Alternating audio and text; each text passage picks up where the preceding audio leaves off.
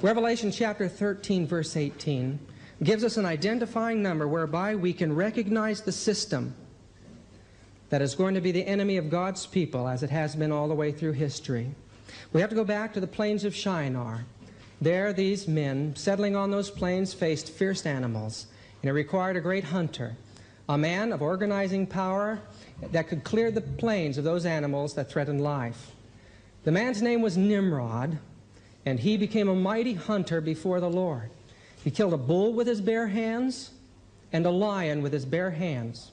He was a man of black skin. One of his names was Ethiopus, or the son of Cush. And he was a giant man, a powerful man who spoke to the rising sun in the morning. He wore the cloak of the lion, and he wore the horns of the bull as a symbol of his power. From that time, those rulers of the city-states on those plains had to take the life of a lion barehanded in order to maintain their position as priest-kings in that occult world. Nimrod was more than a hunter.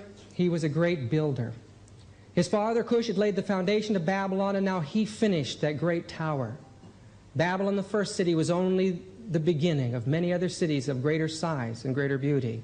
But that first tower was a symbol of man's rebellion against God. His wife, Semiramis, was blonde and blue-eyed, the most beautiful woman in the world. But beauty doesn't mean much when your heart is so corrupt. She was the author of witchcraft and blood sacrifices, the mother of all mother religions. She was called the Queen of Heaven and the Mother of God. She had an illegitimate son after Nimrod died at the hands of Shem.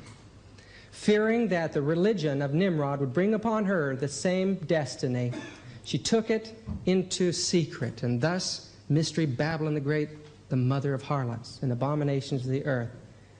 Her son grew up to be a man. The father was black, and the son was white.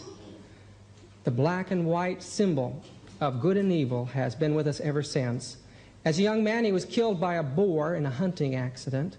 The boar became a symbol of the destroyer of the gods. And that death of that child caused tremendous mourning. 40 days of mourning among the people of the plains. Semiramis taught that her son's soul had descended into the heavens and there continued with the Father through the Son to rule over the things of this earth. When Semiramis died, her soul is supposed to have gone into that deity as well. So the Son was a trinity of Father, Mother, and child. They taught that the stars in heavens were the departed spirits of the dead, and that they continued to rule over man's experience on this earth. And so the entire system of Babylonian worship was the worship and placation of the dead. They watched the movement of the sun, and every December 25th offered their worship to the rebirth of the sun in every culture of the world under many different names. They saw that during the day God was a creator, he was good, he was male, and in the evening he was female, evil, and a fish. They believed that the earth was a bowl and that the sun could continue to go circling down into the water and up into the heavens. But it led to many strange myths and many gods in the Babylonian system, over 5,000, before the priests were through lying to the people. The sixth was a hieroglyph of both the serpent and the man. 6 houses were set aside for the rulership of the sun during the day when male and good, and 6 houses in the evening when female and evil. 18 in the day, 18 sections, 3 in each house, 3 rooms in each house, for 6 plus 6 plus 6 in the day. In the evening, 6 plus 6 plus 6. Everything revolved around the number 6. Each one of the rooms in the house of the zodiac was given a god, a deacon, to rule over it. There were 36 astrological gods in the Chaldean system. The number 1 through 36 added up equals the number of the mystery god, the hidden one, the monotheistic force that all the priests worship, the 666 God. It was symbolized in every culture of the world in the ancient religion as a 7-headed serpent, the 7 planetary gods and the sun. They believed that the sun ruled everything and that its energy flowed through all nature. They felt that through certain mental exercises, through certain magic words and numbers, they could manipulate this cosmic force. But they kept these things secret for themselves, and they taught a different religion to the people. They created many spirit gods, and the people had to come to the priests to be saved from these powers of nature that they were terrified of. Man has always tried to stand between God and man and creates an image of God that is terrifying to give man more power. As we look around this world, we see relics of that early Tower of Babel reflected in many cultures of the world. In 606, Babylon had her chance again. Nebuchadnezzar and his father conquered the world. They conquered Palestine and Egypt and set up one of the greatest kingdoms the world had ever known up to that time. They moved the capital to Babylon. He brought the sons of kings and emasculated them so they would have to serve in his court, and he rebuilt that tower. The tower had 7 levels, each for one of the planetary gods and the sun. The base of that tower is black, representing Saturn, then Jupiter, then Mars, then the sun, then Mercury, Venus, and the moon. But as you look at that, you begin to realize that everything revolved around the movement of those planets, and those planets controlled, they believed, everything about man on this earth. The only one that could save them was a priest. Nebuchadnezzar brought gold from all over the world and plated many of the municipal buildings and palaces with gold. It was called the Golden City, and in its streets the ancient festivals of the sun were carried on. The glorious Ishtar Gate represented the opening of the female womb, as every symbol revolved around the worship of sex, representing the opening to the womb, which was the life of the city. But on its gates were symbols of destroying creatures, Enlil, Lord of demons, the bull god. The palaces were guarded by great cherubim creatures. Satan had known what was around the throne of God. These creatures were part lion, part man, and part eagle. And they reflected those creatures that had guarded the throne of God. Satan was truly setting himself up as God in this world. This is in the Babylonian room at the British Museum. This creature is called Umdugud, and the deers represented the sun. The wings of the eagle represented the clouds of the heavens, and the face of the sun symbolized by a lion. Another one of the gods given great veneration can be seen on reliefs is the palm tree, symbolizing the immortality of the soul. In Babylon, the sun god's name was Marduk, and once a year he was brought out of the most holy place and floated in an ark along the river, symbolizing the movement of the sun across the heavens. Nebuchadnezzar was the priest king, or Pont Maximus, the great builder. It was he that tested Daniel and found him to be 10 times brighter. Indicated this man was a genius, a great genius.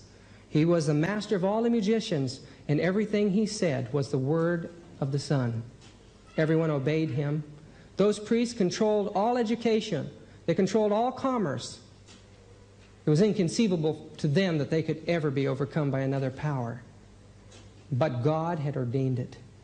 And when the Syrians came in, it was a total miracle that they ever took that city, because the walls were over 300 feet tall and over 80 feet thick. And there were 3 walls to go over to get in. It was a tremendous miracle that God had worked out to bring this haughty prince to his knees. They brought in their own gods, which was just a continuation of ancient Babylonia. At the time of Daniel, a man by the name of Zoroaster, who had studied deeply into the Jewish religion, devised a counterfeit for Daniel's religion that had gone to all parts of the world during the dispersion. He called the god Mithra and dedicated the day of Sunday worship to this god. Mithra, as you can see, is a hermaphroditic deity, both male and female. He symbolized the world between brilliant light of God and darkness, the world that the sun passed through. He was the sun god. Everywhere in the world, men were worshiping these beings of nature, Bacchus, Dionysius. And in Egypt, one of the gods' names was Horus, another was Hermes. Hermes, while in a desert place, saw a great dragon stretch across the heavens. And from that dragon, he learned the light of God and brought it to civilization. This was written out in 42 volumes that had been put in the educational facility at Alexandria, Egypt, the home of early Roman Catholicism. Pythagoras, Socrates, Plato, the founder of modern educational system, were initiates into the esoteric mysteries of the occult, continuation of the teachings of Babylon. Back to the Babylonian priesthood. They fled from the Persians to set up a place where they could begin a systematic takeover of the world again. They went to the burgeoning empire of Greece and there set up a great Acropolis. The king of Pergamos was so happy to have these intellectual and wealthy men there that he gave them the right to run their own government, and they had a Vatican City right there. They made their own coins. The most important temple of all the temples dedicated to the gods was this temple here. It was dedicated to the head of the Greek pantheon, Zeus, and in it was one of the great wonders of the world. It was a stone that was 40 feet high and 40 feet wide. It was a cube. It was black. A cube has 6 sides and 12 lines. And there was ever a fire kept burning on that to the mystery God, the hidden one, the 666 God. The hill was also a school for medicine and dedicated to the god Aesculapius, the serpent god of healing. It was a system of potions and drug medicine, hypnotism. And they kept a large serpent there that licked the wounds of the people who came in. I believe Satan was healing those people. When Rome came in and conquered the world, it was not long after that the last of the priest kings of Pergamum bequeathed their empire or their priesthood to Rome. And there the cult of the sun went to Rome.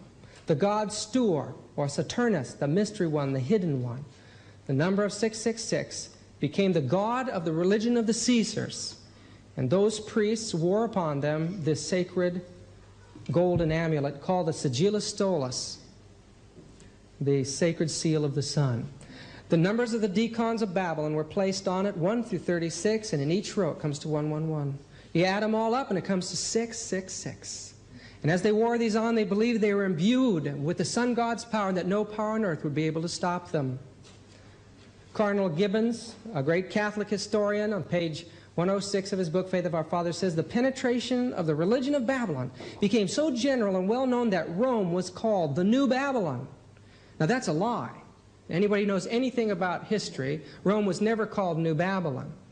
They wouldn't call themselves New Babylon. They were proud they were Rome. But Peter was in Babylon. And the Assyrian church converted many in that area. But it shows that the religion of Babylon came to Rome. It was at this time that our Savior came to this world. And his people had so misunderstood him by compromises with the world. Compromises about the nature of what Christ would be like when he came to this earth. Compromises about the work that he would do for his people, the work he would do for the individual, the work he would do for his nation. They compromised their teachings in every conceivable way, with the result that they were pagans. The Sanhedrin from the time of Babylon had its own occult initiation ceremony, where men were initiated into a hybrid religion that was half Jewish and half Babylonian. This religion eventually developed into what was called the Kabbalistic mysteries of the Talmud, and is the reason for modern witchcraft today. When his people apostatized from him, they became the habitation of devils, they became a fiend, and they became the arch enemies of God's church. And that pattern's going to happen again. When Christ came to this world and he was beaten and torn, he suffered more than any other prisoner could ever have suffered. He was brutalized by the crowd, and the spirit of prophecy tells us that there was no criminal that was ever treated more inhumanly than he was. Everything devised by demons, disgusting, vile thing, was heaped upon his body. And he was beaten from head to foot. His flesh was torn to pieces. And he was a piece of hamburger hanging upon the cross. And when those disciples grabbed him to take him down, there wasn't 1 inch of sound flesh left. They put him in a tomb, never thinking they'd see him again. But when Christ rose, he released into the world such a power to transform human lives that it set in motion a movement of destiny that could never be stopped until we're standing on the sea of glass. Those people could stand in the arena and they could take everything the earth and the devil could throw at them, but they knew they had a better land to go to and nothing could stop them. But the greatest danger lay ahead of them. God had told the Hebrew people, don't do what the nations around you do. Don't make a compromise with those people. And now Paul had to give the same admonition to the Christian church. I know this, that after I depart, there are going to be men coming in that are going to deceive the church, teaching perverse things and draw many disciples after them. Don't let anyone deceive you, because at that time the Gnostics were saying Jesus is here now in experience. Don't let them deceive you. Don't listen to these people that say it doesn't matter what happens to the body. Only the soul is redeemed through correct knowledge, they taught. Don't listen to these people. Because first the church has to fall away, and the very system that we're battling against now, the man of sin, the system of 666, sun worship, the daily, will have to be set up in the church, and then you'll know. Then you'll know. Simon Magus had tried to buy the power of the Spirit with money. He was an initiate into the Hermetic mysteries. He could do miracles. There was no doubt about it. Satan inhabited the body of that man. He eventually, after his work with the disciples there, and made his way to Rome. There his name was Simon Pethre, or Simon the magician, or the diviner. Simon Peter. Not the Simon Peter that you and I know of as a saint of God. But a great temple was established for him there, and Caesar had a statue made for him on the Tiber River. And there are many people gathered around this new religion of the true light, or the religion of knowing, the religion of Gnosticism. And we find out that when he died, his bones were buried in the divining serpent hill, the Vatis Khan.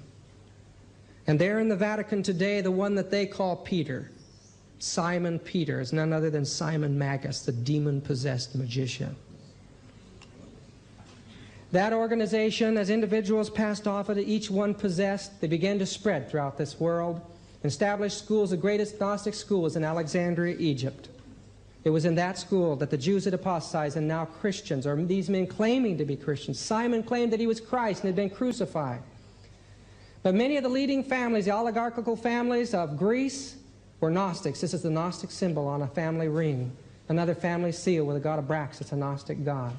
And this is the number 666 in Gnostic symbolism, with a serpent and the tail in its mouth. In 1945, they found in Nag Hammadi, Egypt, books written by Gnostics which indicated that the foundation of modern Roman Catholicism and evangelical theology, and I don't believe they have any right to that name, because every one of their doctrines is to be found in those Gnostic books. They passed their teachings on through initiation. They could not be persecuted like the true Christians because they believed that they could lie. Indeed, one Gnostic society believed you had to break every one of the moral laws of the evil god of the Jews before you could be saved. One group was called the Simonians, and they, or the Sodalites, and they believed you had to live in an indecent lifestyle in order to be saved. One group believed no women could be saved, so they had an initiation for women, making them men so they could be saved. Spiritually, of course. But these are basically the areas that Gnosticism had damaged the church with. These brilliant intellectuals thought they were so bright, gathering teachings from all the pagan religions around them, felt that everything in religion was an allegory of one secret doctrine. And so they allegorized the Bible away in their theological classes. They believed that only the pneumatic or the spiritual entity of man was redeemable, and thus they separated the concepts of justification and sanctification and put more weight upon the area of the work they would call justification. The end, of course, was simple. Gnostics did not believe that you had to obey in order to be redeemed. They de-emphasized the concept of prophecy and their place in prophecy in favor of the experience that they should have. And they brought in the speaking in tongues and supernatural revelation among every individual so that the apostles' teachings were no longer valid. They minimized the idea of disobedience against God in their search for salvation. They minimized the idea of miracles, teaching that every man, through certain mechanical, mental exercises, can perform the miracles of Christ. And they de-emphasized the concept of evil spirits. Their theology became a system of philosophy, comparing all the religions together. And the cardinal doctrine was that Jesus could not have been human flesh. No, he was only light. He had to be pure light. They had borrowed this from the Mithraists, who became the state religion for 200 years in Rome. And they worshiped pure light, and the Gnostics picked that up. They taught that if Jesus had come into human flesh, he would have then been sin. Therefore, he could not have obeyed the law, and couldn't have been the one to teach us how to escape the flesh. And this gave birth through a Gnostic by the name of Augustine to the concept of the Immaculate Conception of Mary, which gave birth to the concept that Christ, through a miracle of birth, escaped the hereditary weaknesses and degeneration of our race.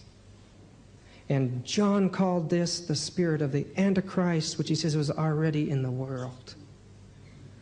The doctrine of Christ, our righteousness, can only be found clearly when we understand the nature of sin and the true nature of Jesus Christ. When Constantine came in, he had come from the extreme western area of the Roman Empire, and there at the Milvian Bridge conquered the Maxentius, and he said he was conquering in the sign of a cross.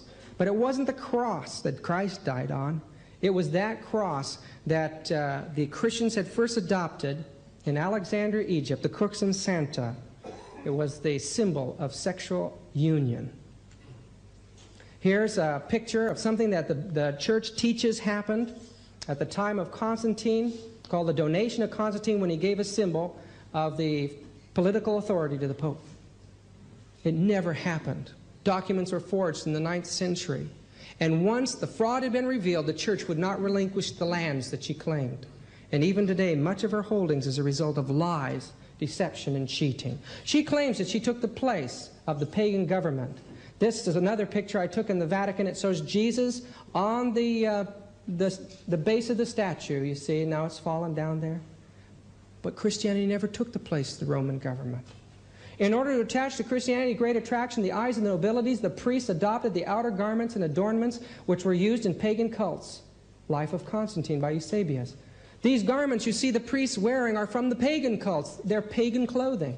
The church did everything she could to stamp out such pagan rites, but had to capitulate and allow the rites to continue with only the name of the local deity changed to some Christian saint's name. They're deities. The saints of Catholicism are pagan gods that these people, thinking they're worshiping God, are bowing down to. Confiding then in the power of Christianity to resist the infection of evil and to transmute the instruments and appendages of demon worship to an evangelical use, the rulers of the church from early times were prepared, should occasion arise, to adopt or imitate or sanction the existing rites and customs of the populace. From the foregoing, which treats merely of the more important solar festivals, it is clear that those products of paganism are as much in force at present as they ever were, and that Christianity countenances, and in many cases has actually adopted and practiced pagan rites whose heathen significance is merely lost sight of because attention is not called to the source whence these rites have sprung. So heavy was this infiltration that Sir Samuel Dill exclaimed Christianity is only a sect of the Mithra religion. Roman society from Nero to Marcus Aurelius. Mithra worship was a continuation of the Babylonian mysteries.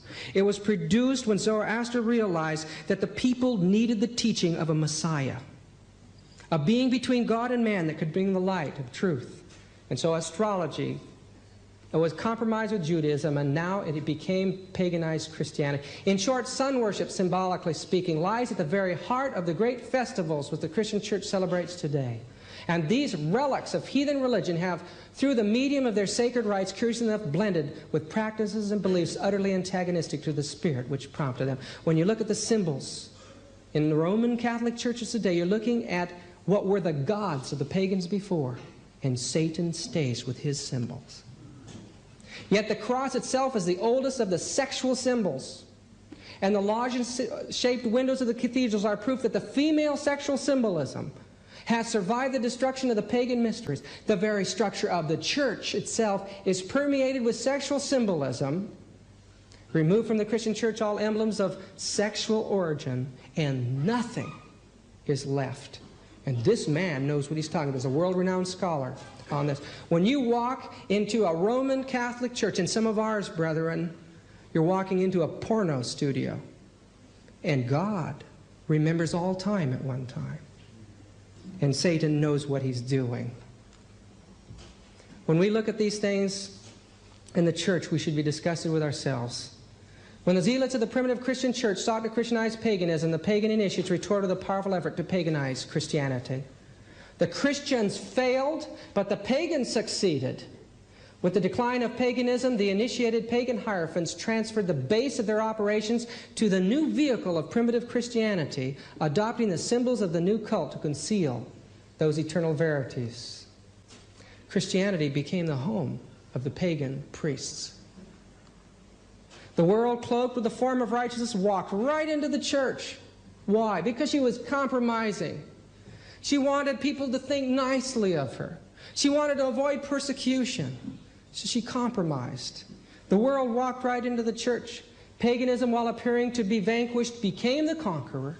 Her spirit controlled the church. Her doctrines and ceremonies and superstitions were incorporated into the faith and worship of the professed followers of Christ. What does Paul say? I say that the things which the Gentiles sacrifice, they sacrifice to devils and not to God. And I would not that you should have fellowship with devils. You cannot drink the cup of the Lord and the cup of devils. You cannot be partakers of the Lord's table and the table of devils. You can't do it. We need a pure religion, brethren. That's what we were called into this world to do, was to purify the sanctuary. People could grasp a hold of Christ by a solid faith and make it through the struggles that lie ahead. When you look at the incense offered to the pagan gods, you're seeing the worship of demonic spirits. When we compare Catholicism with sun worship, we find that the birth of Tammuz on December the 25th is the same in the Christian church. The nativity of John used to be the midsummer festival of sun worship. The Assumption of Semiramis is called now the Assumption of Mary. The mother goddess that was worshipped as the Queen of Heaven is now Mary, called the Queen of Heaven in the church. Cakes that were decorated to the goddess had T-cross on them. Now the church calls them the hot cross buns. 40 days of fasting for the destruction of Tammuz is now called 40 days of Lent, while Easter is still called Easter in the church. The resurrection of Tammuz at Easter and the procession of those images is carried on in the processions at the time of Easter throughout the world. Even where I live, there at PUC, they were doing the same thing, had their procession going. Veneration of graven images of Baal and Ishtar and so on being worshipped has become the saints and Mary in the church. The belief in the immortality of the soul has continued. Burning place of torment was all pagan sun worship. Purgatory came from the Greeks. The belief in the dead visiting the living, that's what we call Halloween today, and it's a Catholic holiday. I was there last time, a couple years ago, at that time of year, and you wouldn't believe the masses that were crowding to get blessed at Halloween. Again, burning incense, you go into the church, they have a different incense for every festival. Chants and repetitious prayers is called the rosary in the church today. The symbol of the cross is a symbol of sun worship, and the crucifix is the most important symbol in Catholicism.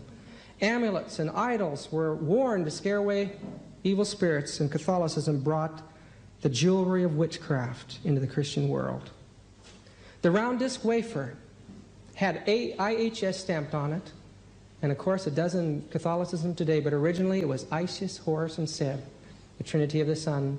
Paintings of the child and the mother can be seen throughout the pagan world, and you see these in the icons of the Christian world. Infant baptism came from paganism through Augustine.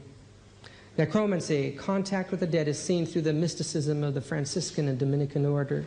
The first day of the week, Sunday, is now worshipped, of course, in the Christian world. Pontifex Maximus is the name of the Pope. Now, Janus and Sybil were the pagan Asia Minor holders of the keys. And now the Pope claimed in a dream in the 4th century to receive the keys from these beings, and it got the homage of the pagan world. The high priest kings were carried on a throne, and I've seen the Pope carried on the Sedia Gestoria in the Vatican. The pagan high priest kings believed to be the incarnation of God. The Pope claims to be the vicar of God on earth. It's blasphemy. Offerings offered to appease the god is now called penance in the house of priestesses. Virgins used for sexual purposes is now called the nuns. Human sacrifices of the pagan world are now those who have been burned to the stake, the primitive church of God. If you look at Hinduism, you're going to see an absolute parallel to modern Catholicism, in that she has gathered up every scrap of the pagan world. Nothing is left out of Rome. Here we see that the Bible was kept from the books of holy books were kept from the Hindus, just as in Catholicism. They used the rosary. They had a penance called the prashit. They did their prayers for the dead. They had a last rite. Candles are burnt for the dead on All Saints' Day, and so it was in Hinduism, the Diwali festival. Relics of the saints, the holy dead, are greatly prized. And of course, you can't go into a Roman church. Every cathedral has to have the relic of a saint in the altar before it's sanctified.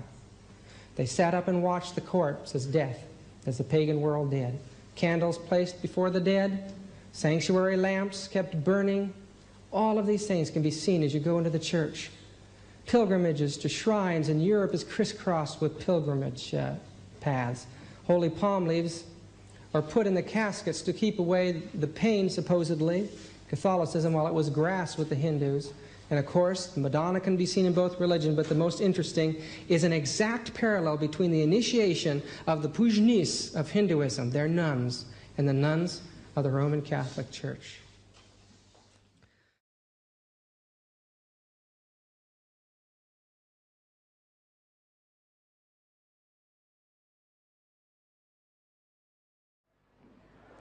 God raised up a church to point to the world the truth. But they had apostatized against God by placing man in the place of God. God raised up one man, Daniel, and through Daniel the truth of his church went to the entire world at that time. Again he raised up the church at the time of the apostles, and this church was able to build upon the foundation of that early Jewish church that had been scattered throughout the world at the time of Daniel. It went through every country of the world in that time. The apostles could say that we have turned the world upside down, preached to every creature under heaven. The last of the apostles, at 93 years old, John, was placed in a pot of boiling oil for his faith. All of his other companions had met terrible deaths, and now he believed this was his time.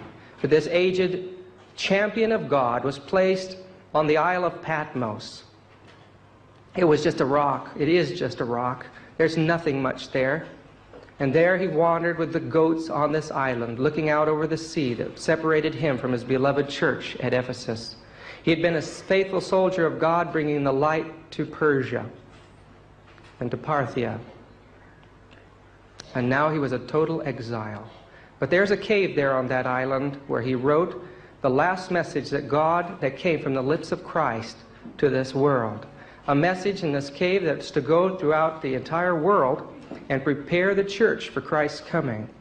Christians with Bibles in their hands made their way to every point of the globe. Within the next few hundred years, there were churches all the way from Japan on one side to Britain on the other. They went and they communicated with the people on the streets, through the marketplaces, outside of the temples in Ethiopia, on the burning sands. They went up into the northern cold areas of Europe and Britain. They made their way through the vast mountains of the Alps, and no place in the inhabited globe was there a place that was not touched. Even the Orient, even Scythia, even ancient China, all felt the movement of the gospel of God. Even the Hindu religion had to face it and created the apostate religion of Krishna as a counterfeit for apostolic Christianity.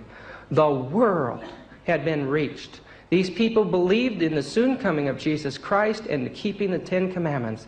The entire Christian world kept the seventh-day Sabbath, and they were Seventh-day Adventists. The entire world was Seventh-day Adventists except Italy and Alexandria, Egypt. And there alone they kept Sunday. Through the centuries, they'd been persecuted relentlessly by the pagans. Time here and time there, they were given religious freedom, and at those moments the gospel spread with force. Because every Christian that accepted the gospel of our Lord Jesus Christ believed that imbued with the Spirit, he had only one mission in life, and that was to further that gospel on earth and make sure that that Bible passed on to the next generation to prepare those for the coming of Jesus Christ. There on the cold northern islands of Ireland, in the 3rd and 4th century, Patrick, an apostle of God, was raised up. He had been a slave, and once he escaped, he established a college. And from that college, some of the most brilliant men in that age were educated. Princes and kings came there. And these princes went back to their countries with the knowledge of the Sabbath and the 10 Commandments. One of those that graduated from his college was a man by the name of Columba. Columba made his way to the northeastern coasts of Scotland. And there on this bleak island called Iona, he established an institution in the 6th century which continued for 625 years. And there again the nobility of Northern Europe made their way to this little lonely island to get the highest form of education known to man in the world. These youth that came to that island had to study for 18 years. They learned Latin, Hebrew, and Greek. It was a work-study program. They had to earn their own living off of that island. And when they were sent out into Europe, they were excellent dialecticians and linguists. They could go into any country of Europe and build up another school just like it, any individual that graduated from that school, and begin to send other missionaries out. And nothing could stop the movement. Catholicism didn't have the power in these years to do that. Although she was persecuting in a local level, she couldn't stop this tremendous movement. The result is that in the British Isles, of the major countries that the Isles broke up into, the most prominent and the most powerful were Seventh-day Adventists. And their apostles were entering into the kingdom that the Papacy was trying to build up, and encouraging the Celtic church that had originated with the Galatians that Paul had worked with. This is buildings and castles in Scotland. When the Papists first came to that isle, a man by the name of Augustine was sent. And when he confronted these early Britain Seventh-day Adventists, he could not confound them by Scripture. He encouraged the pagans to work with the Roman Catholic Church, and in time, over the years, the early church was exterminated but kept rising up again and again. You cannot stop the Lord. We know that in 313 the persecution was stopped as Constantine came in, but then within a short time persecution resumed under the name of Christianity. There was an area in Europe that was protected for centuries from persecution. North of Rome was a place called Lombardy, and in this area the primitive Christians from the time of the Apostles had their own copies of the Bible. They were protected by the great bulwarks of the Alps. Here in these alpine valleys, these people separated from other of the churches in Europe. There were 4 major sections of the church. There was the Syrian, there was the Celtic, the Latin, and the Greek, and they all had their own Bibles. The whole world had access to the Bible. In these alpine passes very early, a man by the name of Vigilantus came through, and there he found a primitive apostolic church. It was about the time of Jerome. And here he preached and he organized them, and through them a tremendous missionary movement continued to move among the barbarians. It's hard for us to realize that Alphifus in the 4th century wrote the first book that the Goths ever had. He devised the written language for the Gothic people. And do you know the first book that he wrote for them was? It was the Bible. The Goths were Seventh-day Adventists. The Eastern Goths, the Western Goths, the Visigoths, and the Ostrogoths were Seventh-day Adventists. As they moved out across the earth, they were part of God's church. But the most famous valley of all, and my favorite valley, I've been there 4 times, is this Vale of Torre, the valley Torre Pilice. And here for centuries the papal armies came in, and some of the most horrible massacres in those little valleys took place. About the 12th century, a man by the name of Waldo, there were many men named Waldo. The Waldenses were already known by Vaudois and Waldenses at this time, so their name didn't originate from this man. But he found something in the Lord Jesus Christ. It was so different from the Roman Catholic Church that dominated his little town that he determined to give up his wealth and to spend the money for translating the Bible into the vernacular of the people. He, with this Bible in his hands, and his followers made their way under persecution into the Alps, and there they discovered the primitive apostolic church. From that time on, the Waldenses were just about all of the heretics, according to the Catholic Church, were named Waldenses. But there were many different groups that had risen up at that time. From the 14th century on, nothing was safe. Terrible persecutions took place. It was Innocent III in the 12th century that began the Inquisition, and from that time on, the Papacy felt that they were free to kidnap women and children, send them off to monasteries and convents, or torture them to death. They sent men to hide in caves along the paths, and a family never knew whether their loved one would ever come back to them again. But this is the simple church of the Waldenses, far different than that of the Catholic Church. The Bible was the center of their religion. Their communion cup was passed around the entire church congregation in their communion. These people lived as the Bible is the foundation of everything for them. They reached the highest culture and the highest level of education of any peoples in Europe.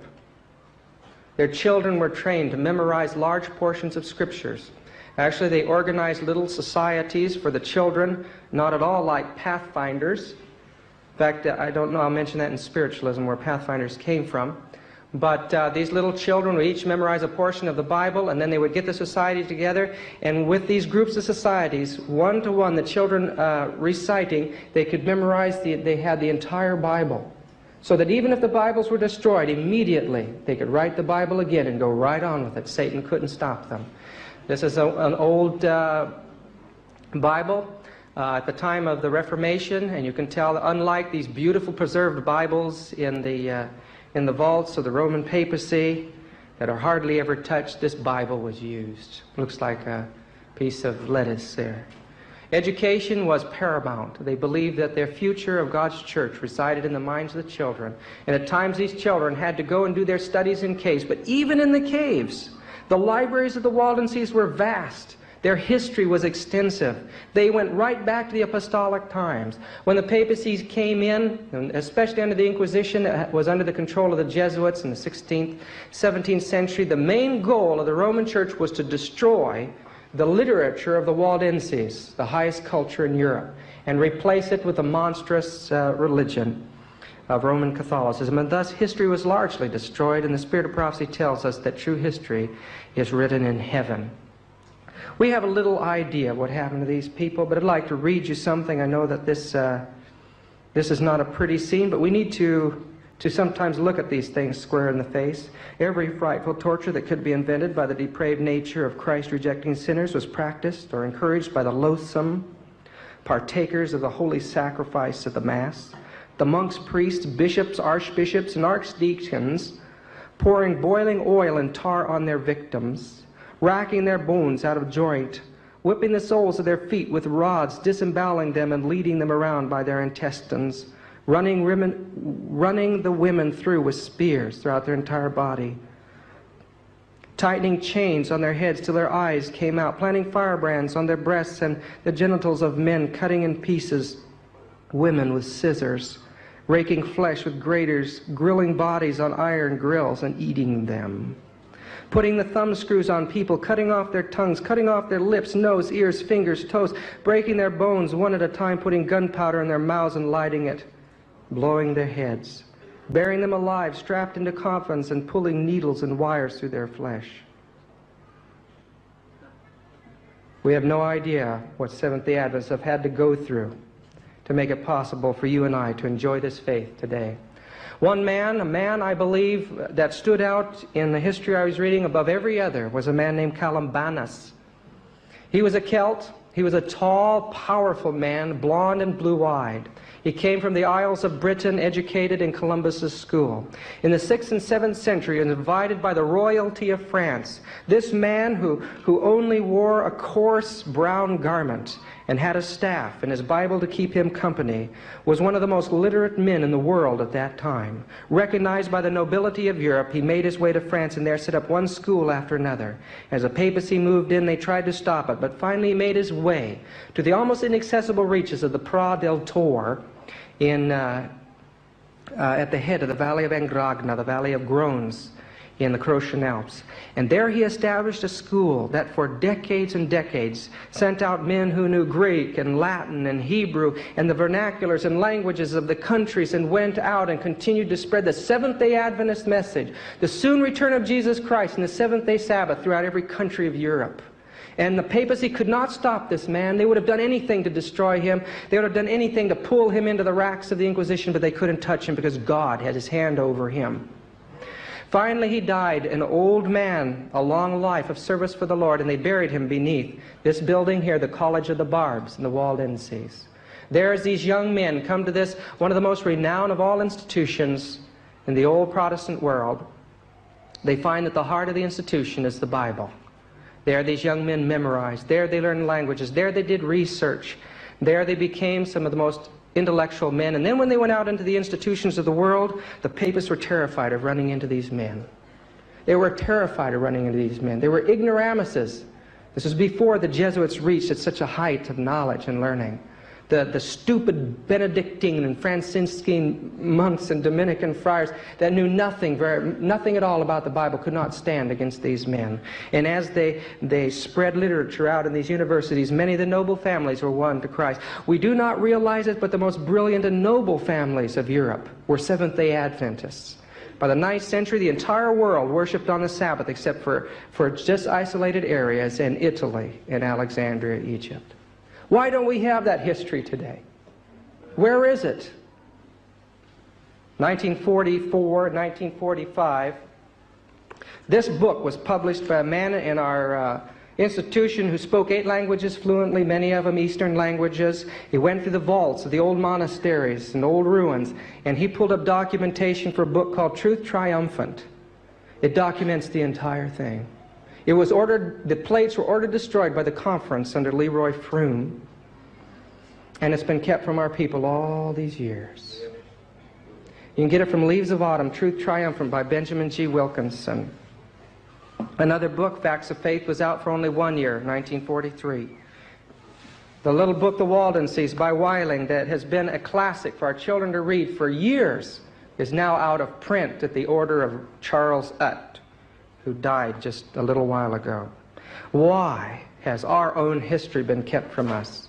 Many of us think that we as a church only arose in 1844. No! God rose the church out of the wilderness in 1844 to purify and to call His beloved out of the fallen Babylonian churches. God's bride was being called to do her work and bring others into her. These Waldensian missionaries made their way, brilliant men. They made their way to the houses of the poor and the wealthy. Many of them were merchants. They would read scripts of the Bible to these people who listened with eager ears. Many of them were ready to face the fire if necessary. The papacy tried in every way to stop it. They couldn't. These barbs and their students every year would meet and study and pray and counsel together about their work. The students would go for 3 years with a pastor in actual experience of soul winning before he could ever be considered for ordination. And that was after years of study, proficiency, and scholarship. But as the spires of Babylon began to spread across the land, the work became more and more difficult.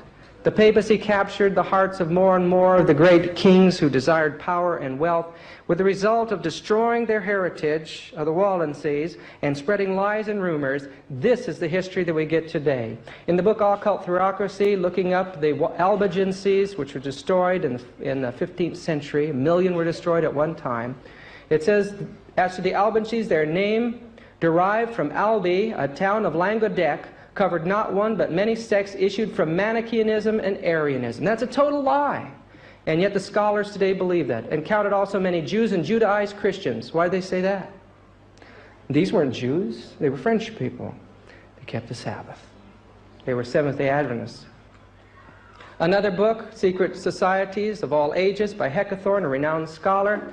He says again, the Albigenses, one of the most extensive and active heresies was that of the Albigenses, so called after the chief town of Albi, whence they spread all over southern France. The sect was the offspring of Manichaeism. No, Manichaeism was in Persian Gnosticism. It was one of the foundations of Roman Catholicism. It was a dirty word in those days, and yet the Catholic Church spread these rumors and wrote these things in the records of the Inquisition, forcing terrible confessions out of people through pain. Various isolated rebellions revealed the general spirit, and wholesale slaughter had not repressed it. The rationalism of the Waldenses, so called after Peter Waldo, the founder of the sect, connected itself with the German mysticism of the Rhine. That's witchcraft of the Teutonic tribes. No, never. And then the Netherlands, where the operates rose against the counts, they never rose against their political rulers. They were always cooperative. But pictures of the Waldenses were spread throughout the world and told that these people performed witchcraft rites at night in their churches. They offered babies in human sacrifice. And the world, revulsed at this, began to do the work of terrible destruction. We have no idea how many human beings in Europe were destroyed that were Seventh-day Adventists. Conservative figures range up to 200 million people by the time the Inquisition was over with. We don't know what it was. Official record is 50 to 68 million people. But we know one thing, that those people cannot die for nothing. And anyone here that does not take up this faith with the strength that God is so willing to give and go forward as these people did is not worthy of the heritage that these people gave us. The papacy came into those valleys in some of the most horrible scenes of destruction. As these people fled into the mountains, and there they counted an honor to suffer for Jesus Christ. I visited one cave while I was there. In that cave, 400 people met there for church. One picture in the museum there in Torre Pellice shows a cave. A papal man at the beginning of the cave is pointing out the different Waldenses. They're taking the pastor by the ruff of the neck. One of the women is being grabbed by a soldier while her child tries to protect her, and a little baby is being pulled away from her mom. It gives you some view. Another painting there in the museum shows the suffering of these people as they wandered without food in the mountains. In the 17th century, when Pianza's troop came through, they told the Waldenses they were just trying to find some criminals that had established themselves in the valleys, and the people said, well, we'll help you, of course. And so they opened up their house to them, and then the order came through for these soldiers to kill. They raped, destroyed the women who had just served them, and a terrible slaughter took place. 1655, these people were almost destroyed. But there was a hero at that time that rose up. His name was Giannavelli, or Giannavello. Giannavello, we have a record of a letter that he answered from Pianza. And this is how Pianza told him that I have your family, I've captured them, and we're going to torture them to death unless you give yourself up. We'll burn them to death. And this was Giannavello's answer. Remember, this man's a Seventh-day Adventist.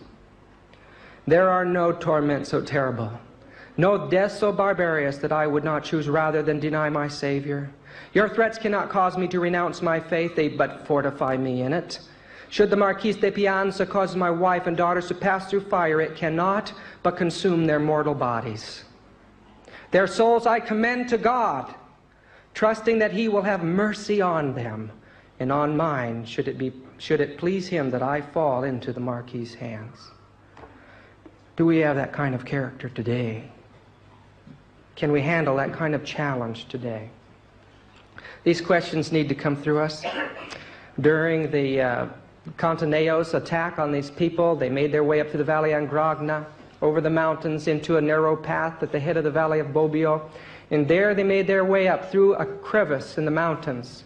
And as they came out into this open area, with the army of 700 men following behind them, a couple of young men mounted up, way up high on the mountain overhead, and began to drop chunks of stone. But not before they had prayed and asked God to deliver them. And a great cloud, a cloud the size of a man's hand, formed, and then the cloud turned into an inky black mist that went down.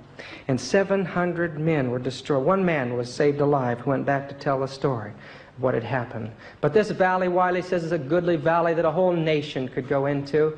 And it is. As I walked through that valley and heard the quiet, the breeze, and the tinkling of the sheep bells, it just brought me back 1,000 years in time to a greater time when God's church covered the whole earth. And men and women went to church on Sabbath almost in every country you went, but Rome and Alexandria, Egypt. There were little towns there. They're empty now. They're used by the shepherds during certain times of the year. But my imagination is keen. And to me, I was reliving a past and felt that I was part of something much bigger than I am now. But the scenes can be seen in the museum there of the sufferings of these people, beyond our wildest dreams or imagination, to watch their families destroyed before their eyes. And the instruments of torture leave you weak, but in Christ we can bear up anything. Count it an honor to suffer for Him. This mountain over on the right side of the picture is called Castelluzzo. It is an emblem of the suffering of these people. In one of the raids on their valleys, the papal soldiers dragged these people up there. Women and children were thrown down the sides of the rocks. This encouraged the Protestant leaders in England to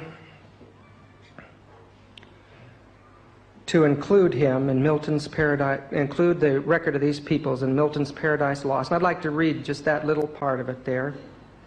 It says, "Avenge, O Lord, thy slaughtered saints, whose bones lie scattered on the Alpine mountains cold. Even them who kept thy truth so pure of old, when all our fathers worshipped stocks and stones. Forget not.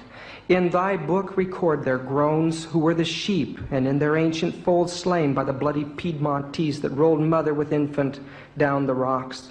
Their groans the vales redounded to the hills, and they to heaven.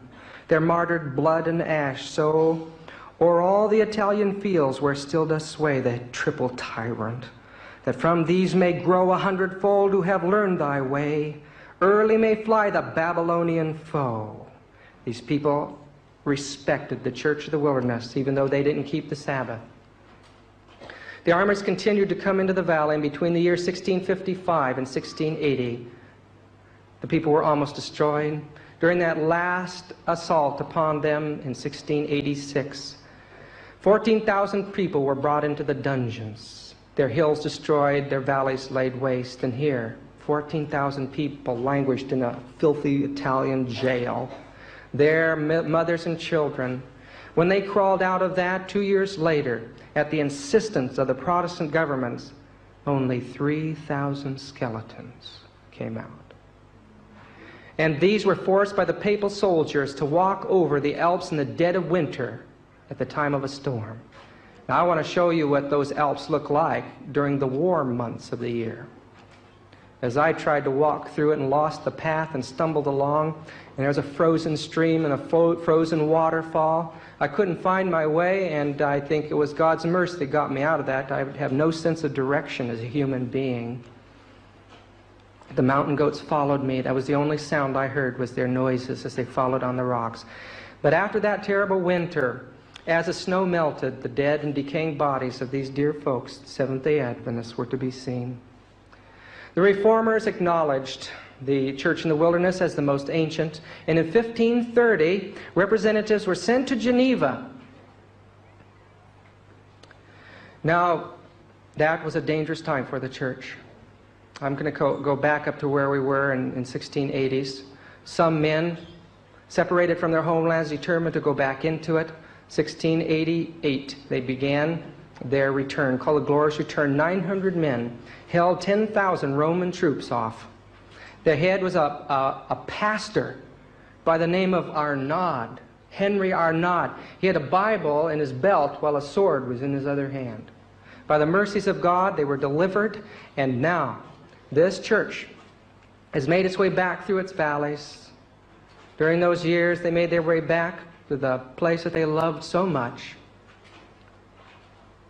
They built their churches again, raised up their homes, began to plant their gardens, and eventually they built a church all the way down near the Vatican. There it is there, right around the corner from the Pope.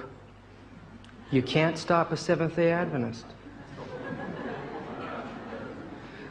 Unfortunately, in 1630, there was a terrible plague that came through, and all the pastors were killed in that terrible plague. French-Swiss reformers came in and took over the Waldensian church, and at that time they lost the Sabbath and many of the other primitive beliefs. But they had laid the foundation for this much earlier, and I'll tell you about that as soon as I get done showing you this. These are their shows how the Waldenses live. All of these things handmade, but every convenience that a person should need. The industry of these people, living totally off the land, lived a high level of civilization.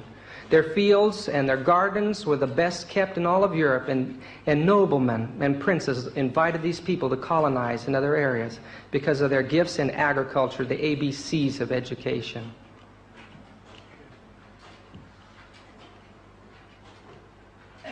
Even in winter, they weren't quiet. There they were busy working, sewing their clothes, making the implements, and even toys and things for the children.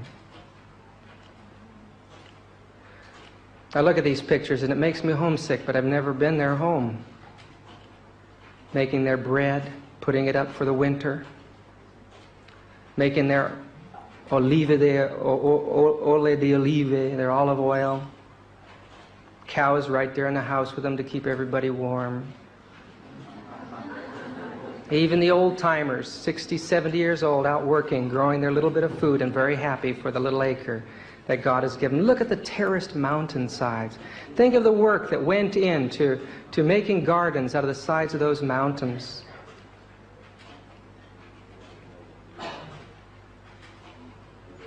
This is one of the staple foods there, chestnuts that grow wild and gather them from the area.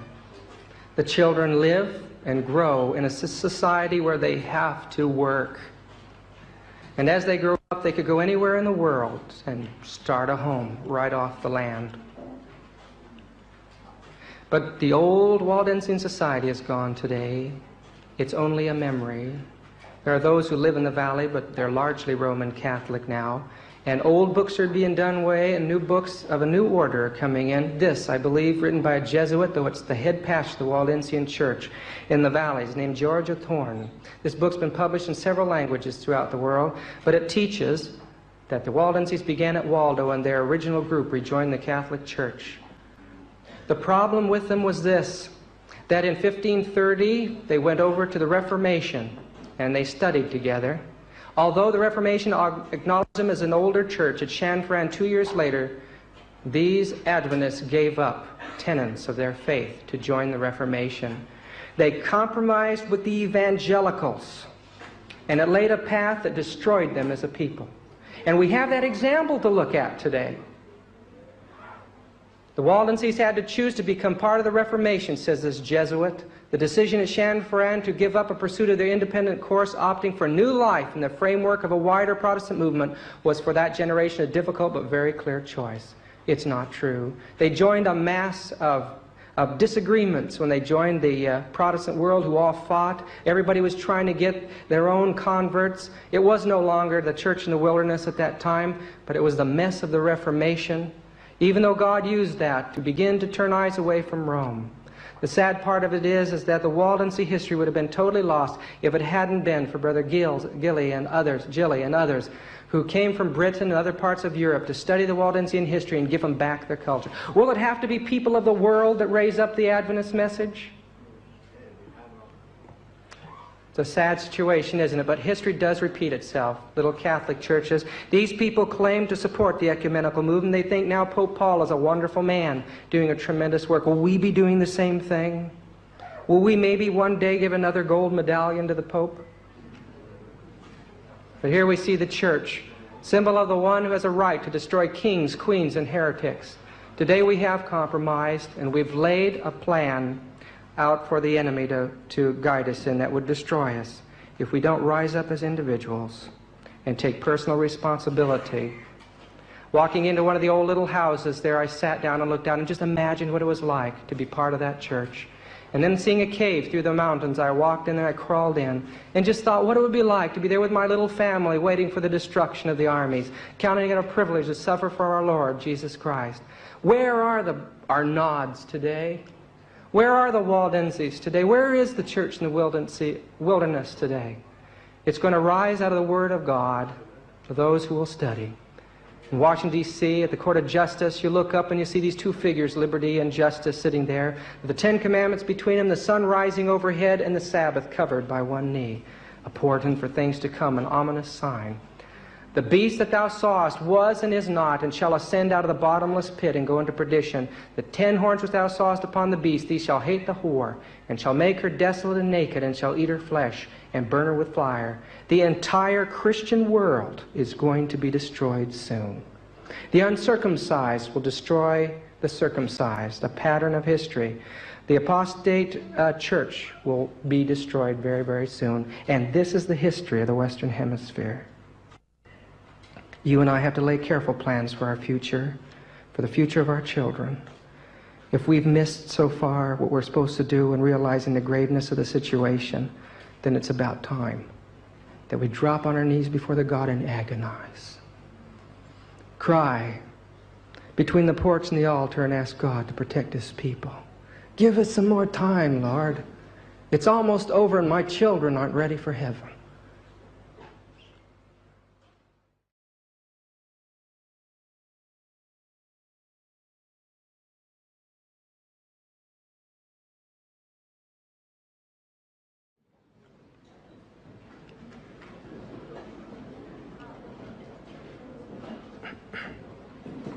By the time of John, the old pagan cults were already starting to degenerate. Their buildings were crumbling to dust, and they were looking for a new medium. They decided to take the symbols and the religion of the occult and merge it into the fast-growing system of Christianity. There were over 80 organizations under Gnosticism at the time of the apostles, but only one apostolic church. The result was, of course, that in the areas where intellectual learning was following the pagan format of education, the people were trained in Gnostic Christianity, and the result was Alexandria, Egypt, and Italy developed a church that eventually crushed the truth throughout the world. But this is in the British Museum, and here you see 5, on this boundary stone from Assyria, you see 5 symbols that represent the sun. Now you're going to have to watch these slides. I'm going to go faster. I have about 1,000 slides to show you here. And we're going to go rapidly through them, and the slides tell their own story. Many of these boundary stones are literally covered with symbols of the deities of pagan idolatry in every conceivable way. Now these symbols carry with them the sacred mystery religion of ancient Babylon, where they designed numbers and letters to convey the idea of the secret power of the six, or sex, the cosmic force in nature. And while they worship this monotheistic, pantheistic God, outside of the ring of the priesthood and the initiation, they created thousands of myths and thousands of gods to keep the people in abject terror. The supreme symbol in the occult system was that, of course, of the sun. It was believed that the sun itself shed the light and life to all mankind.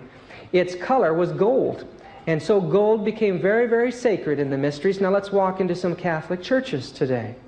What is the predominant color over the altar? It's gold, gold, gold, gold. The cross was the supreme symbol of the sun.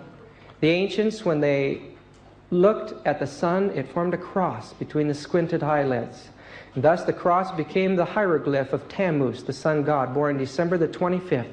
On the most ancient reliefs of Mesopotamia, the sun is symbolized in the sky as a cross. And here it is on our boundary stone in the British Museum. Now look at some of these cylinder seals, coins. Everywhere you go in the pagan world, you see that cross. The cross. Now in Alexandria, Egypt, the cross was made up of 2 symbols. Symbol that represented the female and the symbol that represented the male. It represents sexual union or sexual force or eternal life. That symbol was the crux ansata, or the Ankh, as you probably have known it. But do you know where this garment came from? This is an Alexandrian Christian's garment. The British Museum. Evidently the Christians first adopted the cross there, and it had nothing to do with the cross of Calvary. It was a pagan symbol in the beginning, and it's a pagan symbol today. Before long, the church copied every single symbol of pagan idolatry. The swastika is used in Catholicism. The great Latin cross. Everywhere you look. Now this is a boundary stone again from Mesopotamia. It has the god Shamash on it. The number of his name is 640. But you see this double cross, this 4-pointed star representing the sun everywhere. And here's a Catholic altar. St. Paul's Cathedral. Now another manifestation of the same thing is called a solar wheel, a wheel within a wheel with the double cross. It was in Greece, it was the wheel of the chariot of Apollo as it went across the heavens. And in Egypt, it was the eye of Hathor, the eye of judgment of the gods. In India, it represented the wheel of life. And there it is all around the great temple of Karnak in Egypt. Buddhist temples reflect this symbol of the wheel of life everywhere. In Persia and in Rome, you'll see this wheel of life.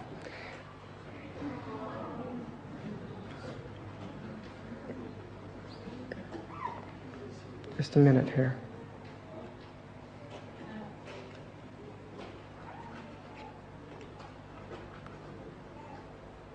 Okay, we're losing a lot of our slides. Something's wrong. Can I run down and fix this? The slide before this, I think we missed probably about 20 slides, but that's all right. I think you got the point, didn't you? It was a holy bowl found in the Yucatan Peninsula in 1963, and it is exactly the same symbol as the court in St. Peter's Basilica. Same symbol exactly. This is the largest solar wheel in the world, and since the solar wheel is to draw upon sexual forces, The largest one is to draw more power than any of the others. As you look on churches, in their ceilings and in their floors, and everywhere you look. Now this is Mary with her solar wheel.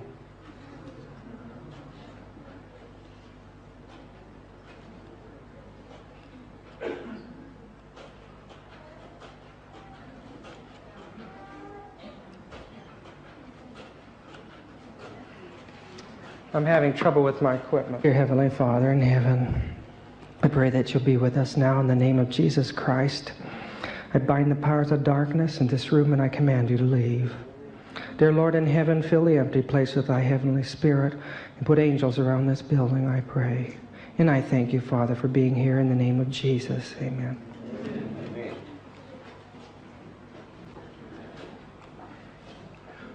Oh, here we go. Now we're getting them again. This is a bishop from the 14th century, and you see he's carrying a wheel in his hands. And this is Mary carrying her wheel in her hands. So this adoption from pagan idolatry all the way from Babylon is still within the church.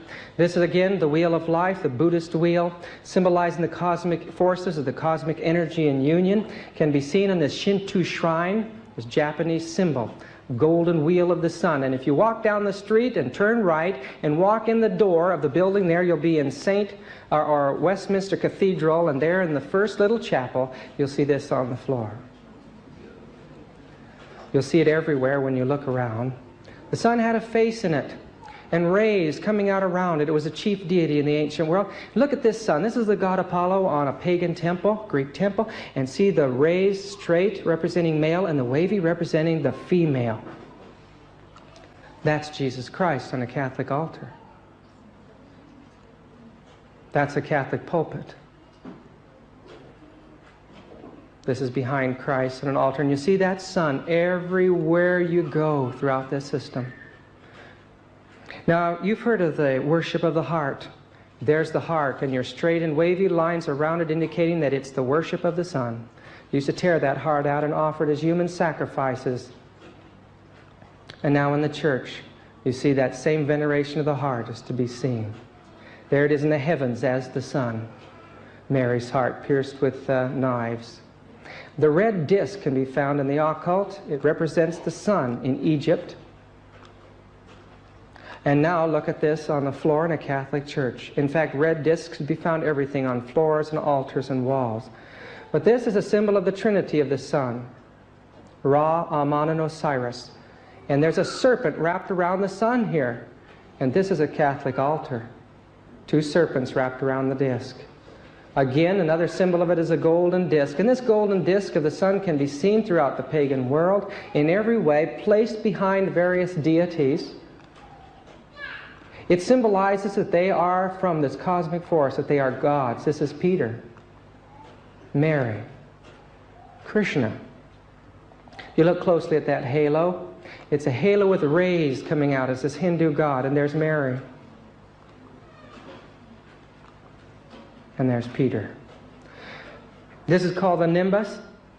Originally, these symbols can be found in ancient engravings from Mesopotamia as a symbol of the opening of the female womb, or the moon. And that, since it was a symbol of life-giving force, was used to represent that. And you see Catholic saints and Mary put in this vulgar symbol. The orb of the sun represented the whole universe. This was held up by gods and goddesses throughout the pagan world. In Egypt, it was the scarab beetle rolling its dung across the sand, and they worshipped it as God rolling the sun across the heavens. But as you see that globe, you realize it has cosmic significance. It represents the 666 God, the ruler of the zodiac. And there's Mary holding it in her hand. Jesus holding it in his hand. Baby Jesus, and here one of the more beautiful statues of Jesus holding it in his hand. This is Catholicos, or Atlas, holding up the universe.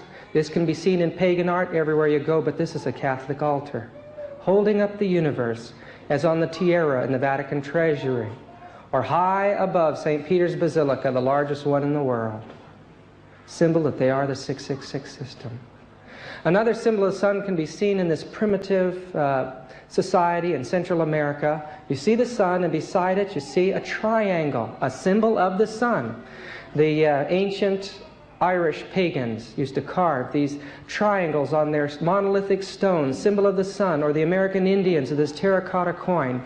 As you go to Egypt, that triangle represented the sun god. In Greek, it represented the sun god as well, as you see this tetragrammaton, or the tetractys here. You see it on Roman graves, and here it is on the Rosicrucian Temple in San Jose, California. There's the official symbol of the Rosicrucian order. But this is in a Roman Catholic Church. And it's an interesting thing that the Babylonian god Shamash equals 640, because the name of the name of God placed in the middle of this symbol of the sun adds up to 26. So everywhere they put that name of God in the Catholic Church over a symbol of the sun, you have the number 666 presented before you. There it is with the satanic pentagram. The eyes that stare at you from statues and from reliefs all over the world symbolize the eye of God, they believe, but it's the Om, the supernatural force. It's the eye of nature. And here on the capstone of the pyramid, I don't know how well you can see it there, but right in the center there's a circle with a dot in the middle representing the eye of Hathor in the triangle, and that's where this originated, the eye in the triangle. The eye was terrified the pagan world. Here it is on a Roman grave, someone so terrified of the eye, to protect himself in death, he carved a great big eye to say, "I am your servant, God," on his grave.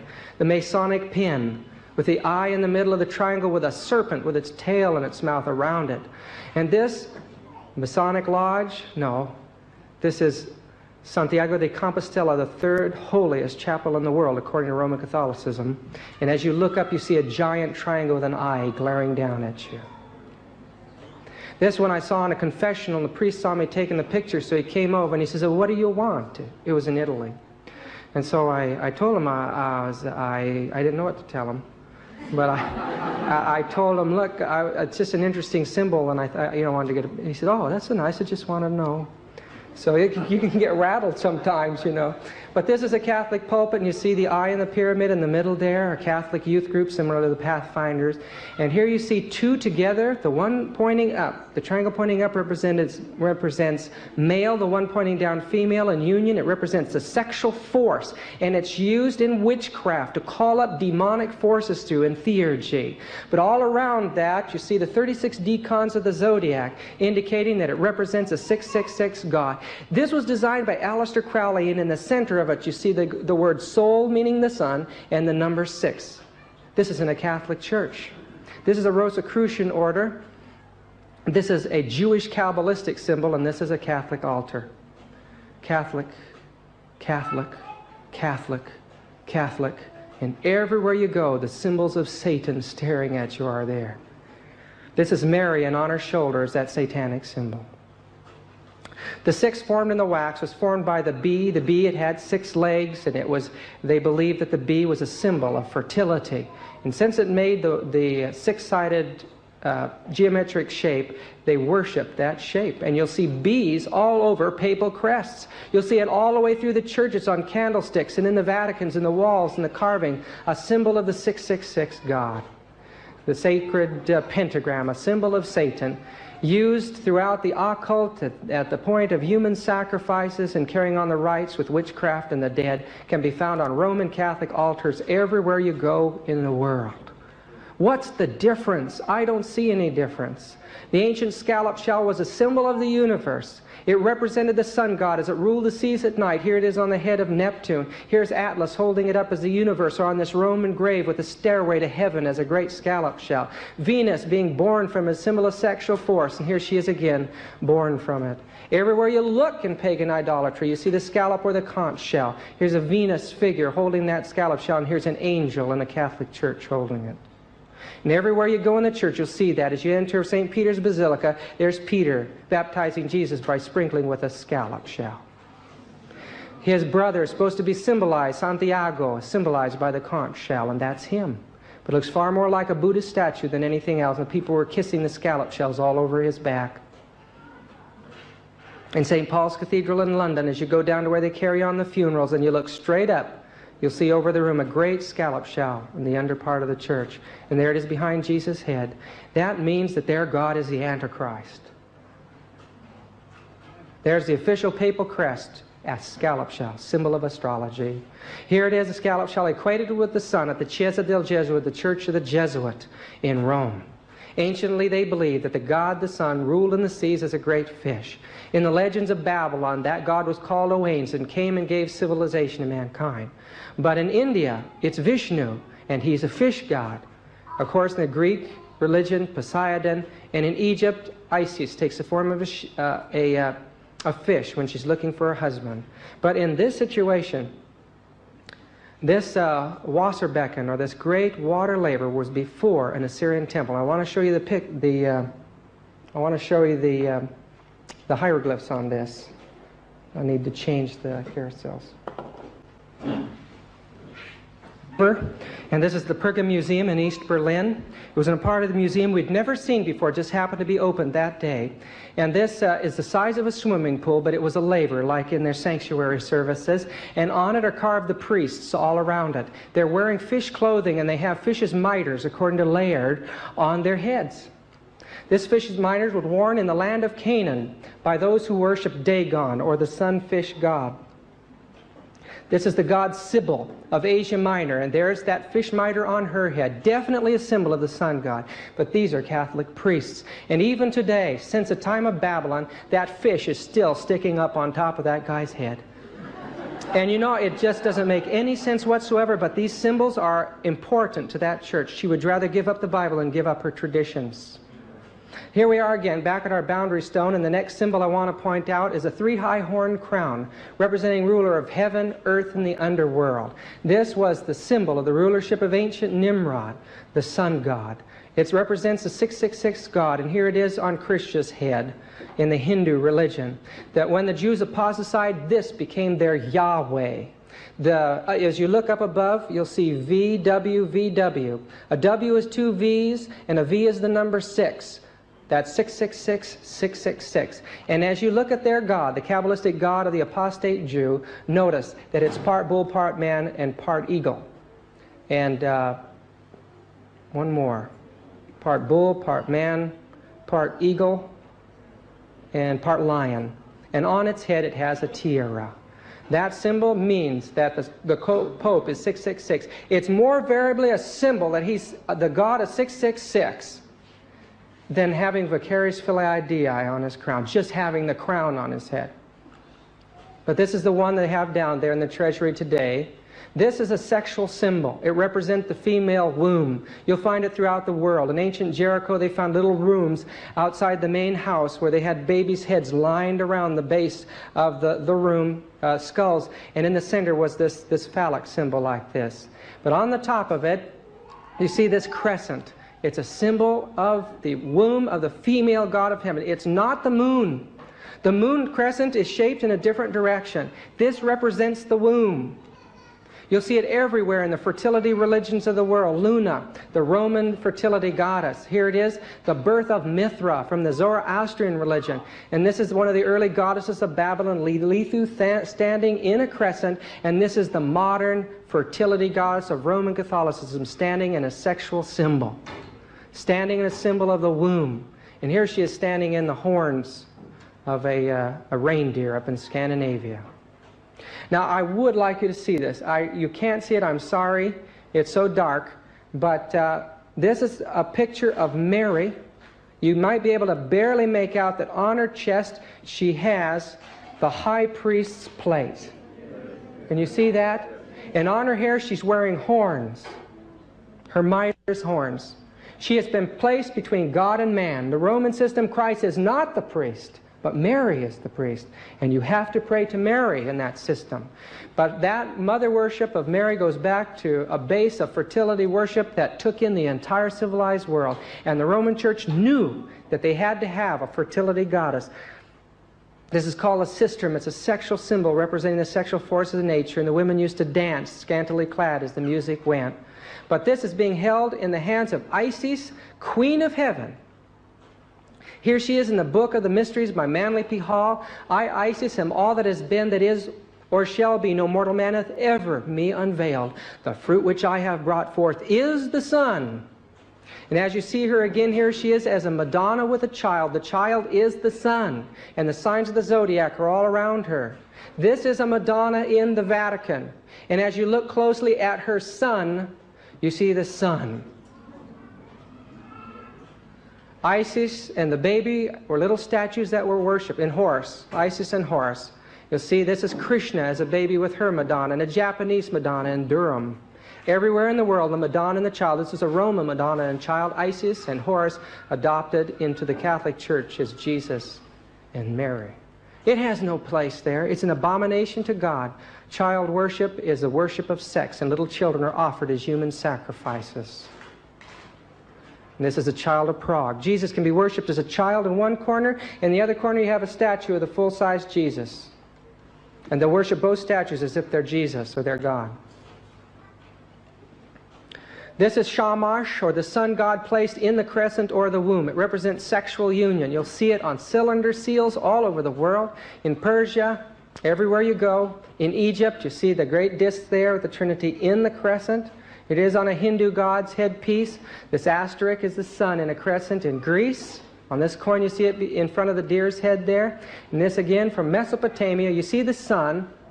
And there's a handle underneath that thing. Isn't that interesting? There's your sun in the sky, and it's a crescent, and it's got a handle on it so it can be held up and venerated.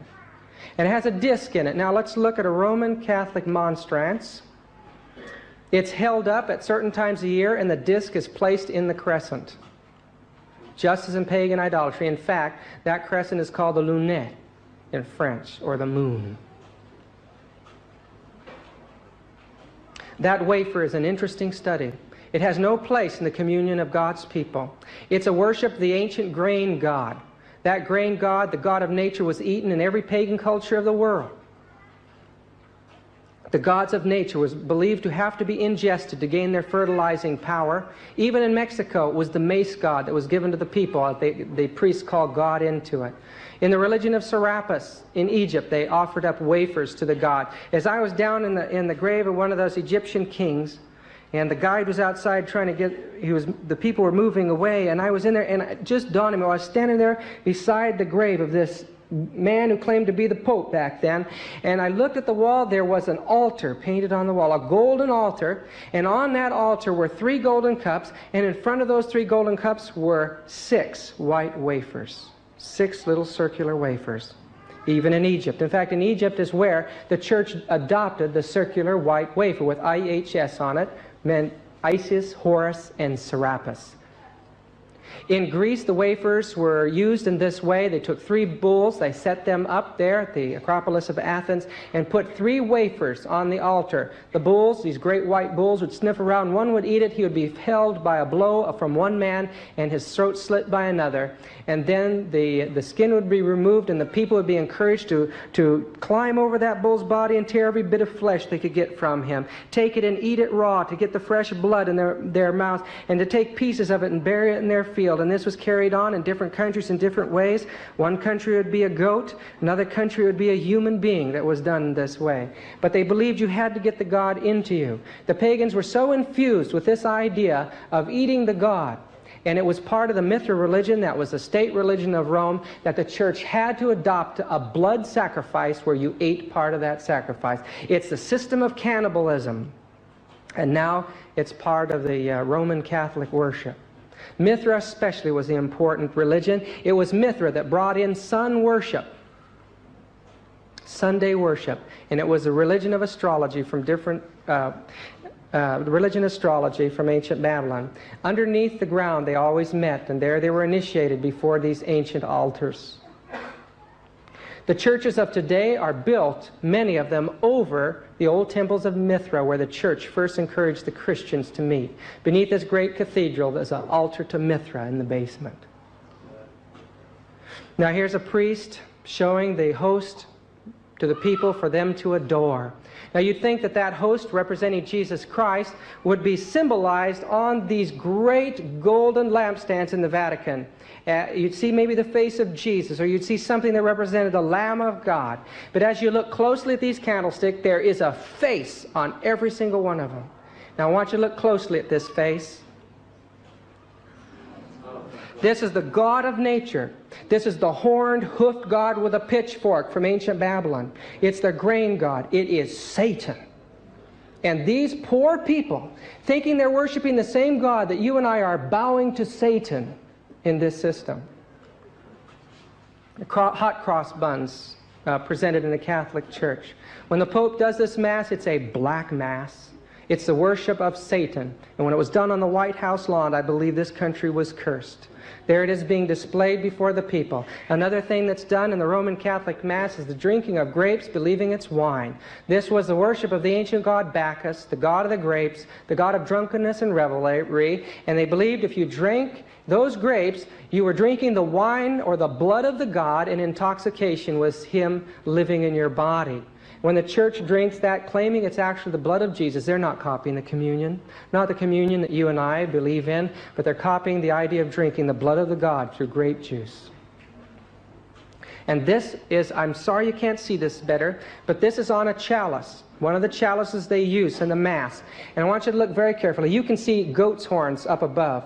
But down below you see a goat horn coming out there to the left, down at the bottom.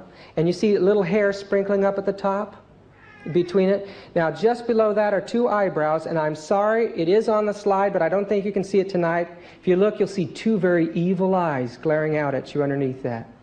It's the face of Satan, and it's on that chalice. When Satan fell from heaven, he brought with him a religion that would place him as Christ. And he's not willing to give that religion up. He took the symbol of the serpent, which at that time was a symbol of deity, and made it his own symbol. And it's to be found everywhere in the world, from Enlil, lord of demons, a serpent that waits in the path to destroy mankind in Babylon, to Canaan, where the Canaanites wore these 7 serpent hats on their head, to Mithra worship, who was revealed in the form of a serpent lion. You go to the Orient, and there the dragon is everywhere worshipped. It's Satan. In India, you see this great symbol of the universe. The canopy of the heavens symbolizes a 7-headed serpent. In Egypt, it represented the cosmic forces that everything was created from. In fact, indeed, the serpent, the urea, the sacred asp, represented Egypt itself. Here's the chair of the Pharaoh, and either side of it is a winged cherubim, the place that Satan once held in heaven. Now on either side of this sun god. Even the baby, Tutankhamun, had 2 little winged serpents placed beside him. The serpents represent everything from the gates of the soul to the soul itself to the sun god in the heavens.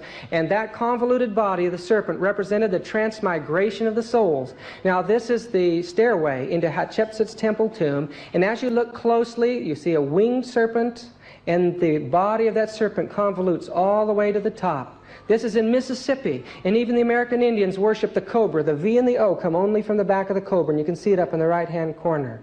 1,300 feet long. It was a tremendous feat for these primitive people to do. But the religion came from Egypt. Central America, they worship Quetzalcoatl, Kukulkan, the serpent gods. They offer their human sacrifices to him between these rattlesnake pillars on the Chukmal there. But I want you to look at the temple on the other side over there. The stairway going up on either side has serpents guarding the stairway to heaven on either side. They guarded the entrance of the temples in Greece, Asclepius. This is Asclepius, the serpent god, god of healing, god of drugs. Apollo, Athena with her serpent. And here's that healing god in Rome, adopted. On a Roman grave, 2 winged serpents bringing the soul to heaven.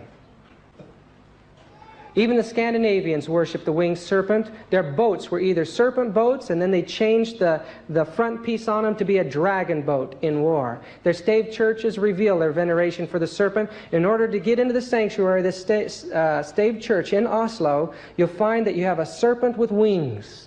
And the neck of it just coils around and around, sometimes ending in grains, sometimes ending in pine cones, and many times ending in the head of a serpent. But you have to pass through these latticework of the serpent to get in. In Chinatown, I noticed this handle on a door into a building. Or in the Buddhist temples, you'll see the serpents there. But this is an interesting temple here. It's a serpent with a bird's head on it, a winged serpent bird, and a winged serpent lion next to it in the door handle, a winged serpent goat next to that, and a dragon next to that. You have to grab those handles and push through to get into this sanctuary. Would you go in? I don't think I'd go in.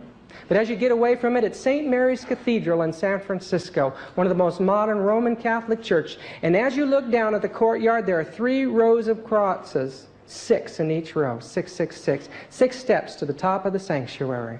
Everything revolves around 6 in New Babylon as it did in Old Babylon. That serpent can be seen everywhere, on graves and carvings, and this over the head of Jesus in Westminster Cathedral, Asclepius, the serpent god.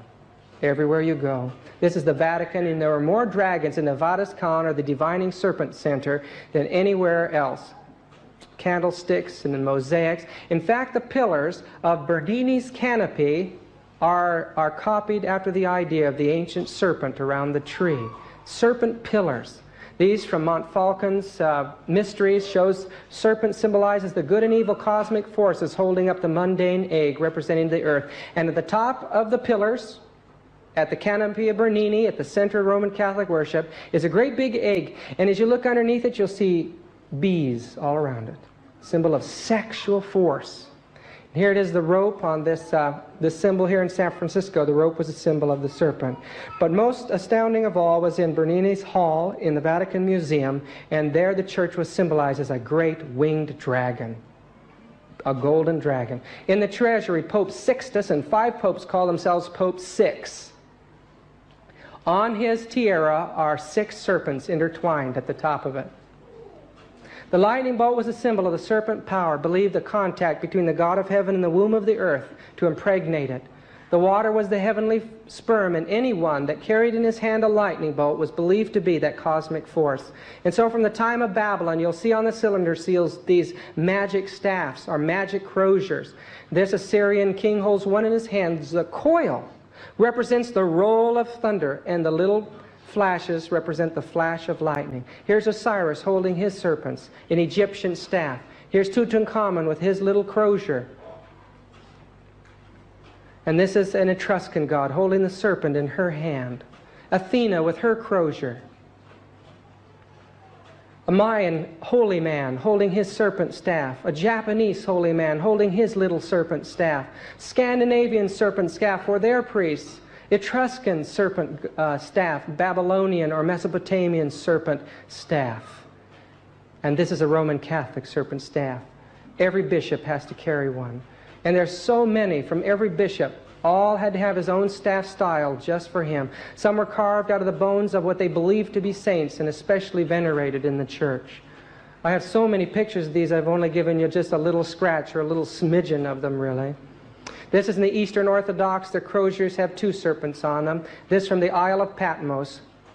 Though there are some that are made like flowers, like the one on either side of the papal chair today. But bishops and priests still carry them. They're flaunted before the world. And here's St. Nicholas carrying his serpent crozier. This is a Jesuit prelate holding a double serpent crozier in the Chiesa del Gesù. This is Adad, my Lord, holding the lightning bolt in his hand, which is a pitchfork. And you'll see that throughout the religions of paganism all over the world, the pitchfork, Mithra, Hinduism. And this is in a Catholic church over a grave. And that's supposed to be Jesus with this lightning bolt coming out of his head. Or there's the cross with a lightning bolt coming out of it, just as in pagan idolatry. Now another way of doing that is 3 fingers, as illustrated by the sun god giving a blessing to a Babylonian king. And here his hand is 3 fingers. Whether it be Hinduism, Buddhism, or wherever you go, those fingers are seen throughout the world. Even the old Egyptian priests are holding that symbol in their hands. This is a Spartan god, a Roman god, Caesar holding that symbol in his hand. This is Apollo, the sun god from London, holding it in his hand. In fact, fingers could be carried about your neck or in your pocket to protect you from the sun's dangerous ways. Now, this is very likely where these came from the altars of the god Zeus. And these votive hands can be seen everywhere throughout the pagan world. These from the altars of the pagan temples to initiate the pagan hierophants. And as you look at it, you see a number of symbols.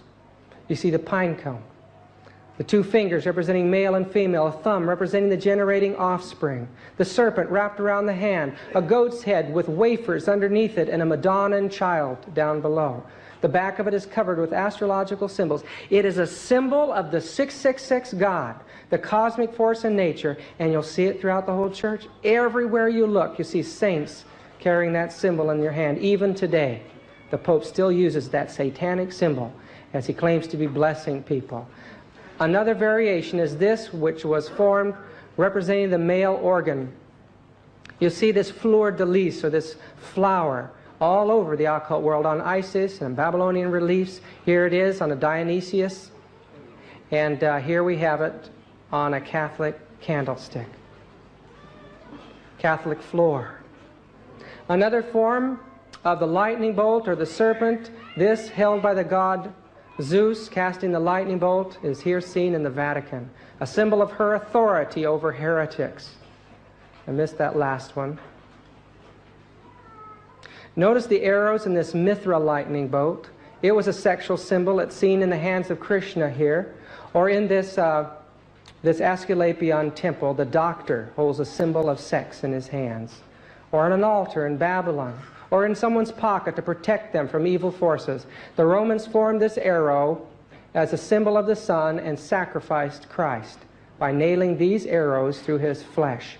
The church has taken these three arrows, a symbol of the 666 God, and placed them above and on their altars and in their windows and on their floors. Everywhere you look, you'll see this symbol of 666. Here it is holding up a chalice, Chiesa del Gesù floor, and here's a whole monstrance that's only made of these sexual symbols of arrows. Ancients worshipped the evergreen tree. They worshipped the sacred palm as a symbol of life, and that symbol can be seen on floors, on walls, and on ceilings. Now here's another symbol that might be interesting to you.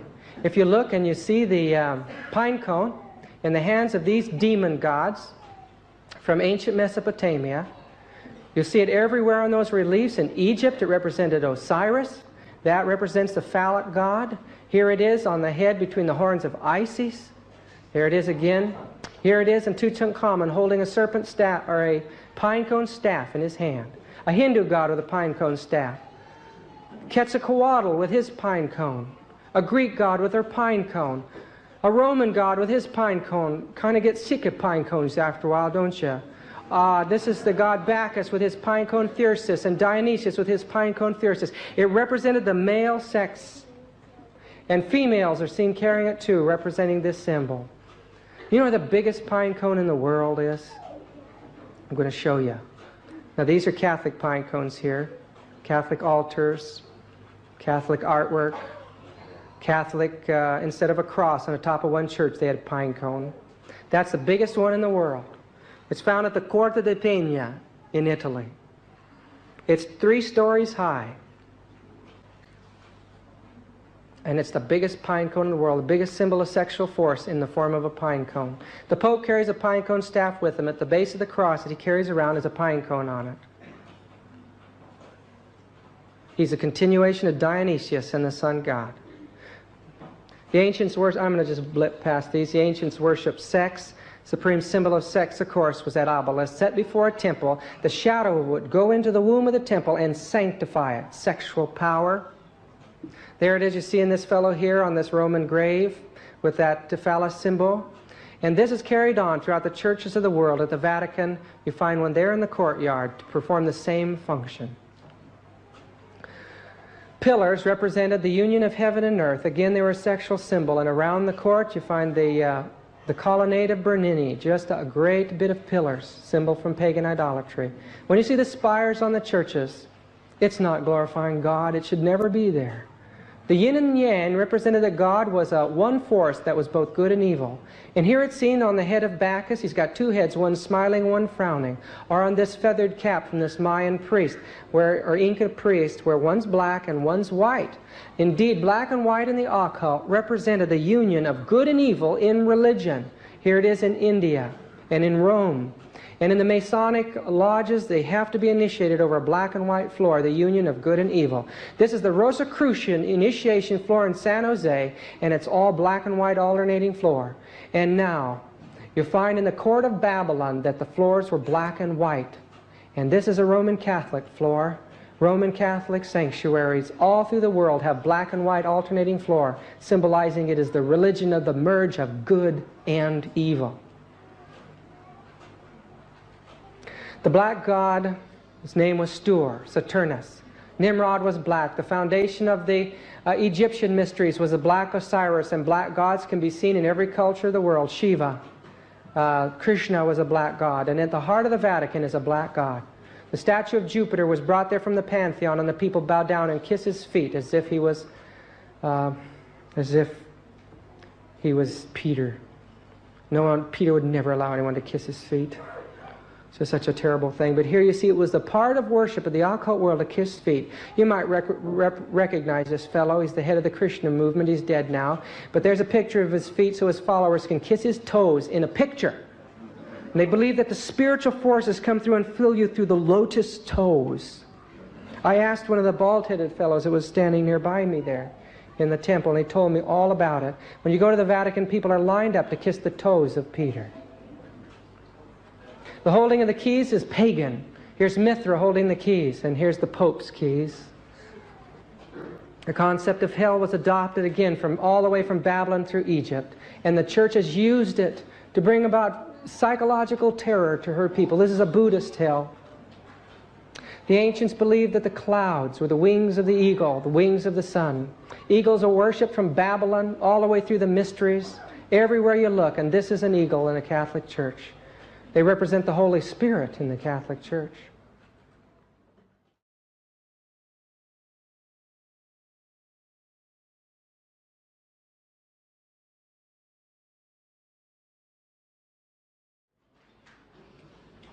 I wanted to mention one more thing about this Ricci fellow, this Jesuit priest, Matteo Ricci.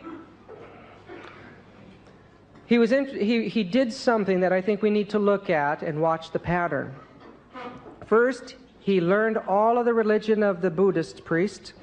He became a Buddhist priest, and when he found that that didn't influence the higher echelons of the culture in China, then he became a Mandarin, donned the clothing of a Mandarin, and presented the idea that he had a more advanced education. Then he learned their religion. He knew their language better than they did. He knew their religion better than they did. He wrote a Chinese catechism. He became a religious teacher of their own religion, quoting fluently from their religion. And then he was able to show the comparison between, he took tenets of the religion in China that corresponded to Catholicism, and he began to dwell on that. And then after a while, he began to then cast questions about it and point out that the highest form of the true worship was that which is found in Catholicism. This is a trend that Nobili did in India again.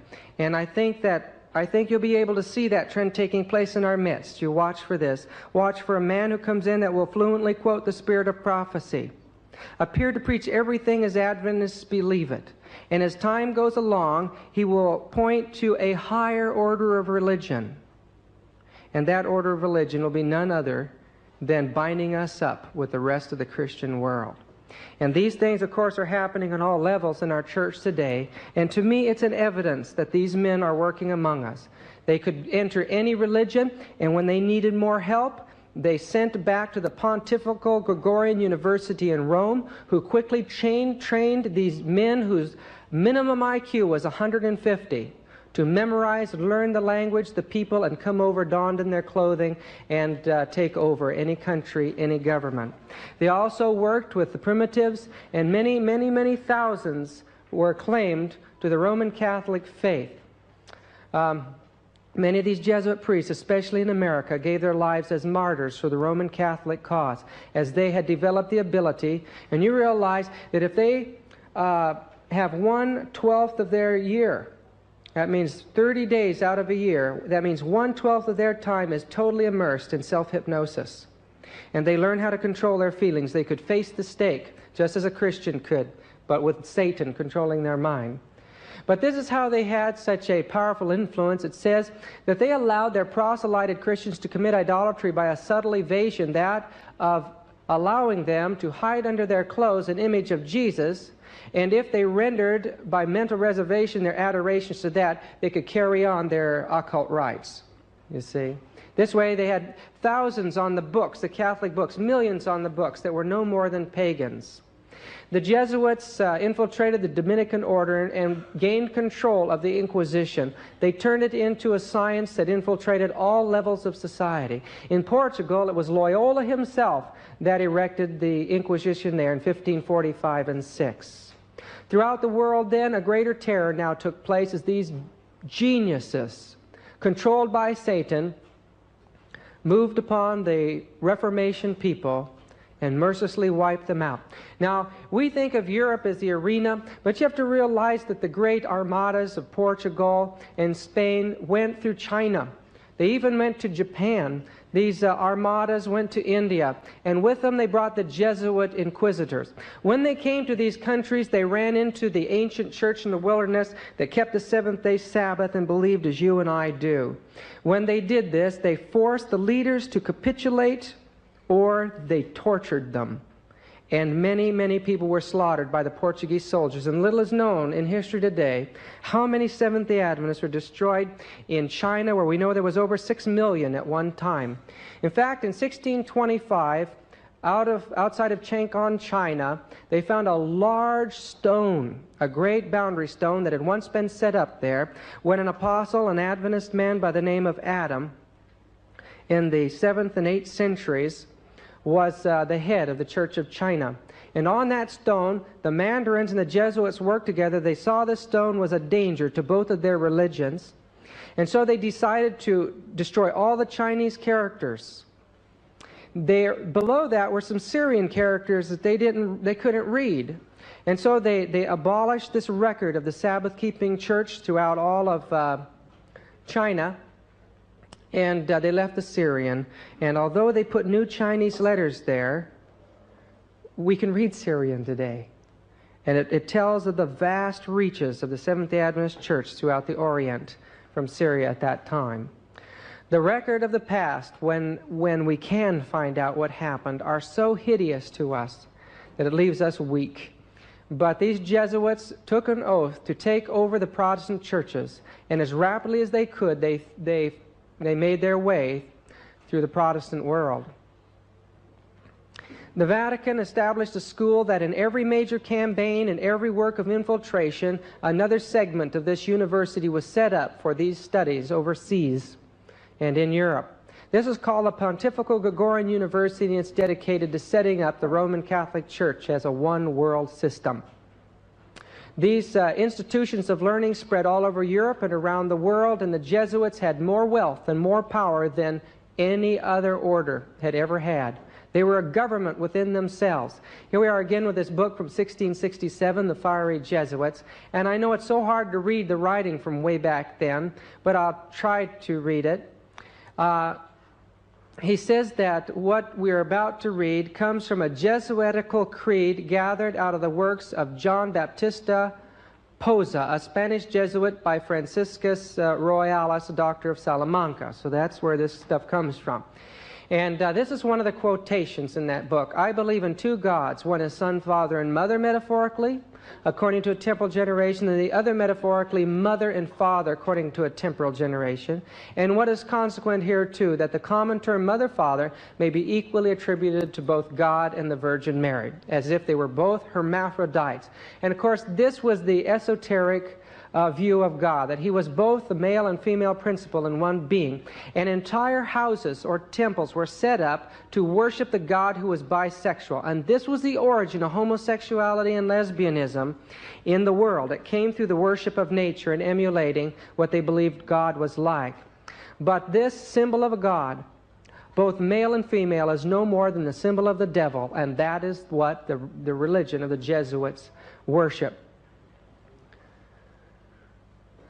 Now I'll try to interpret this too. It says here that while thus by their shameful credenda they account the blood of Christ an unholy thing, and do despite under the Spirit of grace, we find no less than 40 years ago, Mr. W. Crashaw, in his book entitled The Jesuit Gospel, did clearly give evidence from their approved writers several other damnable doctrines of the same strain, with those forementioned asserted by them, viz., that Mary's milk may be compared with the blood of Christ, yea, that the merit and virtue of it is more excellent than Christ's blood. It's hard to believe that these educated men had these strange, bizarre occult beliefs. But then when you look at this from their own writings, it says they affirm that the diligence of an expert conjurer in diabolical arts, that theurgy, that's the darkest form of art in witchcraft, using demonic powers, may well be thought worthy a reward, and that a fortune teller is not obliged to restitution if he has consulted the devil, nor to confession, though he hath expressly invocated the devil, and that it is lawful to consult a conjurer. Devil worship was something that was worthy of a reward as far as the Jesuits were concerned, and they worshipped a hermaphroditic deity. And these were the secret doctrines that Ignatius Loyola believed and are taught to the secret initiates into Jesuitism. Many of the Jesuits became the leading occultists in the world, astrologers in the courts of nobles and kings, magicians. In fact, I don't know if you've heard of this man by the name of mesmerism. Mesmer got his beliefs of hypnotism from studying the work of one of these Jesuit magicians. The Soul Hustlers by Rennie Nordbergen, which can be bought in the Book of Bible Houses in the States, has an interview with Jean Dixon. And it says, she says, as a child I was taught Chaldean astrology by a wise and wonderful man, a Jesuit priest, Father Henry. I don't see how anyone can say that astrology is wrong. After all, he was a man of God. No, he wasn't, Jean. He was a worshiper of the devil. And you made a big mistake. Jean Dixon, a devout Roman Catholic, is one of the most prominent occultists in the United States. She even does the horoscopes and counsels presidents and very prominent individuals. In the book Goury's Doctrine of the Jesuits, this book was written by a French parliamentarian when he was trying to convince Parliament to give up allowing the Jesuits to be involved in education in their country.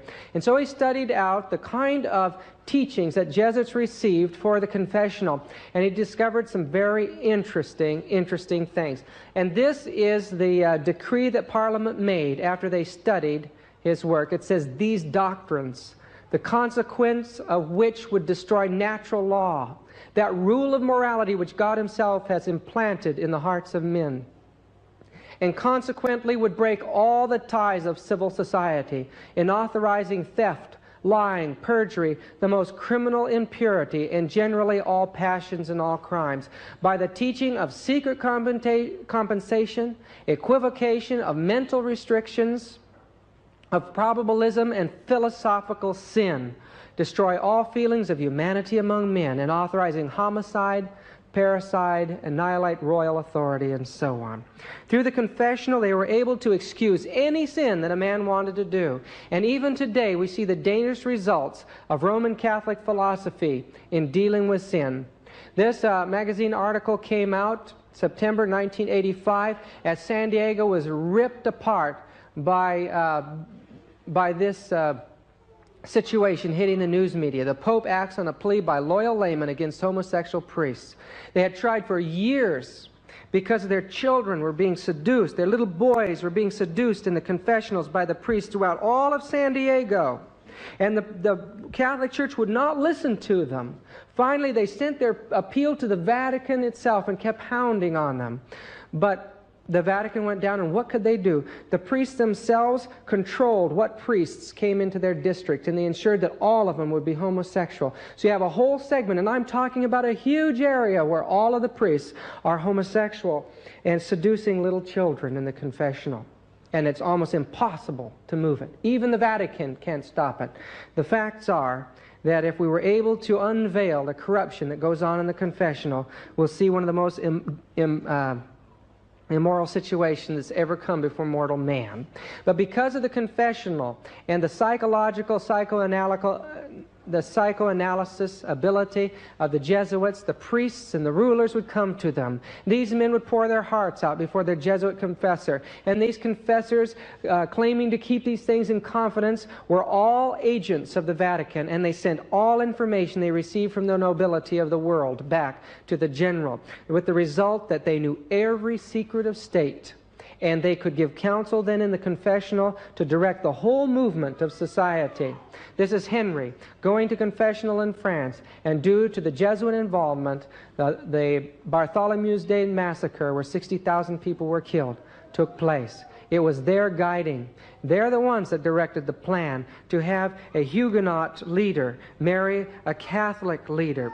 And then at the time that it looked like all the Protestants and Catholics were joining hands in this great ecumenical gesture, they planned that very night to destroy all the Protestants. The ecumenical movement is a death knell for the Protestant world. I'll skip that. When we go to Ireland, we see that the same thing happened there. It appeared to be a union between Protestantism and Catholicism, and while the Protestants went to sleep and allowed the Catholicism more freedom, the result was one of the terrible bloodbaths. And still today, the agitation in that part of the world is terrible. We walked through that. We almost lost our lives there, and sometime I could tell you the story. I didn't know how bad it was there. The most stupid thing I could do was walk right through the middle of all that fighting and be a stranger from the United States. But you can see the churches were all barbed-wired off. The train station was barbed-wired off as buildings were blown up and little children running the streets as little mobs throwing rocks and bricks at people. And that's the result of Roman Catholicism. The Jesuits became accustomed to luxury in the courts of kings. They surrounded the Lewises. This is Louis the 15th. His confessor, of course, was a Jesuit, and this is his bedroom. Those chairs would be filled by the heads of state as they came in every morning for a meeting with their ruler. But before that he would do anything, he would grab one of them and take him in bed and pull the curtain around, and then he would release them, and they'd carry on their activity. And this was done under the confessorship of the Jesuits. But the magnificent world of wealth that they lived in and the power that they had, it was almost inconceivable to them that their power could ever be broken. But England broke away from the papacy, and the church continued to send Jesuits in for years and years, trying to continue a revolution against the government. These Jesuits were hunted mercilessly, but they really caught very few of them. One Jesuit I was reading about had 12 aliases and spoke six languages with accents in each language, so everyone thought that he was a foreigner. One captain came in, and he was being checked out by the police, and he said, I know of 2 Jesuits that are coming into the country. Oh, yeah, well, tell me all about them. Oh, yeah. And he described the Jesuit to a T, and he said he'd be like this, and he had just headed into the country, and there would...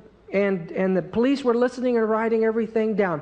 And he says, oh, by the way, he said, I've helped you out. Now, will you help me out? I have a friend that's coming in on the next ship, and I'd like for you to just pass him and let him come on in. Oh, sure, we'll do that. That's fine.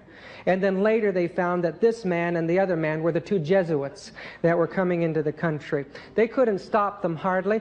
They had some people that were trying, they had gotten hold of Catholics that would turn these men in, and finally they surrounded this castle that was supposed to be the headquarters of the Jesuits plotting in England. And when they broke into the castle, they found it was a massive maze of passages and rooms, and they couldn't hardly find their way in and out of the place. But finally, after a thorough search, they left it. They didn't see anyone there. But an informer later told them that there were secret partitions in the walls where these people were hiding, and they'd been there the whole time. Finally, they decided, we've got it.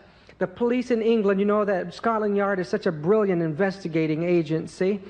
And you know, what's that fellow with the pipe and everything? Yeah, that's right. And so they decided what they were going to do. They were going to find out, they were going to trace everybody that has the skill of building secret passageways in houses. There was only 3 people in the country that were absolutely the best at this, and they were sure that One of them was the Jesuit. And so they looked up two of them, and they looked up one of them, and he was cleared. And then they looked for the other two, and they found out he was the same man under two names. And they had their man. And so they made their way to a house where they knew he was hiding. They surrounded the house. They went in. And Scotland Yard, I don't know what they called themselves back then, but they tore the walls apart. They ripped up the floors. They pulled the ceiling out. They knocked out the chimney. They destroyed the place. Too bad for the people that owned the house. But they couldn't find him, and they knew he was there. And they all left after hours of demolishing this beautiful home. Went to their horses, and off they went. And then the Jesuit, who was hiding under the dining table with the cloth over the table, crawled out. He was a bit stiff from waiting so long while all this racket was going on around him.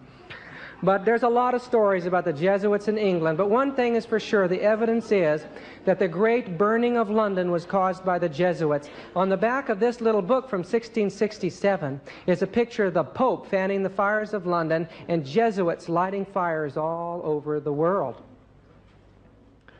Now, I have to go through this again. I'm going to skip it. Sorry, it's so hard to read that stuff. If you notice, in the classical language, the F's are the S's. And that goes way, way, way back to the ancient Greek, classical Greek, where it was the symbol of the serpent. You'll find it all through these old, and I can hardly read this stuff. Anyway, the expulsion of the Jesuit from Latin America, it lays out the fact that in Latin America and South America, the Jesuits set up whole, perfectly beautiful communist societies among the Indians. The only time that the communist system has ever worked was done by the Jesuits in those experiments way back then. But rumors came back to Portugal and Spain that the Jesuits were hoarding tremendous amounts of gold, and they were requested to give it up. They wouldn't obey the governments. Complaints went to the Vatican, and before long, the Jesuits were being expulsed. Now, I believe there was a lot more to that, because Portugal owed a lot to the Jesuits, and so did Spain. But in time, because of the intrigues and the dangers of the Jesuits, they tore apart their buildings and sent them out of the country. Finally, it was in 1773 that enough pressure came upon the Vatican that the Pope dissolved the Jesuit order. He said when he did that he was destroying himself, and he was poisoned soon after that. But a more terrible persecution came upon those poor Jesuits, as from one country to another, after so much hatred was directed towards them, they were tied up in dungeons, they were tied up in the hulls of ships, they were forced to secularize themselves or be tortured and died. And many of these people, some ships were sent clear out to sea just to let them starve to death and rot. Others were dumped off on islands. There they starved. Some rotted in prisons, and others were sent clear out to Goa in India, and there they had to try to find a way of life there. But the Jesuits cannot be beat, not by powers of this world, only by Jesus Christ. And in Russia, Catherine the Great kept the Jesuit order, and there they carried on all of their functions. They continued to vote, and they continued to carry on their ancient religion, with the result that in the early 19th century, when the Jesuits were allowed to reform, absolutely nothing was lost. They had reorganized during that time under the various Catholic societies and continued to function. Now, this is the government of the Jesuit order. At the top is the general. Below that is provincial, those who are heads over whole areas in the world. And then below that are the superiors who head up the houses and the colleges, and so on. And then below that are the vast network of Jesuit espionage agency. This is an elaborate agency. They're to tell on each other as well as everything else. Everyone is alone, having to obey everything that the superior says. The superior is to make a detailed report to the provincial, and then the provincial has to give a summary report monthly to the general, while the superiors go over their heads and give a report periodically too. In this way, a balance is made. The general is subject himself to a council of 6 men, why 6, elected by the general congregation. 4 are elected from 4 different countries. One is an advisor and military commander, and the other is a general's confessor.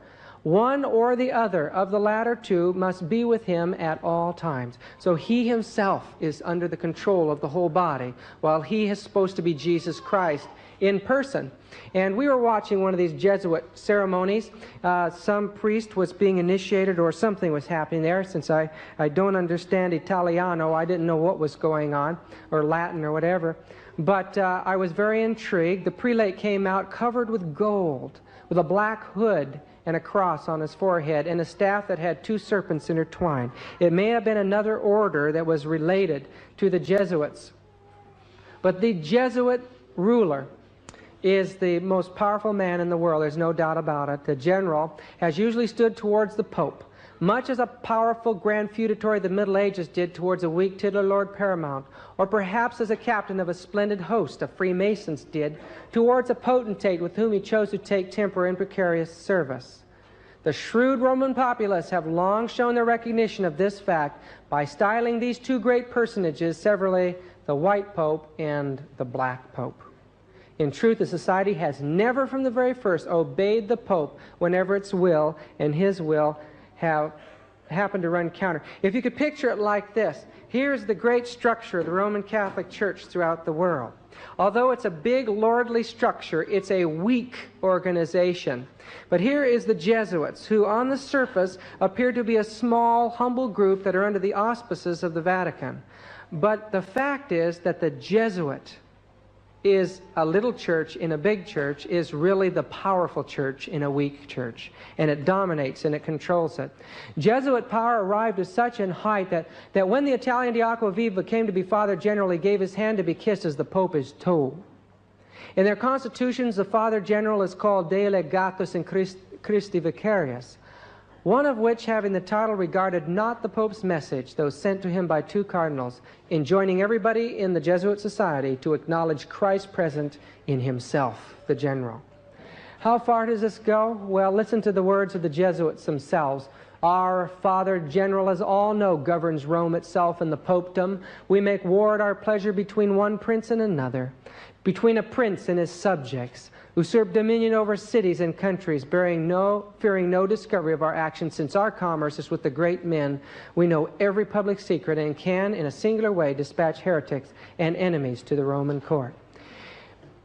In 1627, at the University of Krakow, they portrayed Ignatius as holding the world in his hand with fire streaming out. And this was the motto: I came to send fire into the world.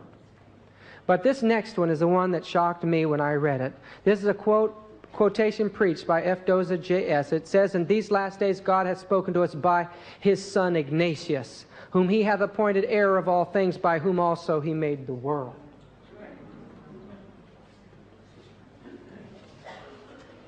The reason that they have so much power is their discipline for obedience. For a fear readily to declare his assent and consent to his superior an act of obedience when he says the snow is black or the crow is right, bidding light the candle at the wrong end, or the like, is the formal property of this Constitution. To yield perfect, absolute, and unlimited obedience to him they call Christ's Vicar, and they mean it, Christ's Vicar, you see? By the abdication of their own will and judgment, they are the staff in the old man's hand. We should always be ready to accept this principle. I will believe that the white that I see is black if the hierarchical church so defines it. And that's from Ignatius himself. The order is filled with dishonesty from the upper ranks to the lower, never knowing what the people who the real work of the Jesuit order fall on know why they're doing the work and the broad plans. This is worked out in this way. Those who are studying are called novices. They're learning. They're becoming a part of the Jesuits.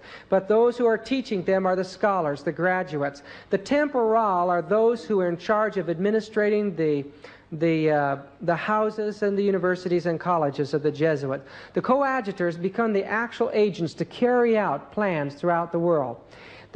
And then the next level of Jesuits is called the professed of the 3 vows and then the 4 vows. That's the actual Jesuit order that makes up a government structure that is able to make plans. Everybody else obeys everything they're told without question, almost under a hypnotic situation. But the strangest of all is that little circle in the middle called the M. It is the mysteries of the Jesuit order, and very few of the Jesuits are knowing what's in those mystery teachings, the occult teachings of the secret society. Now, I'm going to share with you just some excerpts from the ceremony of the induction and extreme oath of the Jesuit. I have the full thing, but it's so long. And this is from Library of Congress. It gives a catalog card number there.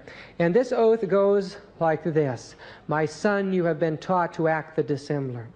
Among the Roman Catholics, to be a Roman Catholic, and to be a spy even among your own brethren, to believe no man, to trust no man. Among the Reformers, to be a Reformer. Among the Huguenots, be a Huguenot. Among the Calvinists, be a Calvinist. Among the Protestants, generally be a Protestant. And obtaining their confidence to seek even to speak from their pulpits, and to denounce with all the vehemence in your nature our holy religion and the Pope. And even to descend so low as to become a Jew among the Jews, that you might be enabled to gather together all information for the benefit of your order as a faithful soldier of the Pope. You have been taught your duties as a spy, to gather all statistics, facts, and information in your power from every source, to ingratiate yourself into the confidence of the family circle of Protestants and heretics of every class and character, as well as that of the merchant, the business people, you see, the banker, the lawyer, among the schools and universities and parliament and in legislatures, in judiciaries and councils of state, and to be all things to all men for the Pope's sake, whose servants we are unto death. You have been taught to insidiously plant the seeds of jealousy and hatred between states that were at peace, and incite them to deeds of blood, involving them in war with each other, and to create revolutions and civil wars in communities, provinces, and countries that were independent and prosperous, cultivating the arts and the sciences, enjoying the blessings of peace. And when you think about that for a minute, what about all of the violence that's taking place in the world today, in countries that are trying desperately to bring peace out of the chaos, and it keeps slipping through their hands like sand? It's the work of Romanism to bring about their control of the world again. To take sides with the combatants and to act secretly in concert with your brother Jesuit, who might be engaged on the other side, but openly opposed to that with which you might be connected, only that the Church might be the gainer in the end, in the conditions fixed in the treaties for peace, and that the end justifies the means. You have received all your instructions heretofore as a novice and neophyte, and have served as a coadjutor, confessor, and priest, but you have not yet been invested with all that is necessary to command in the army of Loyola in the service of the Pope. You must serve the proper time as the instrument and executioner, as directed by your superiors. For, and listen to this, none can command here who has not consecrated his labors with the blood of a heretic. For without the shedding of blood, no man can be saved. Therefore, to fit yourself for your work and make your own salvation sure, you will, in addition to your former oath of obedience to your order and allegiance to the Pope, repeat after me. I promise and declare that I will, when opportunity presents, make and wage relentless war, secretly or openly, against all heretics, Protestants and liberals, as I am directed to do, to extirpate and exterminate them from the face of the whole earth, and that I will spare neither age, sex, or condition, and that I will hang, burn, waste, boil, flay, strangle, and bury alive these infamous heretics, rip up the stomachs and wombs of their women, crush their infants' heads against the walls, in order to annihilate forever their execrable race. That when the same cannot be done openly, I will secretly use the poisoned cup, the strangulating cord, the steel of the poniard, or the leaden bullet, regardless of honor, rank, dignity, or authority of the person or persons, whatever may be their condition in life, either public or private, as at any time may be directed so to do by any agent of the Pope or superior of the Brotherhood of the Holy Faith. And I just hate to say it, you know, Holy Faith, the Society of Jesus, so much blasphemy. But this is the secret of how these men, and one man in India became an untouchable, not an untouchable, but a Brahman, worked within the government. He was a Jesuit. He was put in that position for 30 years. With no contact with the Jesuits or the church that he was a part of. Now, I'm only 35 years old. What if for 30 years now I set myself right in the center of devil worship? Would I be a faithful Adventist at the end of that? It'd be very strange if I was. This man, 30 years, and at the end of 30 years, when he was contacted by the Jesuits, he immediately obeyed and did everything he was told to do to open up the government for the Jesuit infiltration. And so this, I believe, is one of the secrets. We imbue into him spiritual forces, which he would find very difficult to eliminate later. These forces can come up again to the surface, sometimes after years of not even mentioning them, and become so imperative that the will finds itself unable to oppose any obstacle and has to follow their irresistible impulse. I believe that through the exercises of Ola, these men become possessed through their initiation, and that Satan controls their minds. The scenes of hell can come up again to them and terrify them into doing anything that they're told to do. But that's not all of it. There's more to this thing. I believe the Jesuits form really a small part of the work, but they direct others. It says that secular persons of both sexes join to the company by a resignation of themselves absolutely to the conduct of the professed fathers. These usually are gentlemen and merchants who enmix themselves in court and city business and into offices, bargains, and sales, or active gentlewomen and rich widows who, like a plantation of the Indies, bring into the society a vault of revenue of gold and silver.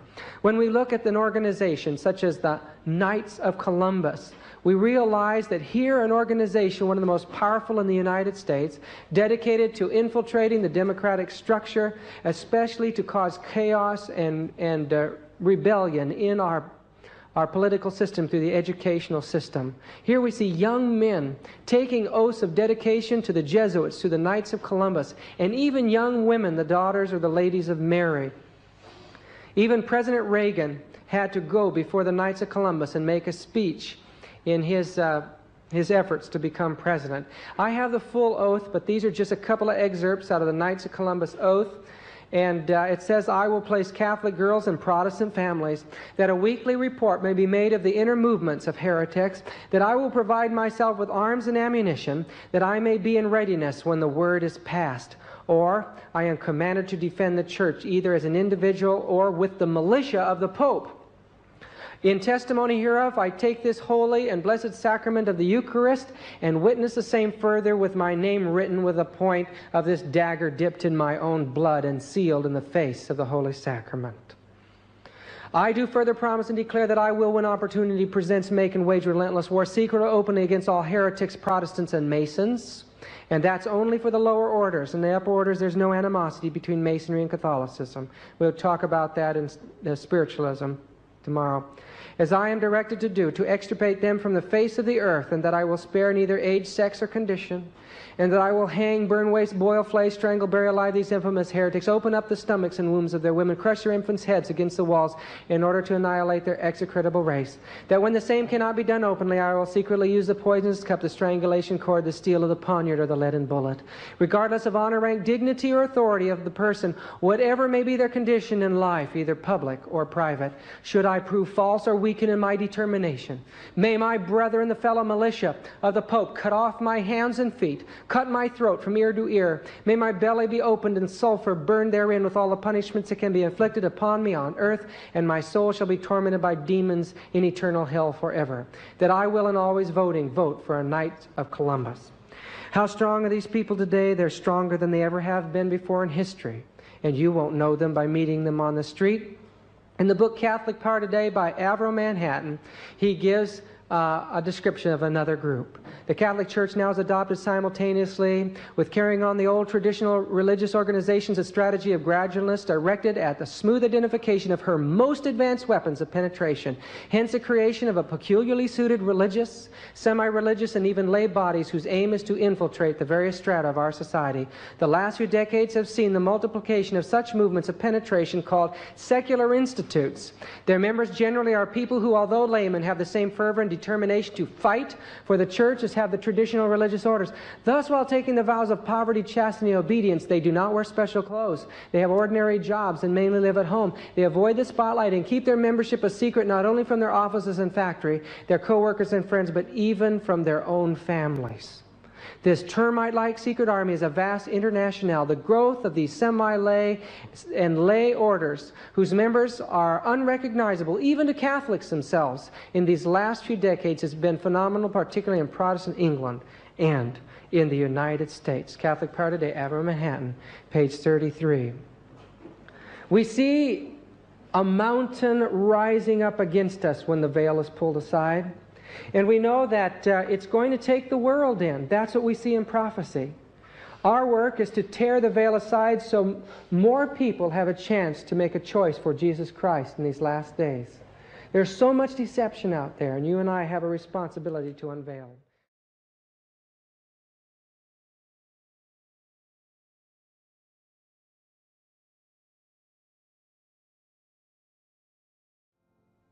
This is Bavaria, the capital, the ancient capital of Germany for many, many years. In this area of the world, there was a prestigious institution of learning controlled by the Jesuits called Ingolstadt University. Prestigious Jesuits were graduated from this university to go out and to deceive the world. Among the publications that we found there in the museum was a picture of a man by the name of Adam Weishaupt. He was a German Jew by blood, but he was also a Jesuit, and he was a dabbler in the occult arts. He was a genius, and at an early age he became a doctorate of canon law. He wrote and published in 1776 the Illuminati, the writings for a basis for a communist world. Proofs of this are given in a book called Proofs of Conspiracy by Robeson, 1798. It was sent out in hopes by this man who had been drawn into the organization in hopes of warning the world against the dangers of this worldwide revolution. He says in that book that Weishaupt had long been scheming the establishment of association or order which in time should govern the whole world. In his first fervor and high expectation, he hinted to several ex-Jesuits the probability of their recovering under a new name the influence which they formerly possessed. You remember, they had been dissolved in 1773. The influence which they formerly possessed, and of being again of great service to society by directing the education of youth of distinction now emancipated from all civil and religious prejudices. So Weishaupt approached Jesuits, and Jesuits, though they had been secularized, they laid the foundation for another great society, and I believe this is a branch of the Jesuit order. I still feel today that they have a strong connection in the Illuminati. They taught that Jesus of Nazareth was the grand master of their order, that he appeared at the time when the world was in utmost disorder and among a people who for ages had groaned under the yoke of bondage. He taught them the lessons of reason.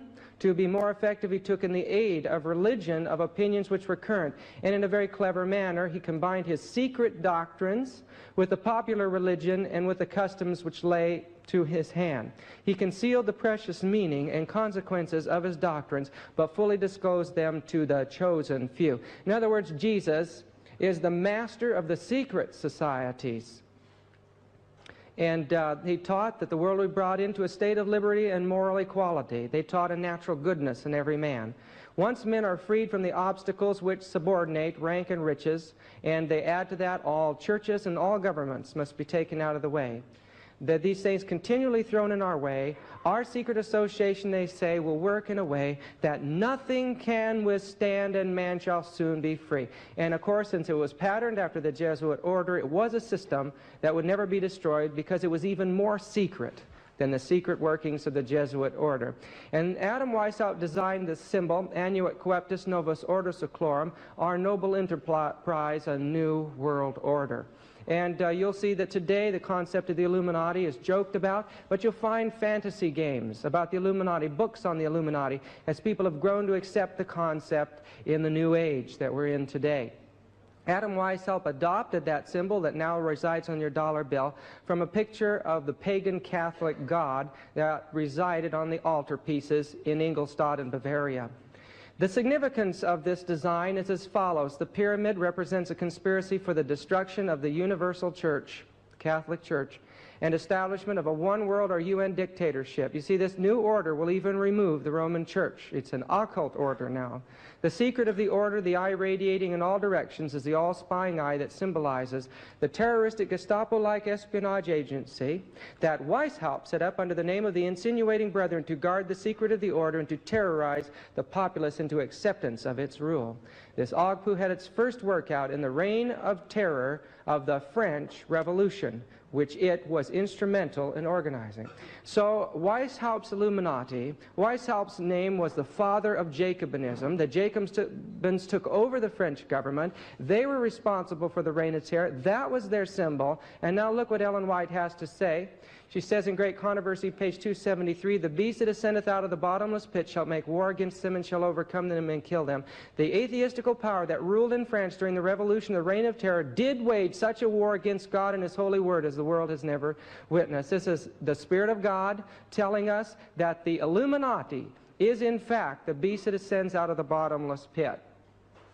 It should be noted that this insignia acquired Masonic significance only after the merger of that order with the order of the Illuminati at the Congress of Wilhelmsbad in 1782. So the order of Illuminism, Luciferianism, nowadays called the Palladium, is a secret society within the high-ranking Masonic lodges.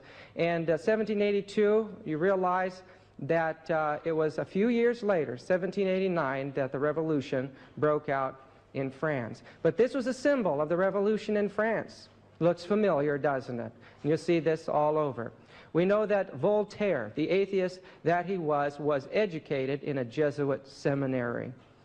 And this is the grave of Rousseau there in France today. All these men were hired by an elite group of Jewish bankers to carry out this great revolution. Robespierre.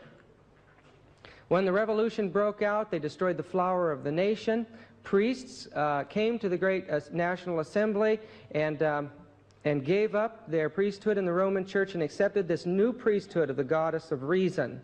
The Bible, of course, was outlawed in that assembly. It was, and God was declared non-existent, the first time in the history of the world that anything like this had happened. But don't think for a minute that there wasn't a belief in the supernatural. No, whenever atheism comes, the belief in the supernatural rises. And in the court of Louis XVI, there were astrologers and astronomers. The great Cagliostro, a mason and a devil worshiper, did his magic in the courts there. So you'll find the ascendancy of psychic and supernatural activity when they do away with religion.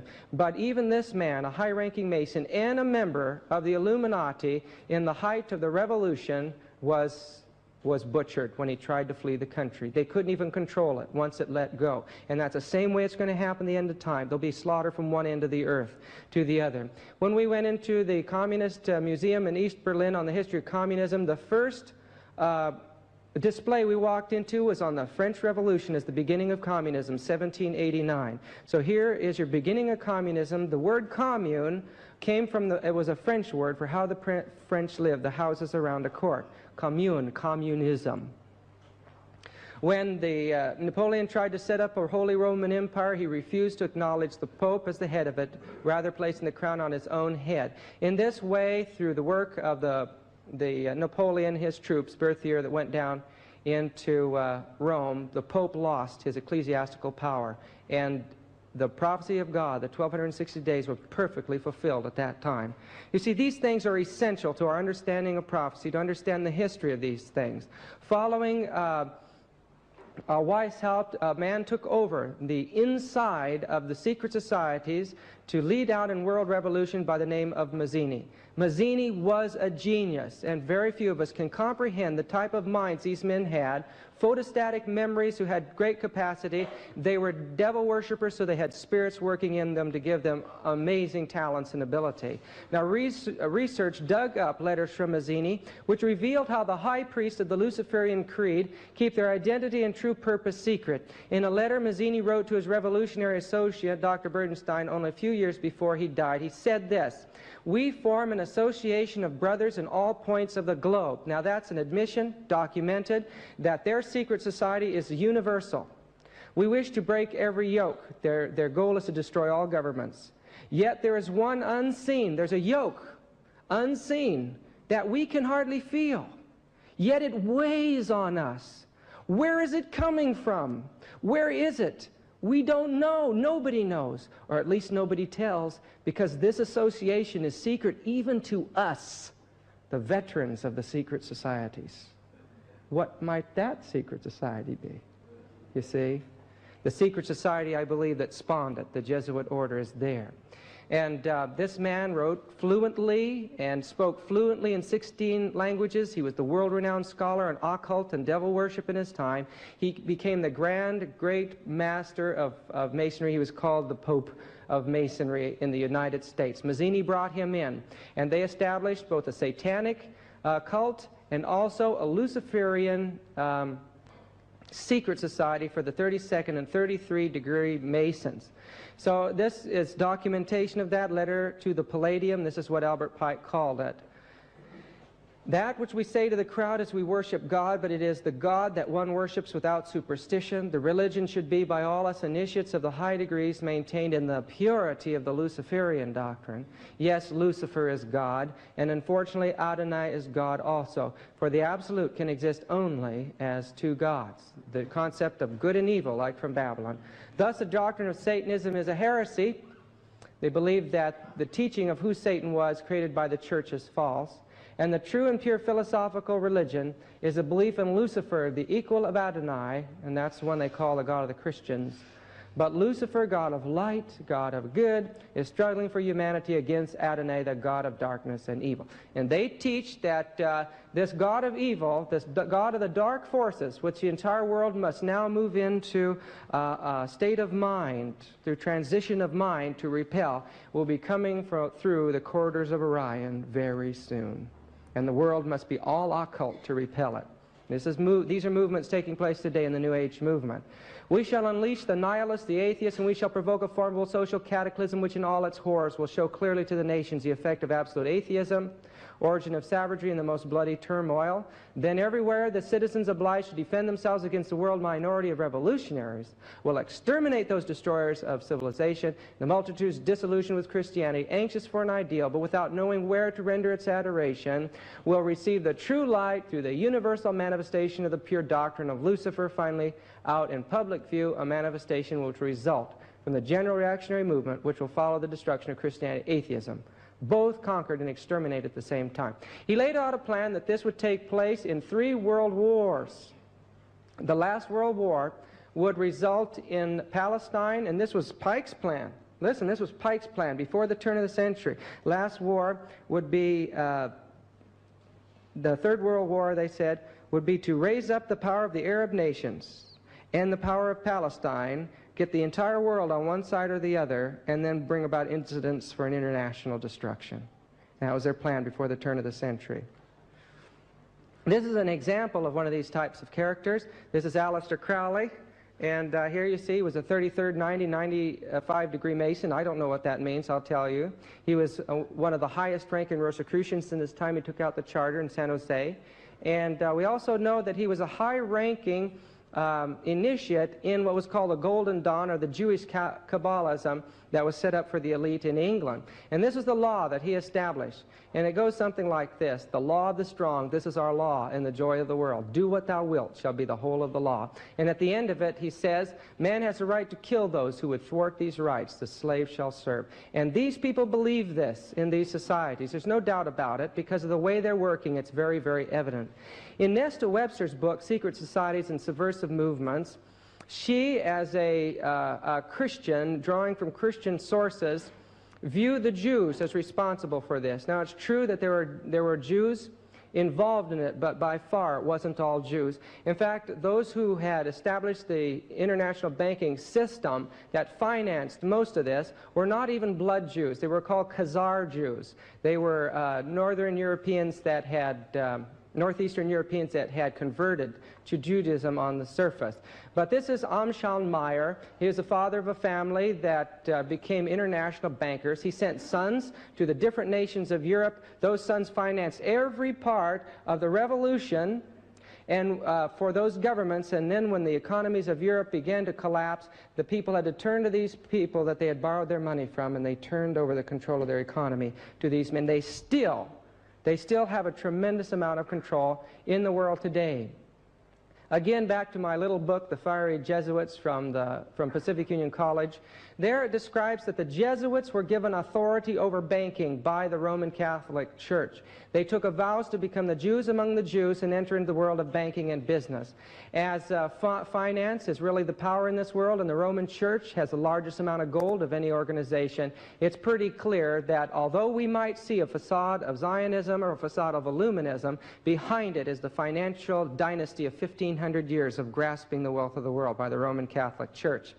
Now, working closely with the Satanist Luciferian Mazzini was a man by the name of Karl Marx. Marx was not prominent in the secret society, but he and Engels were used to lay out the ideology of the communists to be used to start a revolution throughout the world. Following him, of course, Lenin picked it up. Lenin was a brilliant genius, no doubt about it. He studied in London, where most of these men were trained. And this is a plan that he laid out in 1917. The first thing was to secure the western borders through a takeover of the Baltic states and so on, and that was happened during the Second World War finally. But remember, 1917 was when it was planned. Gain control of the Far East through subversive attacks on Korea, Vietnam, Indonesia, and so on, and that's why we had trouble in Korea and Vietnam. It was Lenin's plan back in 1917. Gain control of Africa, the Mediterranean, the Indian Ocean, and all the waterways. And just before I came over here, there was a great big blow-up as it appears that Panama is turning to the communists. And we may lose that waterway now, too, as the Suez Canal and all these others. That was Lenin's plan. Gradually subject all of Latin America into communist rule, beginning with Cuba. Why Cuba? It was Lenin's plan. Once Russia has exercised control of the world, take over the United States, when she is outgunned and completely surrounded. And we have a terrible thing developing now in the government of Mexico. Just before I left home, the government invited a Russian warship to come into their harbor in the Western Hemisphere. And this is a portent for a dangerous situation where Mexico will become a revolutionary force, and our borders, then you see, would become surrounded. The revulsion by the Buddhists of the terror of Catholic persecution of these poor people created the horrible situation in Vietnam. Those priests and nuns that were burning themselves to death there were not doing it against communism. They were doing it against a government that was controlled by the Roman Papacy, backed by the United States, and suppressing all other religions in that community. When we look at what happened in Vietnam, we see clearly the involvement of Catholicism and the Jesuits working to confuse and destroy the world. This was Stalin's intermediate goal, which was to confuse, disorganize, and destroy the forces of capitalism around the world. Bring all nations together into a single world system of economy, force the advanced countries to pour prolonged financial aid into the underdeveloped countries, and then divide the world into regions, such as the regions we have right now, in preparation for coming into a dictatorship of the UN. And we can see things moving along very well. The United States is almost always voted against in the UN by the third world countries today. The growth of communism, its spread today, has been so phenomenal that those who refuse to acknowledge that it is a part of revelation and biblical prophecy are hiding their heads in the sand, and prophecy is passing them right by. On January 4, 1864, Ellen White was shown that before Lincoln's administration, the former administration had been planned and managed for the South to rob the North of their implements of war. They were contemplating a determined rebellion. The North did not understand the bitter, dreadful hatred of the South towards them and were unprepared for the deep-laid plots. So it was a conspiracy in the United States, years before the war broke out, by the Papacy-controlled South to take the, I was going to say this country over, I'm sorry, I forgot where I was, to take over the United States. And in taking over the United States, they will inevitably take over the entire civilized world. They know that. In the book 50 Years in the Church of Rome by Chiniquy, he documents here his lawyer was Abraham Lincoln to defend him in a court case. Here's the bill that Lincoln wrote out, $50. Anyway, when Lincoln became president, he made these statements to Father Chiniquy, who became... It was during the time we were to give our message to the world, and he was traveling all over warning the world that Catholicism was Babylon. But this is what Lincoln said. Unfortunately, I feel more and more every day that it is not against the Americans of the South alone I am fighting. It is more against the Pope of Rome, his perfidious Jesuits, and the blind and bloodthirsty slaves. And this is quoted from Abraham Lincoln. I have a lot more on this, but I can only give a few excerpts from this talk. Is it not an absurdity, says Lincoln, to give to a man a thing which he has sworn to hate, curse, and destroy? And does not the Church of Rome hate, curse, and destroy liberty of conscience whenever she can do it safely? I cannot give liberty of conscience to the Pope and to his followers, the papists, so long as they tell me, through all their councils, theologians, and canon laws, that their conscience orders them to burn my wife, strangle my children, and cut my throat when they find their opportunity. You'll find out the war between the states was a religious war, but this was kept from the media. Abraham Lincoln said, the leading families of the South have received their education in great part, if not in whole, from the Jesuits and the nuns, hence those degrading principles of slavery, pride, and cruelty. And Ellen White says that slavery is going to return in the South. President Abraham Lincoln was assassinated by the priests and the Jesuits of Rome. Booth was nothing but a tool of the Jesuits, says Chiniquy, after he went over the court cases, and it was all came out in the court cases. I'm going to skip this slide. He compares the mind of Booth with the mind of a Jesuit, Ravaillac, when that man was put to death, and both had the same mind, said very similar things.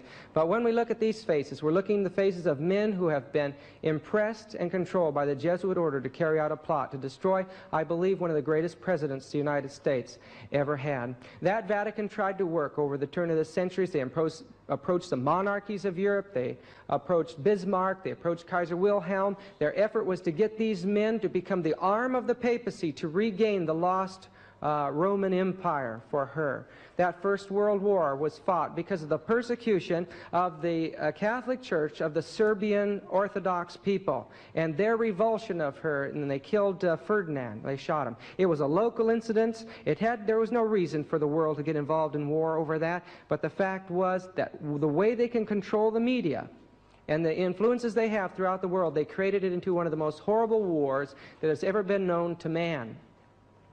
Again, this is Pius the 11th. He was a pope that was determined to bring about a war to reconquer the world. So this book, Secret History of the Jesuits, by Chick Publications, if you can get it, it documents everything I'm going to say here to you about the Second World War.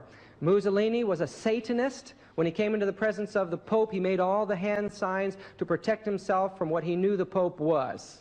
And I think that's a real admission on the part of the Satanists, knowing who the Pope is. But anyway, Mussolini was raised to power politically because of the support of the papacy. And because of that, he gave the papacy a tremendous amount of money. As well, he gave them political control of a territory in Italy again in the Lateran Treaty, 1929. This was the beginning of the healing of the deadly wound. Not the healing, folks. The healing of the deadly wound will be complete at the Sunday law. In this book written during those years called The Destruction of Freemasonry in Germany by General Erich Ludendorff, this man reveals what was taking place in court cases there, where they showed that in the Masonic lodges there were plans being laid for a war in Germany. Now, I believe that every time the Catholic Church begins to move, watch the movements of the occult at the same time, and you'll see they'll rise and work together. Maybe they'll appear to be opposing each other, but they'll always be working together. Here in the Masonic, the Satanic lodges, I believe this is Satan worship from beginning to end. In the Masonic lodges, they were planning a war at the same time that Mussolini and Hitler were being raised up by the papacy, you see, to be the instruments of it. So they were working hand in hand. The symbols of Hitler were symbols that came off altars of the Roman papacy at that time. This is Pacelli. He was nuncio to Bavaria, and there in contact with the Third Reich. The Church in 1933 signed a concordat uniting the interests of the Third Reich and the papacy. Hitler, the little house painter that he was, and a little bit emotional, he was made into a god by the Jesuit priests who were stationed around him. This is the little boy Hitler standing there in his classroom, and where he went to school, in the Catholic school. And right over the door in the Catholic school was a great big swastika in the Catholic school.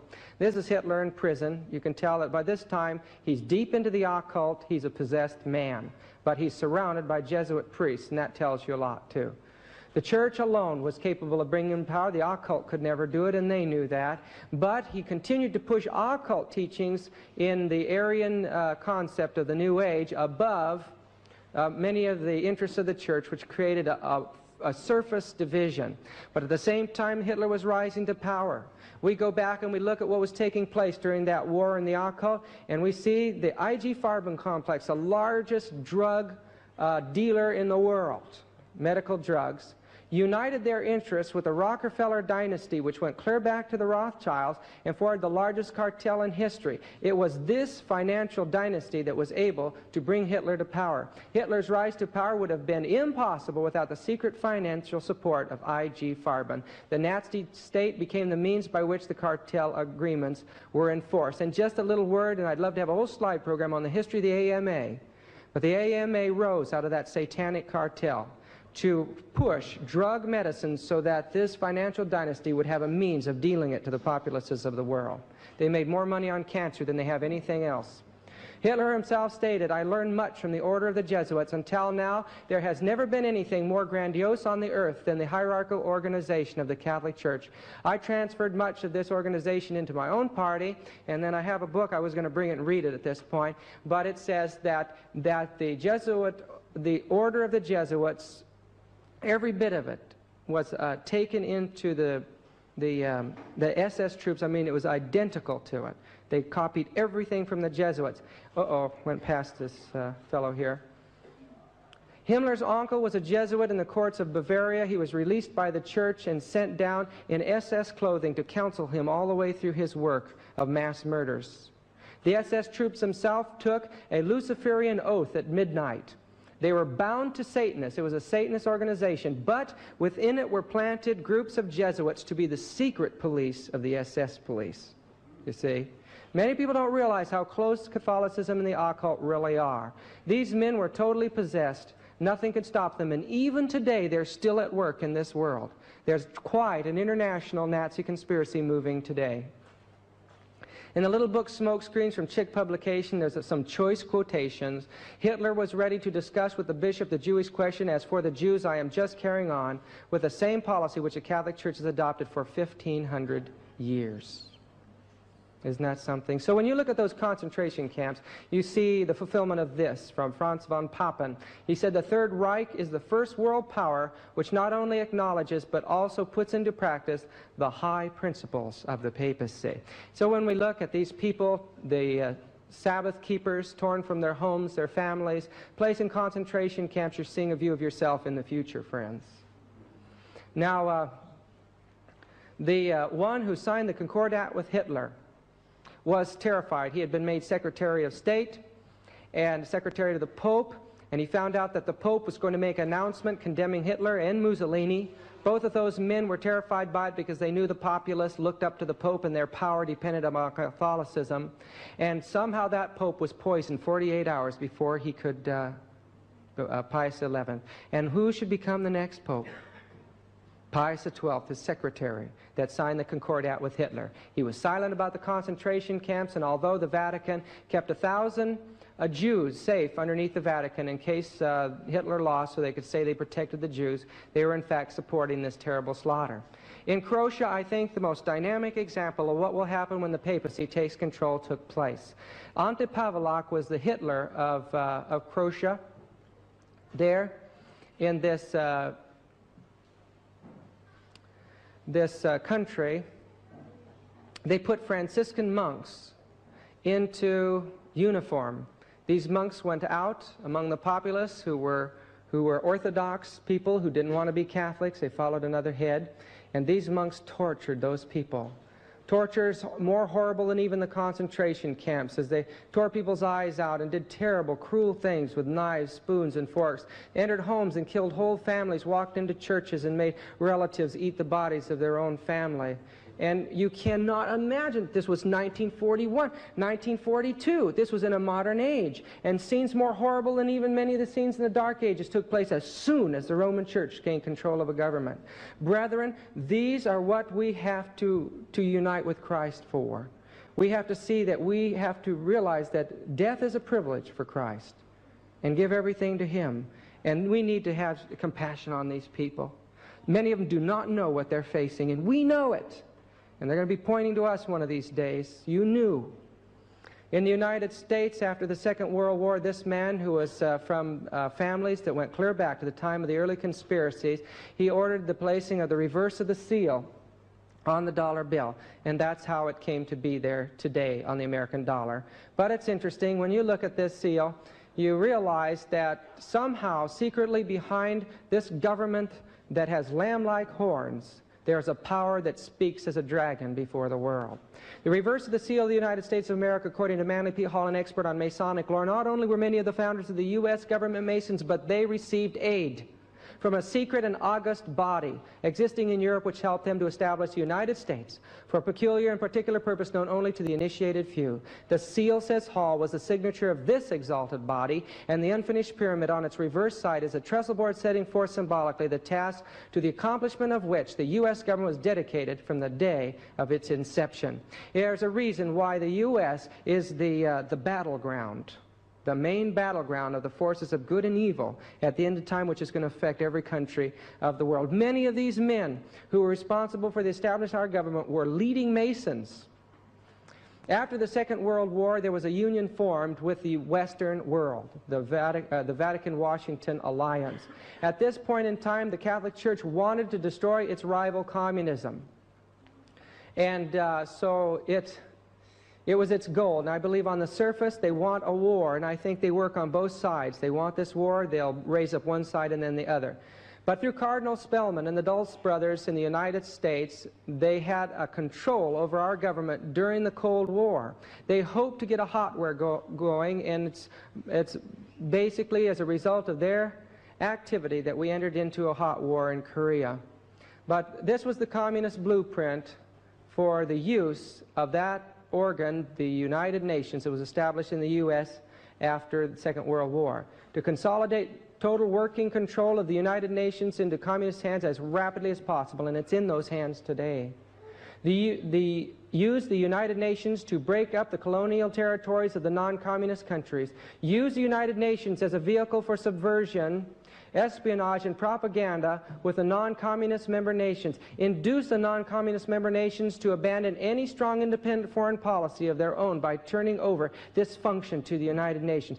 Maneuver the non-communist member nations into establishing socialism at home as a necessary transition stage to communism, and to become dependent economically on the overall international socialist control and direction of the UN. Induce the stronger non-communist member nations to transfer full control of their military forces to the United Nations. After this, no resistance will be possible. The world will be communist. And in Korea, we fought and we died under the UN flag, while the one who was Secretary of Disarmament and Defense in the United Nations, who was a communist, was relieved from that position at that time and went and directed the warfare in North Korea. It's a ridiculous situation. But there's a whole other side of the United Nations, and it's monopolized by these satanic agencies. At Yalta, we got a view of the result of the mechanisms going on behind the scenes in politics when these men, Stalin, Roosevelt, and Churchill, met there, and they gave half of the world, the largest part of Europe, to to Stalin. They cut it in half, and I've wept. I've stood in that museum at Checkpoint Charlie, and I looked at these exhibits of the people who tried to get over that wall, tried to get back to their relatives, who tried to get to freedom. And the people that have been shot, little children destroyed, people who tried to get over in balloons and run the fence and jump out windows, and I just wept. I just wept. One situation, they allowed relatives to look out of a window and see their relatives, or through a wall. They opened up part of the wall so they could see their relatives at a distance. And you just see these people with men standing between with guns, and the people are just weeping. They want to go back to their family, and they can't do it. The U.S. was responsible for that, and I hate to say it, not the U.S. that I love and that I believe in, but the U.S. that is taking control. I need to stop here for a few moments. Well, they changed the video. Stalin was well aware of the Roman Catholic influence in the Communist Revolution.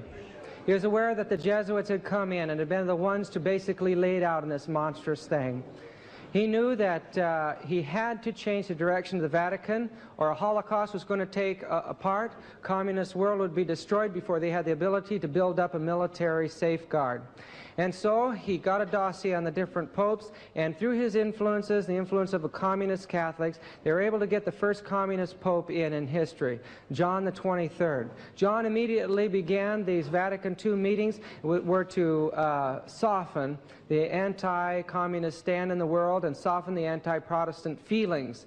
Join everybody, that was the goal. Join them and paralyze them from within. And unfortunately, the whole world at that time was caught up with the ecumenical feelings and the movement. It's during those years that even we, as a people, compromised terribly. And I think that, you know, honest men may have done it, but unfortunately they were influenced. The next pope was called the Pink Pope because he was so communist. His name was Montini. He became Pope Paul VI. And here he is with that 666 symbol. They always depict these guys with the Jesuit bowing down to them. It's all a big facade, a big facade. One Jesuit priest actually made it during those years into the White House. His name was John F. Kennedy. And years later, I read it in one of the newspapers. I wish I had it with me here, that one man who was running for office mentioned his fellow Jesuit, John F. Kennedy. And so I believe that they believed that through this man they would gain control of the world. When that man turned against his oath, he was butchered. No doubt about it. Catholic power today, again, we read that the Catholic Church offer for reunion to all Christian churches not in communion with her is a magnificent ecclesiastical Trojan horse, a means to penetrate their citadels and accomplish their capture and final capitulation. These are Catholic priests all speaking in tongues. They capture the Pentecostals through tongues. They capture the Adventists by in Vatican II, re-sanctifying the seventh-day Sabbath. And Alberto Rivera mentioned to me that the Catholic Church is a real surprise for you Adventists. They're going to promote Saturday at the end of time. Now, I don't know if that's true or not. We could talk about that later in question and answer. This charismatic movement did not begin really with the Protestants, if a person realizes the influence behind it. This is the town of Port Glasgow, Scotland. In this little town, there was a family that was deeply involved with a splinter group called the Campbellites at that time. And they were part of Edward Irving's church. And I asked Alberto about Edward Irving, as these men were directed by Jesuits in the work that they were doing in England. But this sect attracted many people in the west of Scotland. Prominent in the movement was James George MacDonald, shipbuilders in the east end of the town. They lived with their 3 sisters, one of whom was an invalid. Now the MacDonalds were acquainted with the Campbell family, small farmers living in Furnacarry in the parish of Roseneath, who had become prominent in this religious movement. So we're looking at a religious movement that is largely influenced by a man named Edward Irving, which is influenced by the Jesuits himself. And this is how they work. They're behind the scenes. One of the daughters was Isabella, had died of pulmonary tuberculosis. She seems to have been quite a genuine mystic. The town earlier had been ravished by witchcraft. Her younger sister, Mary, who became well known in the religious world, suffered from the same disease and was confined to bed. She was the first, apparently, to give exhibitions of the gift of tongues, and many inquirers had visited her. She was the first one with this gift of tongues. When she spoke, she says that these are this is a tongue of some islanders, you see. Oh, and one time she said one of the languages she often conceived to be Turkish. One of these she spoke in my presence. She cried out she knew to be the language of the Palau Islanders, you see. But linguists checked her out. There was no language she was speaking. It was total gibberish. But through her tongues experience, she seconded the teachings of John Darby and Edward Irving, who said that Christ was to come in the future in a rapture. And I believe that that was a continuation of the Jesuit conspiracy established way back at the Council of Trent when Linnaeus and or not Linnaeus, but Alcazar and Ribera were directed to create alternate prophecies to make the Antichrist appear to come way back at the time of Nero or way in the future. And this is a continuation of the futurist reapplication of prophecy view. And I hate to see our people following in this path today because the Jesuits are behind that. This book written called The Raptured, a Catholic view of latter days, and the Second Coming was written by Catholic priests. The denominations have been influenced terribly by the Vatican movement for ecumenism, and we see today over and over again a union of Catholicism and Protestants. And this happened before in history, and the Protestants were slaughtered as a result. I just don't like what's happening today. This man, years ago, when he spoke out on cults, this is Walter Martin, he pointed out Catholicism was a cult, and today he won't say anything about it. I asked him in a meeting, you know, I said, why don't you speak out on the biggest cult of them all, Roman Catholicism? He said, Roman Catholicism is not a cult, it's a Christian church. And I believe the man is influenced again, and we can see people crumbling under this overwhelming mountain of influence behind the scenes. The Catholic Power Today by Avro Manhattan makes it clear that the first thing the church tries to do is support any military, economic, political force interested in retaining the way things are while they're in control, so as to crush her contemporary paramount religious or ideological opponents. Then, if that doesn't work, she mobilizes all her religious, diplomatic, and political might, everything she can, to counterattack such an opponent if she fails to crush it. She'll start a movement to constantly be undermining her opponent and condemning it. If that doesn't work, and the third stage and the last stage and final is this, form an alliance with it, characterized by joining it, in special circumstances leading it. The aims of her seeming surrender being to slow down, capture, and paralyze the enemy in order by ensuring ultimate control from within to stop its advance and ensure her final advancement. When Pope Paul started traveling around this old world, it was the first time a pope did this. He kissed the feet of the Orthodox priest, and it had been almost 1,000 years of separation, and now we see these two churches working together, with the Orthodox Church dependent upon the Catholic Church to sustain her position in the East now. The Vatican doors were opened up, and the communist leaders were invited in while the door was closed to the United States. The Pope presented himself as the God of the people, the Pope of the proletariat, and Jesus was promoted as Lenin with long hair and a beard. Now, the Jesuits, during these years, were very active, but the image they were putting out in the liberal press is that they just didn't know what to do with themselves anymore, you know? I mean, the old dark ages when they were established was a long time ago. Now they're kind of looking for a new identity. The poor fellows don't know what to do. Why don't they go home and raise families and become decent citizens then, you know? But no, they were being graduated by the thousands. They were taking their oaths. They were going to every level of society. Nixon's aide, McLaughlin, who wrote his speeches, was a Jesuit, just like today. The man who writes the speeches for Reagan is a Jesuit, and that's come out in the public press. Movie actors were Jesuits. Congressman Drennan is a Jesuit. And still Jesuits were following the path of Matteo Ricci and Nobile. Here we see Jesuits with this hybrid of Hinduism and Catholicism still out there, working in India and in the Orient. Other Jesuits have become counselors to presidents, such as John D. McCollum. And this man here actually counseled with Nixon. It was largely due, from the book that I have on him, due to his counsel to bomb Cambodia. And if you ever realize what happened there, that was to ensure that the Khmer Rouge would come over. It was a terrible thing that happened. 5 million people destroyed out of a country of 7 million people. It was a terrible thing. But still, the Jesuits grow in power. I dialed the number 6666666, and I got this place in San Francisco. The University of San Francisco is a Jesuit university, and there the great chapel of Loyola is there. The young men are raised up very different from other orders. They're raised to be healthy.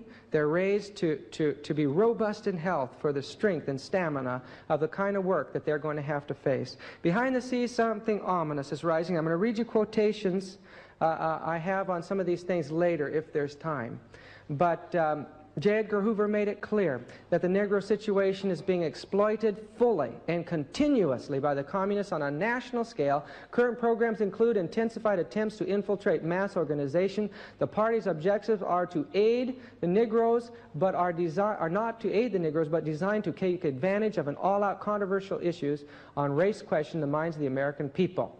And then it goes on to say here, another quotation, the communists are deliberately maneuvering among the Negroes to create a situation for the outbreak of racial violence to such an extent that it can be turned into a civil war, and a civil war on a racial basis. It sounds just like quotations from the Spirit of Prophecy on this. In such a civil war, should they succeed in fomenting it, the communists hope to so undermine the American government and our social structure that they can take over power. In the racial civil war they envisage, they are sure the Negroes will be in the front ranks of shock troops of the communist revolution. Ellen White says the army will be called out, the movement will be crushed, and these folks will be put back into slavery, and a Sunday law will come in with it. That's exactly what she says. And so when we see the communists publishing this book, calling for the Negroes to rise up in the South and make their own country in the South, where they'll be heralded as more prominent citizens, you can see this going on. Here in one of the schools in the South, over there's a communist classroom. You see his name was really Michael Luther King, but they've given him the name of Martin after Martin Luther, you see. But you see these men rising, like Malcolm X, who was assassinated. Both of these men were assassinated. The purpose of that is to make martyrs out of them. Now, you have these men trained to be communist leaders. They learn how to work in passive movements at first. But those passive movements bring the people's minds deeply into the issue emotionally. And then radical groups join and create the violence, you see. But the communists start in peaceful ways first. They appear to be the great humanitarians and appear to be doing good things. So if you speak out against it, you're a fool. But the result's always the same. I'll tell you, this situation in South Africa is going to turn into one of the biggest bloodbaths in history. I can promise you that. The government doesn't realize what's happening to them. They think, oh, this propaganda from the West is just the communists fooling around. They should open their eyes and see that almost every country of Africa has fallen to the communists. Their guns aren't going to help them against a propaganda campaign that they cannot fight. The U.S. is starting to bring out sanctions against them, and I'll tell you, it's going to be a worldwide thing before it's over with. Is it on 80? Okay, all set to go then. Here he is at the Freedom Festivals in the U.S., and behind him, Sidney Poitier and Harry Belafonte. Both men were brought before the House Committee on Un-American Activities. They were card-holding communists from Hollywood.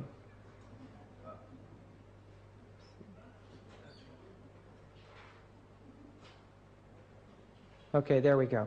I was approached by a man who asked me some questions. He says, why in the world are the blacks down in Richmond hoarding automatic weapons in a garage just down the street from my house? I saw a van. I'll try one more there.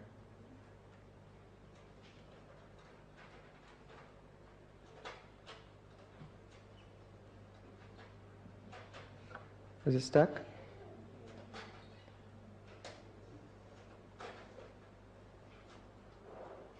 Okay. Black teenagers without jobs, time bombs for the U.S. Black-on-black violence is a plague throughout the country. And when we look at Africa, we're seeing a portent, really, for a lot of the violence that is to come upon us. And how is the church handling it? Well, she has the Ethiopian section of the Pontifical Gregorian University training young black people to take over the positions in the church in Africa, so that when the Pope came back to the United States on this last trip, he said, Catholicism in Africa is Africa. And the violence that's there, believe me, is largely due to the Roman Church and the Jesuit order. This man was only in for 33 days. He was brought in by the communists, but the fear that Moscow was dominating the church took over. Within 33 days, he was poisoned. And the CIA was deeply involved in this activity, along with those Catholics who were interested in realigning themselves with the Western world. And it's a very sad thing to see this to happen. The man that they chose for the job was a man who was trained to be an actor, a dramatist, a man who had written plays, and also a man who had a degree in philosophy. This man's name was Karl Wojtyla. He became John Paul II, and his work was to continue the work of Vatican II, which will result in a world Roman Catholic socialist empire. The world almost worships this man. It's hard to believe. Here's a man that's an actor, like the President of the United States. But it is too delicate a situation to put anyone else in than someone who can just carry out orders. But when we look at the event that took place in the communist world, we can see that the communists know, by watching Solidarity, the power of Roman Catholicism, and they're terrified of her too. When she came to the United States, 14,000 journalists were accredited to cover it. It was a multi-billion-dollar project. He dropped off the plane to his knees and kissed the ground of the United States, which they claim they own and they will win back. When he went across the country, no human being has ever gathered such crowds as this man in a Protestant country. This says here, Protestants for the Pope. Where are the Protestants today? John Paul, keep your hands off my body, this woman says. Everybody rises up. Everyone's eyes are on the Pope today. And a Protestant president reached his hands across the Gulf and joined the hands of Catholicism and invited him to do his Mass on the White House lawns. This cursed our country, and it's the beginning of national apostasy, which is to be followed by national ruin. As he came to the United Nations and spoke before the people, it made it clear that he was trying to raise up the third world countries. The Pope aligned himself in spirit with the demands of the developing nations for restructuring the world economic order. During the 62-minute discourse at the General Assembly, the Pope shed, as it were, his clerical garb and displayed his humanistic side. He interposed his carefully chosen words with patently Marxist egalitarian themes. He again, like Paul, is the working man's Pope, the working man's Messiah. And as he's gone from one country to another, his acting ability, his speaking ability has been revealed as he adapts himself to each one. Guess what color Jesus turned when he went to Africa? A black God and a black church. And I believe that the climax of this thing, taking over Africa, one of the hotbeds of violence in the world today, spreading it to other countries, is that the Pope may one day be a black man. John Paul completes his team. In a major reshuffle, it says that he has promoted this man Gantin to one of the 3 most important posts in the Vatican. And it has been long believed that the plan has been to place a black man as Pope, so the third world country, the largest area of the human family, will look to the Vatican. She'll have a hold on the communist world. She'll have a hold on the Western world. And then she'll have a black man in there, so the rest of the world will see that this is our church, you see. But this situation in black Africa is definitely going to result in a dangerous situation. Central America, just torn apart by violence. They found nuns and priests right with guns in their hands fighting right along against the army that's there. When the Pope came, he did more to discourage those peoples and create a feeling of anger and revolution. Here you see one of the rallies in Central America. It says Juan Pablo,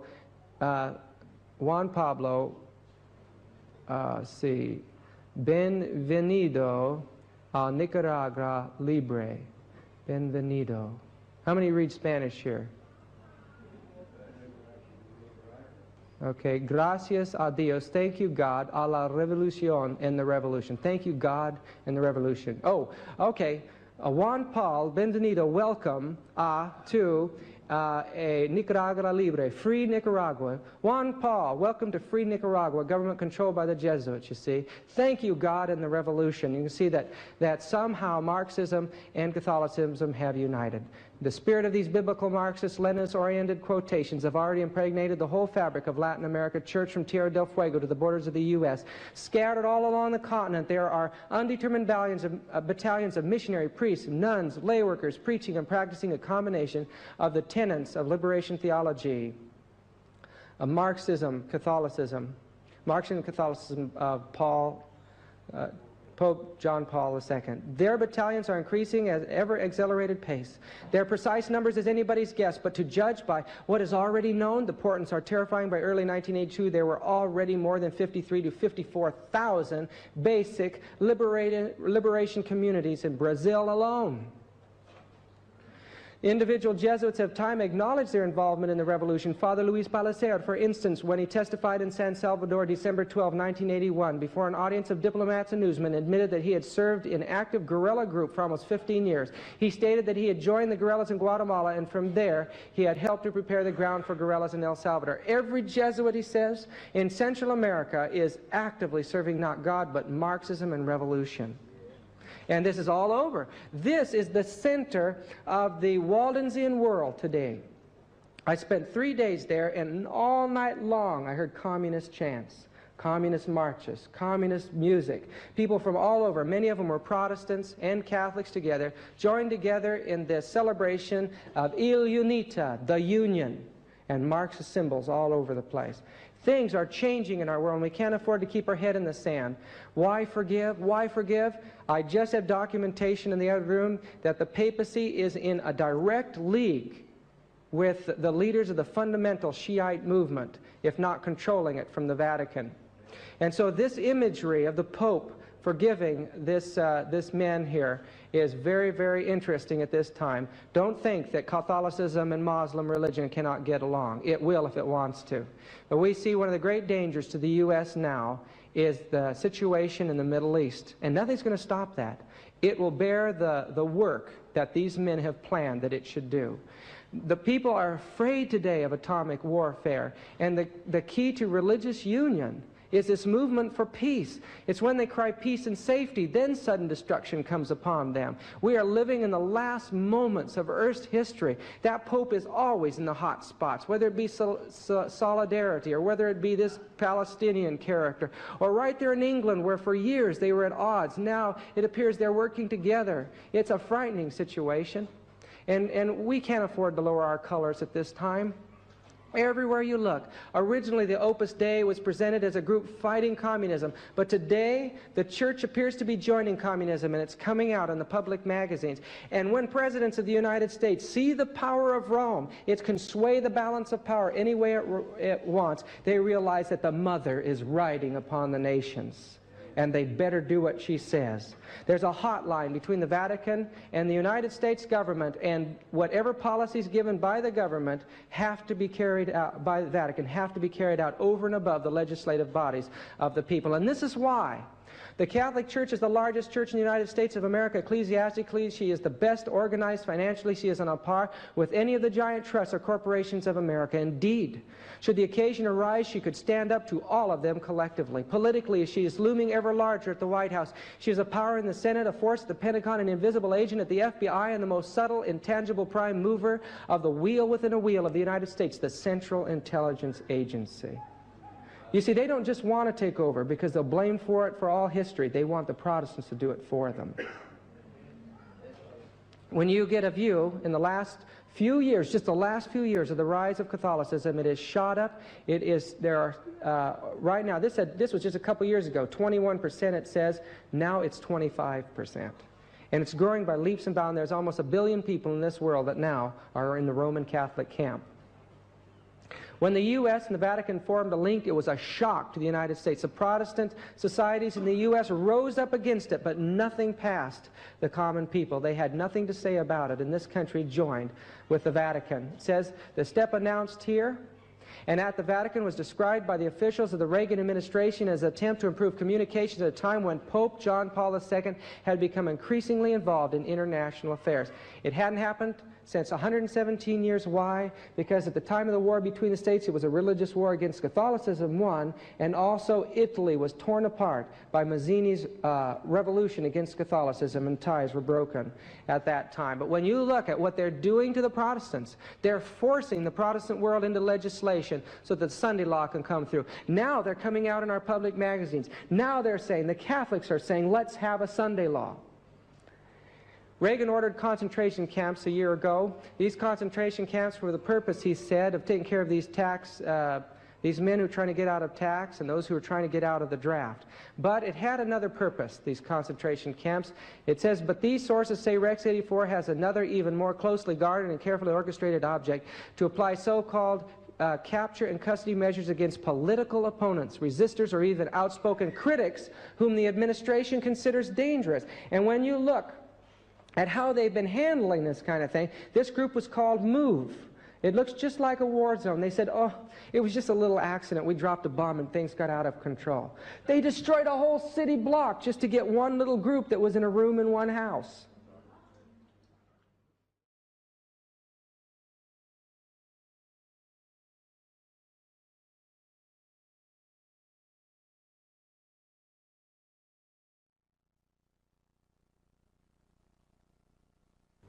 Every culture that's ever existed has tried desperately to draw upon the life forces of nature, and it's caused the most bloody and horrible blood sacrifices, human sacrifice, somehow to get the heart of what causes life.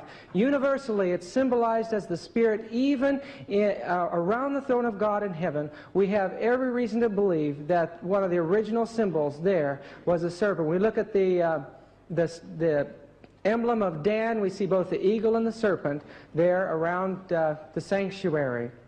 The eagle today stands in the place representing omniscience, but over it over the whole thing, once the covering cherub was Lucifer.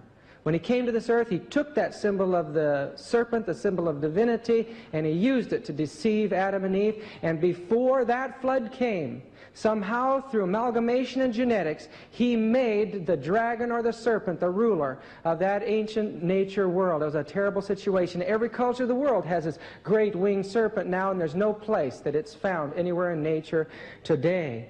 In Egypt, the scarab beetle was a symbol of life. The wearing of jewelry was to draw upon these cosmic forces. All the way through the history, the fascination of the mysteries has attracted people, from the astrology of the Chaldeans to all the mysteries of the occult world. Somehow they wanted to peer into the other side and gain an understanding or a control over the forces of nature. The Jews, when they left Babylon, became the leaders in this movement. An example, years later, a man by the name of John Dee, or Dr. D, was financed and supported by a number of royalties in Europe to carry on occult experiments, and here he is here calling up the dead and talking to them. The history of the secret societies is really the history of how the occult has continued, and in a direction that will one day cover the whole world. Ellen White says that everything is being planned out in those secret societies, even Satan's coming, and that's in evangelism, and I was going to read that at this point, but it's very clear. In the secret societies, even Satan coming with all lines and sign wonders, counterfeit Christ is being planned out there. But as we look in the old temple of the Templars, we realize that there, even in Catholicism, it was the priests, and in this order of knights, they worshiped the occult. This was the goat of the Baphomet that they kissed in their initiation and then broke the cross and threw it on the floor. This is why when Masonry was publicly persecuted as a facade for the church, the leaders fled into England, and in 1770, they established this magnificent lodge. There were 200 Masonic lodges reside in it today. All of those people that take those initiations, initiation is a code word in the occult for possession of evil spirits, or possession of the spirits. These people take their initiation and they enter into these symbols which on the surface look to be Jewish or Christian but are really occult. If you look at these two pillars, they're supposed to be the pillars before Solomon's temple, Joachim and Boaz, but if you look at them, one has stars representing astrology or the heavens or the metaphysical world, and the other the earth representing the physical. The idea of dualism, of the occult astrology worship is there. Even inside, the Bible is used as a symbol, but it's not a Christian organization.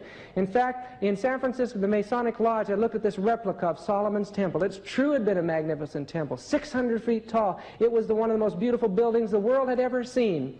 And when you look closely, it looks kind of like a Jewish temple, but the closer you get, you see symbols of Babylon and Egypt and the occult all over it.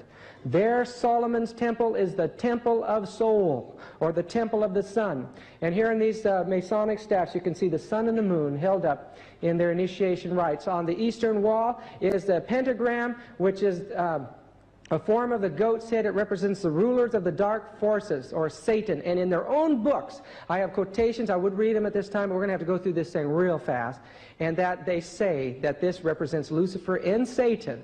The G represents God, Gnosis, generation, gematria, goat, and Garden of Venus, all symbols of this sexual life force in nature. Well, another one of their symbols is a cubic stone, 6 sides and 12 lines. It represents the universe. They have a branch for Islam, they have a branch for Protestantism, they have a branch for the Jewish or the Hebrew people. Each one of these branches is a means that the Roman Catholic Church is using to draw people into an organization that appears to be against Catholicism, but as they initiate all the way up to the top, through the different ranks of Masonry, they find at the top there's one secret doctrine, one universal religion, the religion of Lucifer. And if I'll tell you something, I have documents from their books for everything I'm saying to you right now, and if a Mason says to you, oh, that isn't true, that guy's just not telling the truth, that man doesn't even know what his own people teach.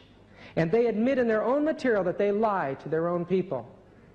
When they say our father, it's Satan that they're worshiping. Adam Weishaupt was an occultist as well as a Jesuit. He claimed to be able to levitate and to do theurgy, call up demonic spirits and things like that. And so those teachings were carried on within the Illuminati. When the communism burst upon the world through the work of Mazzini and men like Albert Pike, it also carried with it, in its secret recesses, a group that actually worshipped Satan under the name Lucifer. And in their meetings, public meetings with many more people than this, one that was described a woman that was on stage lift off the platform and floated over the audience, and her clothes burned up in a great blaze of fire, and a demon appeared next to her. And there for quite a while she flitted and floated, and there was music and noises and sounds, and that was their meeting. And then she came and sat down, and when she exhaled 360 some odd times, and they counted the number of spirits in that situation. That's what these men are like that are at the head and control of international conspiracy. And only God's Spirit are holding this back. Marx works with these people. You can read it in their letters that he was part of these. And when you see the slaughter caused by the communist world, they have killed at least 200 million people since their start. It took the Catholic Church 1,500 years to approach those type of figures. This group killed them all within a matter of decades. And they're taking the world today. Horrible slaughters, destruction of one country after another in Cambodia and so on. But many of our presidents have been master masons. Mussolini was a Satanist. Hitler was a member of the Thule and the Vril Society, both Hindu societies. He was a possessed man, and he had a Jesuit on one side, and he had a witch on the other that took care of him and guided his thinking. Himmler was an occultist. They were searching under the earth. They were searching everywhere to find the power of the Vril, a power that they believed that a society underneath the earth of mystic advanced beings controlled. They hoped that somehow through a supernatural activity of transition and through genetics, they would take a great leap in human evolution and get us into the Aryan race as a whole world. And this is what these strange SS troops were dedicated for, and the Jesuits were right there walking along with them. We see a continuation of these thoughts and these feelings about race taking place today. Real spiritualism began with these two Fox sisters in Hydesville, and within a very short period of time there was 100 mystics in the area of Rochester, New York, and this thing burst into existence at the same time in 12 countries of the world, just overnight. As Satan saw God's people teaching the Sabbath at that time, that's when the Sabbath came, and immediately spiritualism burst out in tremendous power, and immediately another French Revolution burst out in France. See, the end is always close when God's people are ready to give the message. Always close.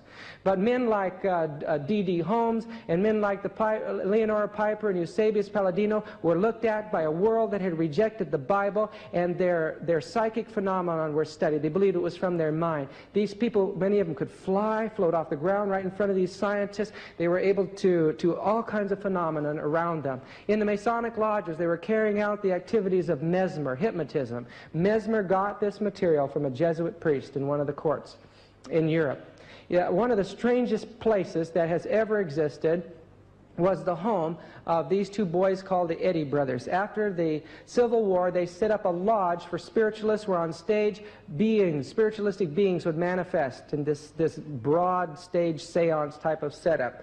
A man there who was a lawyer, he was a genius, there's no doubt about that, a man who had broken away from his family, was searching out the occult, and he came to this place in Tennessee to see the Eddy brothers, and while he was there, he met a Russian mystic by the name of Madame Blavatsky. The minute Madame oh boy, I'll never be able to speak Russian. Madame Blavatsky arrived, all of a sudden, everything started acting Russian. On stage. People dressed up in old Russian, the demons started manifesting. She was a powerful mystic. And these two worked together to establish a new society, a society that would bring spiritualism into the realm of science, into the realm of the upper classes of the world. The society was called the Theosophy Society, the study of deity, the study of God, or the knowledge of God. And she published a book called Isis Unveiled, which was to present this secret doctrine behind all views. But it wasn't until 1888 that the occult world had the foundation of the doctrines that would be their base for world denomination of the occult. And that book, published in 1888, when God was trying to revive the everlasting gospel in the Adventist church, was called A Secret Doctrine. In just a few years, 1893, when Jones was before Congress, and God was working through that messenger of God to stop the Sunday law, they were speaking before a united religious congress at the World Fair at the same time, you see. And if you watch this, you see it going. There's a reason why the New Age is in ascendancy today, because God's people know more about righteousness by faith than he has ever known in the history of this church today. Annie Besant took over the spiritual leadership of the society. After that, she worked in the government of India. Due to her guidance, she placed after her in control Mahatma Gandhi. Mahatma Gandhi was a theosophist.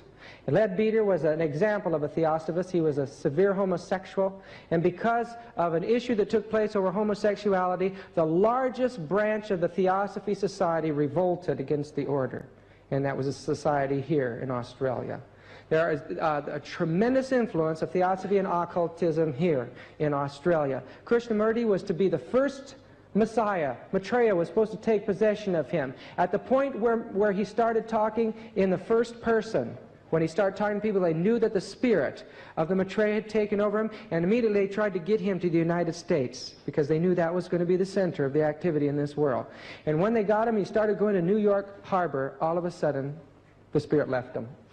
And so now he's a teacher in the occult, but he has no power, and they're waiting now for their next one. Manly P. Hall bases everything on the secret doctrine of Mrs. Blavatsky, and it's an interesting thing. He's the Masonic's leading qualified writer in the occult sciences. In 1844, a man by the name of Levy was born. This man, first a Christian evangelist and leader, became a leading occultist and claimed that Jesus, when he came to this earth, went to the Orient and learned all, and the East, and learned all of his mysteries, and that one of the Bibles in the New Age is called the Aquarian Gospel of Jesus Christ, describing this.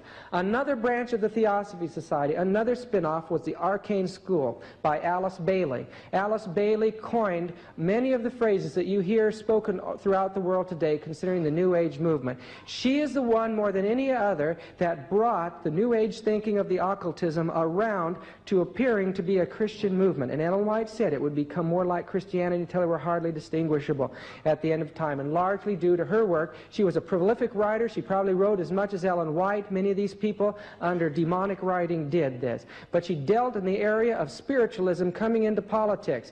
The opportunity for the spiritual leaderships hiding in the back to come to the front and become the leaders openly in the world. This is a center that she established, and on the door I noticed there was a whole bunch of symbols of the zodiac on it, and I noticed the O and the V. That O and the V comes from the back of the cobra. It's the serpent god that these people claiming to be Christians in the New Age are worshiping. In the old Chaldean alphabet, Hebrew alphabet, Greek alphabet, and even our American alphabet, the sixth letter is relative to the V, the vowel, the waw, and it's interesting, we call it the F, but it's interchangeable with the V, so we can say life or live, you see. All these things go back to ancient Babylon. When I walked into the meditation room, there were crystals in the floor. This idea of electricity being concentrated in crystals, you can find it everywhere in the occult. But I was shocked when I looked over on one side of the room, and there was a picture of Jesus Christ. You see? They worship Jesus Christ as this mystic master, as Adam Weishaupt had established early in the movement. On the other side, the Buddha. And both of these men are worshipped together. A place nearby called the World University of America, another example of this movement. They teach the New Age teaching there, and there the symbol is the same symbol that's on your dollar bill, Adam Weishaupt's symbol. Benjamin Cream came up with $200,000 of his own funds to support the publication that the Christ is now here in 20 major newspapers throughout the world. But it didn't happen, and because of that, many people have lost interest in this particular branch of the New Age conspiracy. Don't think this is the only part. It's only a small part of it, really. He wrote a book called The Reappearance of the Christ and the Masters of Wisdom, and they believe that Christ now resides in the body of a Pakistani in London, now just ready to emerge to the world. And it says that this man gives up-to-date information about their emergence into the world, now the Masters of Wisdom, and so on. The Aquarian Conspiracy by Marilyn Ferguson points out it is an international movement on all walks of life, that it's a transformation taking place in the whole world, and nothing is untouched by it. Not even our dear Adventist Church is untouched by it. Loma Linda teaches classes in the New Age, and all of their staff have to take these classes as part of the curriculum. It's a sad situation, let me tell you. What they teach is that every 2,000 years the sun passes into a new phase, 24,000 years in its rotation. Each one of these is an age. And each time God comes in human form, in a man, and he becomes the avatar for that age. In the last age, the age of Pisces, they taught Jesus was the avatar. Now, the Christ will come in a different body. The word Maitreya is a Buddhist name. When the Buddhists saw the teachings of Christianity spreading throughout the world, they came up with a counterfeit for the coming of Christ, and they called him Maitreya. And now that counterfeit is being promoted throughout the world by an international Hindu movement. It's centered in Tibet. The Dalai Lama leads out, and this from there. And this is all documented. This is all a fact. It's kept very secret, but there's a reason why you have all kinds of cults and all kinds of Hindu guys coming over here and promoting transcendental meditation and promoting reincarnation, and these things are being taught in our universities and our colleges. Young men are coming out, they look like you and I, but they're possessed. They're people that are controlled by the thoughts of the demonic ancient religion of Hinduism. And you see the symbols of it now on cars and things like that. This is an ancient symbol of the phallus, the unicorn. Aleister Crowley is an example of this. We already talked about him, but he said that while he was meditating, he saw that there was a great dragon underneath the pyramid. And he was quite a vampire, that guy. He would sharpen his teeth and bite people and suck their blood, and he was a very colorful character. But he was part of this whole movement, and many of our leading scientists and physicists in the area of atheism have donned a new form of religion, seeing that God is a force throughout nature. Modern science is depicting the new age of electronics as God now reaching out to man. Harry Price established the first legitimate research into the occult sciences. He was one of the first recognized ghostbusters. And he made it very popular, and today in Russia, like I mentioned before, the second largest outlay of means is for psychic research, and America's right behind them. Children are taught in school how to increase their ESP powers, and through a number of different mediums. This man is looking at a camera, and just his thoughts are printed on the paper. Pictures of ghosts, all kinds of stuff, psychics like this fellow, research in the occult, photograph of the energy fields. Who can escape it, you see? The world will be convinced. Edgar Cayce made popular the idea of the occult in medicine, and as a result, the occult has been the chief educating tool for even evangelical pastors. They'll go and take these classes in the healing sciences. But it goes back to the East. The idea of the acupressure points revolves around the ancient system of astrology and the energy fields. And people, through mental exercises, are supposed to allow the energy fields to flow through them into the victim and heal them. This places you in the hands of Satan. Now, Ellen White tells us that Satan will put diseases on people and then remove them. And it's happening in our own midst today. Now, the holistic movement is not a good thing. Not at all. It's taking something that we know was God's plan, and Satan is using it to bring people into the occult. The idea of holistic movement is the union of the body with the mind, the spirit, the universal spirit, the higher self, Satan. You see, it's not part of and of course we kind of are going along with this thing, but brethren, stay back. The concept of these energy fields, this holistic movement, is just leavening things everywhere in the world. The idea of using those energy fields to find water, and water witching may very well be legitimate, I don't know, but I'll tell you there is an area that you pass through when you get into these things that you just do not know when it is the devil and when it might be some natural force. And Ellen White says that Satan will work through the electrical energies at the end of time. They believe that there's an electrical body bound up in your natural body, the astral body, and that through certain meditations you're able to travel in time, to leave your body and float around the room. It's now taught that certain jewelry is gaining the old value that it once had, and three-dimensional images are being used to draw on these cosmic forces. Magnetic fields that control our behavior. Astrology is on the rise again everywhere you go. The pyramid became the supreme symbol of the occult. For a long time, people are buying these little cardboard boxes and things to sharpen their razor blades in, but there was something in that pyramid.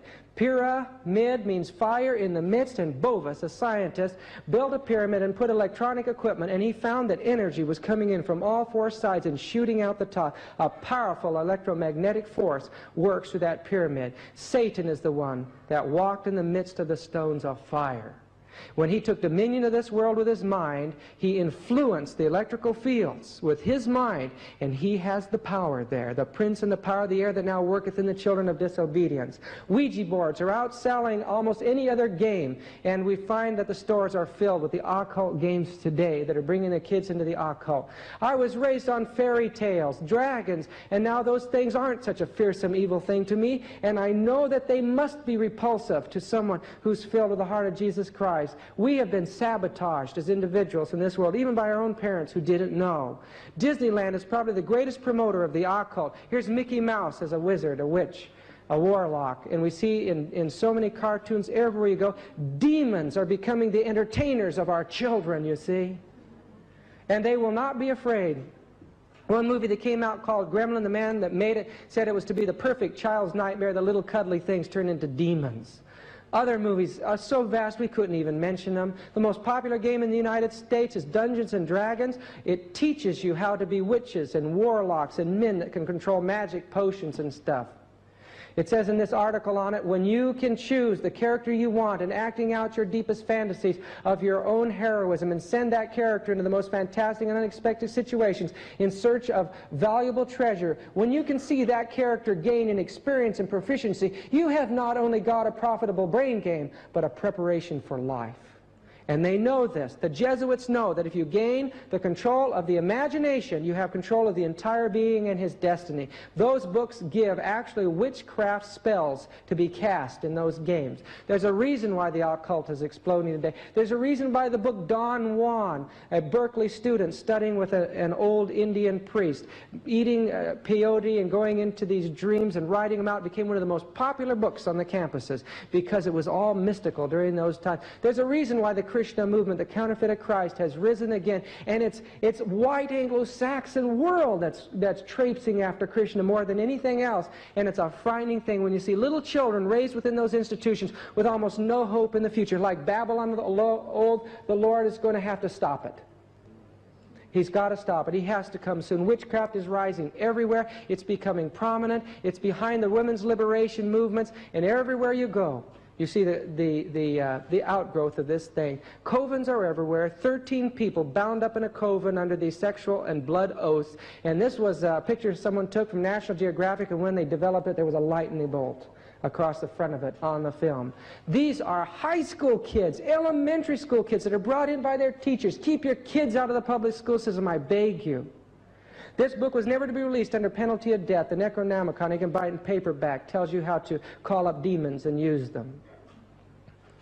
Little children are learning how to be witches at early ages today. Churches are being raided, and black magic is being done right on the pulpits of churches across the land as there's no respect. Mass murderers are most often bound up with occult cults, and it's organized. These men are possessed by demons. The son of Sam leaned over the table when his interrogator asked him, "Who is Sam?" And he said, "Don't you know? Sam is the devil." And then I found in this manuscript I have by Brother Merle Vance that the hieroglyphs of the name Sam, and this was long before the son of Sam, the hieroglyphs of the name Sam come out in occult symbolism to the number 666. The devil is the 666 God, and the United States is going to set up that number in this country, the image beast. The Sukha Circle, an organization on sex education that counsels the NEA and the government, actually openly say little children should play around with sex at an early age as the animals do, and parents and children and all that, they encourage that kind of thing. The NEA is taking over the educational arena in the United States, and it's a bear because little children are being taken from their parents and educated for this kind of you know, if you want to keep them at home, they'll take them away for the whole school year and not release them to you until the summer months again. It's a sad thing that's happening. But these women are lesbians there. They're lesbians there behind a lot of this, and I don't think we should have anything to do with it. I'm going to have to go past a lot of these things. Children being taken from the parents, parents being thrown in jail in the United States. Science is unraveling the genetic code. Is biotech about to spawn a malevolent biological age? One sin above another that caused the destruction of the antediluvian race was amalgamation. And today they can operate on the chromosomes. Friends, what is going to happen next? I believe God needs to draw it Lucifer came down from this heaven. He was a magnificent angel with the power to create magnificent music. And when you look into the world of music, you see the musical instrument as a symbol in the occult of the powers of the gods. In the ancient rites and rituals, music was at the foundation of it. The beat became the foundation of demonic worship. The highest goal was to be possessed by the spirits of the devils, and in every culture since Babylon, at the foundation of initiation has been, in some way, the involvement of music to affect the nervous system. I would have nothing to do with those musics that are hypnotic. A good example is a taipusam. These people went into a trance through the use of the beat, and 10 years later, when the missionary that I talked to went back, he said they were using American rock and roll music to accomplish the exact same thing. This rhythm, this violent rhythm, is there to bring in the control of demonic spirits over the lives of these people. Pavlov discovered how to control the nervous system. Not only did he work with the bell and did he work with lights flashing, but he worked with the beat. And these men created a dual beat system where they ran two beats together, a fast and a slow, resulting in a collusion in the mind of the dog, and it destroyed the nervous systems of the animals. Lenin said, "You've saved the revolution." They bound that terrible beat in with old music forms that had been brought over from Africa and the pagan cults. It had been the foundation of gospel music, and now it was honed into a tool to destroy the public. Rock and roll, the term means sexual activity, from the gutters of the black communities there. And friends, when kids get involved in this, it works on them like a drug. They have no defense for it. They love it. It feels good. Why not? And there's nothing to stop it. It's everywhere. Radio, television. They can't get away from it. When they get into some of these performances, the sound is so loud. It's the sound of a jet. Like the sound of a jet going off an airport, 125 decibels. And many of these kids will put eggs along the stage, and when they are in front of the speakers, and when they go up middle of the meeting, they have their lunch, because the eggs are hard-boiled. From the energy that's flowing through, it's coagulating the proteins and the fat. And they're listening to that music while they're eating those eggs. They're fools. They're destroying their minds and destroying God's opportunity to reach them. The ears are damaged. The inner ear becomes damaged, and they can't hear as good anymore, and the music has to keep going up and up and up, and there's more nerves from those ears going to parts of your bodies than anything else. Just a few examples of people who have been destroyed by music. Janis Joplin committed suicide. The highest paid guitarist in the world at his time, Jimi Hendrix, became an occultist, a drug addict, and died in his own vomit. And we know of Elvis Presley, still the song's popular today, one of the longest running recording artists. He had everything to live for, according to this world. He died of an overdose, a sex pervert and a drug addict. Those early recording stars looked normal to me.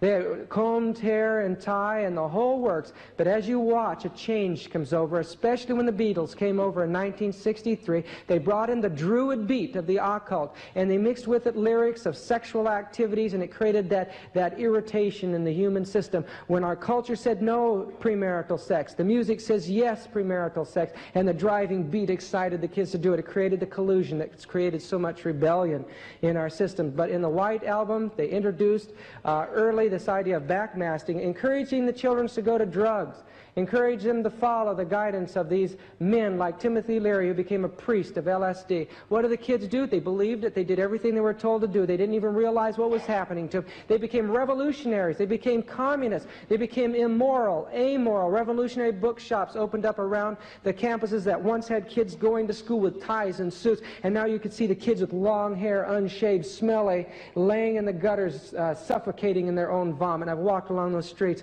and seen these kids' violence on campus. Here we have a situation where punk photography has affected so many and became a music form of perversion. These men would urinate on the audience, perform sex perversion in front of these teenagers.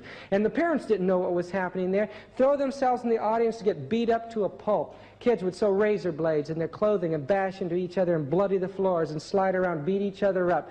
And pain was considered the ultimate turn-on. But monosexuality or bisexuality became the thing. And a performer that wants to make it big doesn't make it unless he flaunts the idea that he's both a male and a female. The ancient hermaphroditic religion of the past, AC/DC, means bisexuality.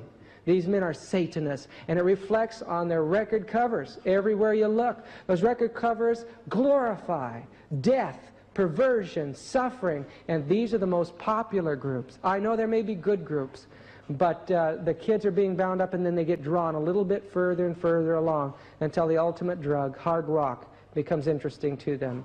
When little Richard Penniman came out of that movement, he'd been a homosexual. He said that when I went on stage, I was possessed, and he knew for a fact that other stage performers, others that were into the occult, were actually casting spirits into the records and into the master tape so as to bring those children into the occult. Many of these peoples are witches, and this man brought that out. There he is studying the spirit of prophecy, and here he is preaching, and today he's traveling, doing preaching still. But if you look at the faces of these people, you see possession.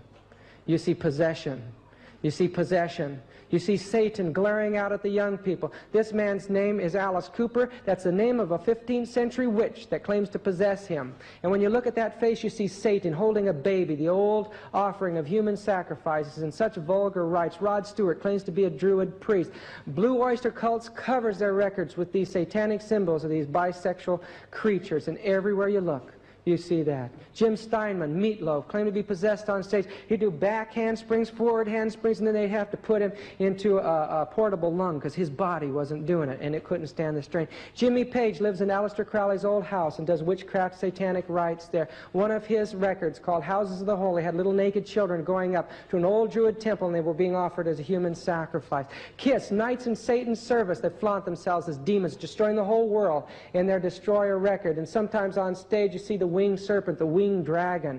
After they flaunted themselves for so long, eating blood, breathing fire on stage with the most popular group among the 13-year-olds in the United States, now, as their popularity waned, they took their clothes, they took their makeup off, and now everyone has to come out and see these Satanists again.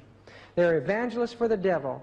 This group, Twisted Sister, couldn't get anywhere. They couldn't accomplish anything until they donned the satanic garb and began to flaunt it before the kids, and the kids came out. These mindless kids came out en masse. Judas Priest. And one of the most popular groups today is this group here. Come on, don't do that to me, you mind of mine. It's Satan. You can see, I'll remember it in the middle. Motley Crue, and look on their foreheads, you'll see that pentagram. It's Satanism, and the children would do anything to get close. Quotes from recent publications, these girls are saying, I'll do anything. They can do anything to me just to meet them. That's all I want to do is meet them. I don't want to meet him, especially at night in the middle of a dream. It would be a terrifying experience. But there's the symbol of Satan there. This fellow here, he wasn't all that popular, but all of a sudden he made a tape, and this is what he looked like on that tape, Thriller. This is what he looked like on that tape, Thriller, and all of a sudden overnight he became a world superstar. He takes hormones to remain like a girl so his voice will stay high. But you look at those records covers and they're filled with occult symbolism, the cross, the scarab beetle, the pyramid, and so on, the eternal fire, the chakra points of Hinduism, or the Om, as George Harrison points out here. One record shows the pentagram and a naked man standing in it, as a witchcraft does when he carries out his activities in witchcraft. 1, 2, or 2, 1, 1, 2 symbolize both good and evil. Queen, live killers, and on one of their records, which would probably be this one here, they're doing a seance on the cover for the young people. Black Sabbath, 3 S's, 666. And one of their songs just sings revolution all the way through it, and that goes through the minds over and over again. Another one says you're searching for your mind, don't know where to start, can't find the key to fit on your heart. You think you know, but you're never quite sure. Your soul is ill, but you will not find the cure. Your world was made for you by someone above, but you choose evil ways instead of love. You made me master of the world where you exist. The soul I took for you was not even missed. Lord of this world, evil possessor, Lord of this world, he's your confessor now. You think you're innocent, you have nothing to fear, you don't know me, you say, but isn't it clear? You turn to me in all your worldly greed and pride, but will you turn to me when it's your time to die? And this, it just goes to the kids' heads over and over again. One record shows the 3 angels smoking in gray outfits playing cards. Another one talks about being born again, and it's a devil's baby at born again. Another one under the skull says 666 on it, human sacrifice on the cover. Another shows a shroud from the gutters of a city with these faceless beings there, and it's got a face of the devil on it as a counterfeit of the Shroud of Turin. They're laughing at the Christian world, and they're taking the children away from the Christian family. This man here left the Black Sabbath group to go out on his own for a while, Ozzy Osbourne, but he flaunts the same thing, and he has tremendous population, especially when on stage he bit the head off of a bat and caught rabies. biting the arms and the appendages and heads off of little animals, throwing their little quivering bodies out into the audience. It became a fad, and children were destroying little animals by biting them, eating them. It was a terrible thing, and he's still going strong. He may rejoin Black Sabbath again. That'll be kind of nostalgic, won't it? But this is him with his little girl. Madonna is flaunting symbolism of Christianity and purity before the young people. And there she is in a wedding garment with crosses all over her. Here's her record, Madonna, name taken from Mary, and the song is Like a Virgin. And yet, when you look at her, it's interesting. The back of her shows the symbol of the Illuminati, the symbol of Lucifer. Now, in northern Europe, the Teutonic invaders brought with them, the barbarians that weren't converted, brought with them the teachings of the northern European race, witchcraft. And you'll see this Aryan concept of old Nazism put out on these record covers, but this was the most startling of them all. Jim Steinman, now look, that is a fallen angel, and he's got golden wings. He carries a chain in his hands. He's broken free, you see, from his chains, and his guitar is his destroying weapon with a blade coming out of it. I know, he says, that I'm going to be like this forever. I'm never going to be what I should, and you think I'll be like this for just a little while? I know that I'll be bad for good. And oh, you see, so beautiful. Blonde, blue-eyed, northern European, bad for good. Satan is at the head of that movement, the golden-winged fallen angel. But this Aryan thing is all over the place today. Satan loves worship, and you see sometimes he places himself right on those records. He wants open worship. He wants an open Luciferian world where he's the God that gets worship, and he's going to have it. He's going to have it. But the children are being controlled by these men. There's a science behind this. That thing that looks like a big flying saucer, all that is a computerized controller for lights, for the programs that go on stage. Just, you think about the old Pavlov and his study on the human nervous system. You know, there's a science behind this. Behind the Rolling Stones, in one film that was made, you know, cameras were shooting out across the audience, and they could see that when they sang Sympathy for the Devil, fights broke out and a man was beat to death right below the stage. Then they changed to a softer song, and then the marijuana cigarettes lighted up across it. They know they control you. They know they control the millions that they're singing to across the country. And I won't go into this too deeply, but there's some, the different forms of dance that are created. You'd have to go into the occult to find the origins of these things. Punkers sit on the streets of some of our major cities today. Their goal is to have a peaceful demonstration against everything that's normal in society. What's the result? The fall in public school enrollment has alarming extent. Is why the NEA and others are trying desperately to win back people to the public school system. This is why there's a crackdown on home education today. But the occult is there. Satan is there. One man who was involved in the spiritualistic movement of the Fox sisters, John Ballou Norborough, under spirit guidance, wrote the Owaspie Bible that tells that saucer beings came and started every religion in this world. All the way through the years, subconsciously, this has been implanted in our minds, in comic book, test book, fantasy, you see. And right along, there have been strange sightings that have been published in newspapers. This goes clear back to 1895 when this flying saucer was seen by the citizens of California in Sacramento. Another one seen a few years later in San Francisco, drawn in the paper. Another one, again, seen on the Pacific coast. But they changed. Just as science changed, they were always just ahead of science, you see. And finally, we get to a time in our history when this spiritualist, von Däniken, a time traveler, in a spirit seance where he claimed his spirit, that he was a time traveler and astral projection. He said he saw them come, and he sees them come back again. And now books are projecting that these things are true. These things are archaeologically true. Magazines, organizations are coming out supporting all of this. This was a book for children I bought in a public store, and it shows Ezekiel seeing the saucer come down, you see, and it shows these scientists with all these sightings presenting it as facts to the children. Movies are forming a foundation of belief, and then while the movies are going on one side, as Satan's working on the subconscious mind, he brings things to the conscious mind. Reports of saucers landing in farmers' fields and the result of it photographed and published in papers and magazines as the ground is actually burned by them. Or the slaughter of cattle on the prairies, as there's time and time again these supernatural operations done on these cattle that can't be explained by modern science. Officers of the law have seen them, people of all walks of life. Now there's not a city in the world where saucers have not manifested themselves for. And it reminds me of the spirit of prophecy. In the heavens soon will be seen sights and sounds of a supernatural. Heathen deities, it says in Testimonies to Minister 118, will manifest their signal powers before the world. And the result of this is going to be the Sunday law. These are just snapshots taken by people, little cameras, but these professional photographers took this in Switzerland. This farmer was being visited by, he claimed, beings from Pleiades who wrote a whole book for him.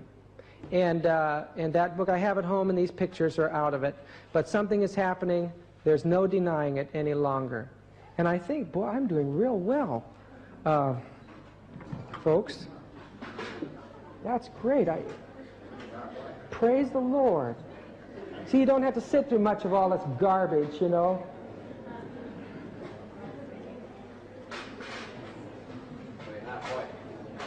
No, it's not halfway. I think I'll be over in about 15 minutes. You're going to have lunch. Okay? Just praise the Lord. I'll tell you, this saucer thing is very big. A friend of mine had one appear to him on one of their sacred mountains. It came in over his house, and he said, I rebuke you in the name of the Lord Jesus Christ, and it disappeared. Many of these are just demons manifesting themselves in the form of flying saucers. Other people have had experiences where they thought they rode on one, but it's brought out only under hypnotism. And one man did a study in hypnotizing, a psychiatrist did a study across the United States, and he says 1 out of every 15 people in America has had an experience with a UFO. Why? Because as soon as he brings them into hypnotism, it opens the door for Satan to bring that experience through their mind. And that from the prophets on the earth, Ellen White says demons in human form are here. This man named Valthor claims to be from Venus. This man here says his name is Michael. He said his mind was opened up and he was filled with all this knowledge. And he's written many books. He has a cult that follows him there. But probably the most well-known is a man by the name of Uri Geller, where as a child he was sprayed by a ray from a flying saucer. And now he'll sit in a cave and these beings will communicate with him. Say that he's a prophet that's to prepare the world for the coming of the saucers. And he's been all across the United States bending spoons and things like that, you see. But probably the most prominent of these men is a man who's largely responsible for organizing vast organization of flying saucer churches. This is called the Aetherius Society. His name was George King. And he claimed to have an experience with Jesus Christ where Jesus told him to go to mountains around the world and charge them with energy so people could come and make contacts with extraterrestrial intelligences. This is one of those mountains, Mount Shasta in Northern California. Here's George King, the guy in the yellow outfit, and with his group making contact with the gods as they believe. This is a map of the U.S. The red area is where most of the sightings are, and you can see in Northern California over here on the west coast, up north, a big red area. That's where Shasta is. The largest concentration, of course, is where they do the testing. But these people long for the coming of Christ. Time and time again, their preachers, the men on stage, would go into a trance and a voice would come over, my children, I long to put my arms around you. I'm coming soon. And one instance, Roy Pendleton said, one lady next to her started weeping, and she said, how can we hasten the coming of the Lord? And he started crying. He said, oh, he said, you know, he cried because he was so deceived. And here our people aren't even asking that question. Our people aren't even asking. It's a sad thing. He's produced material that show that the different shapes of the saucers all have a different function. And the government came out with similar studies because something's going on behind the scenes of government that showed that's exactly what they came up with too. The occult and the government coming up with the same story. People are taught how to make contact with these. A boy handed me a manuscript after one of my meetings, and he's given it up, and he handed that to me, and I did some reading in it. It's the same thing as old Hinduism. That's all it is, but now in a new guise. They say that God was an astronaut. Adam and Eve were astronauts. Ezekiel's vision was an astronaut. Everything in the Bible, and these people quote these things. Betty and Barney Hill had an experience with a flying saucer. That experience came out again through hypnotism. And they made a movie of it, and every year they'd show that movie, and everyone was terrified, looking at the heavens. This officer one night saw a light, and his car ran into a flying saucer. And it damaged his car. You know, that's a bad scene. It even bent his aerial and burned his eyes, and you can see a screech mark there. And for 2 miles before that, with the infrared photography, the whole area had been charged with energy. Something had happened, and UFO researchers came from all over the world. People that have seen these creatures have explained them. There was a museum on Pier 39 that showed some of these demons that have appeared to people, making it appear that there are beings that want to visit us from other planets, beings that want to help us into a new age of peace and prosperity, secret masters that have been guiding the evolution of mankind on this earth. In the 53 over Washington, the saucers came. They couldn't even get near them. And there was a terrible fear that this was in danger of national security. The government got involved in this thing. The Air Force was deeply involved in it right since the Second World War. 48, the government of the U.S. had already determined that flying saucers were beings coming from another planet. They had thousands of reportings during the war. The Germans saw these things, and the Americans saw them, the Russians saw them, and each thought everybody else was doing it, see? After the war, they all had to take a serious look that some other force was now invading the world. Some other force had to be contended with. The FBI worked with the CIA, worked with the Air Force intelligence to keep all this information from the people. But Donald E. Keyhole and a group of former government workers and people from the armed forces got an organization together, and finally they came up with the answer, what the government has been doing behind the scenes. This is a Navy intelligence officer that's swinging around in the chair and talking to him. He swung around and he took a folder out of the cabinet, and he says, the Hydrographic Office of the Navy has verified an ancient chart. It's called the Perry-Reese map that goes back more than 5,000 years. It is so accurate, only one thing could explain it, a worldwide aerial phenomenon. And then it goes on to point out that after a long study, Mallory discovered the projection method used. Confirming this and other technical points, the Navy cartographers came to these conclusions. And this is it. Columbus had a map that had the coast of Yucatan, Guatemala, South America, the Straits of Magellan, and a large part of Antarctic coast. The original maps went back 5,000 years. Part of the land areas shown had been buried under ice for 20 centuries, but now we can see through soundings that that map, over 5,000 years old, is more accurate than any maps we've had up until our ability to make soundings through the ice. Okay? Only highly trained survey teams and cartographers could have produced charts of such amazing accuracy. But you see, they said these people couldn't have had airplanes. This couldn't have been anything from the earth, because we find no factories. We find nothing that would give us an indication that that type of industry existed. So they had to be beings from outer space. They've come to these conclusions, A, B, C, D, E, and through science and through our government, we are being thrown into the hands of demonic forces. The government behind the scenes has backed one movie, one situation after another to bring this before the public, to prepare us for the coming of the saucers, to prepare us, the saucer people, they say we need them to prepare us to repel an invasion that's coming from Orion. I've read that in a number of places in occult material now. But this man here, he made it clear, MacArthur, that he believed the next world war would be fought with beings from outer space. It's interesting, isn't it? A man of real insight. But when the Outer Space Connection came out, it wasn't a science fiction movie. It was to prove archaeologically the existence of this. When this movie, Close Encounters, came out, it merged all religions into one thing and had a great event at the end of it that counterfeited the coming of Jesus Christ with a flying saucer. They gained the location from notes that came from Hinduism. We look at Star Wars, and there the teachings of the cosmic force of nature are put out before the minds of the children and embedded there in preparation for them to accept witchcraft. And then they can play with the toys.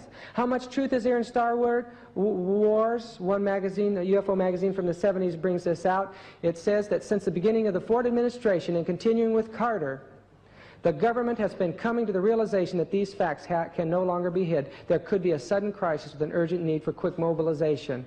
There, Star Wars was shown 6 months before it was released in the White House to the President, his cabinet, and representatives from other countries, even CIA. Why? Why was Star Wars so important? The answer is simple. It says Star Wars is successful because a large portion is absolutely true. Star Wars was conceived to condition the public to accept the danger of possible invasion from outer space. For 2 centuries, Johannes Kepler tried to solve the mystery that there should have been a planet between Mars and Jupiter. There was a discovery by Giuseppe Piazzi in Palermo, Italy, in 1801 that he found a 70 magnitude star there, a planetoid, and after that they have found many of them. There's a whole ring of asteroids in that area where a planet once existed.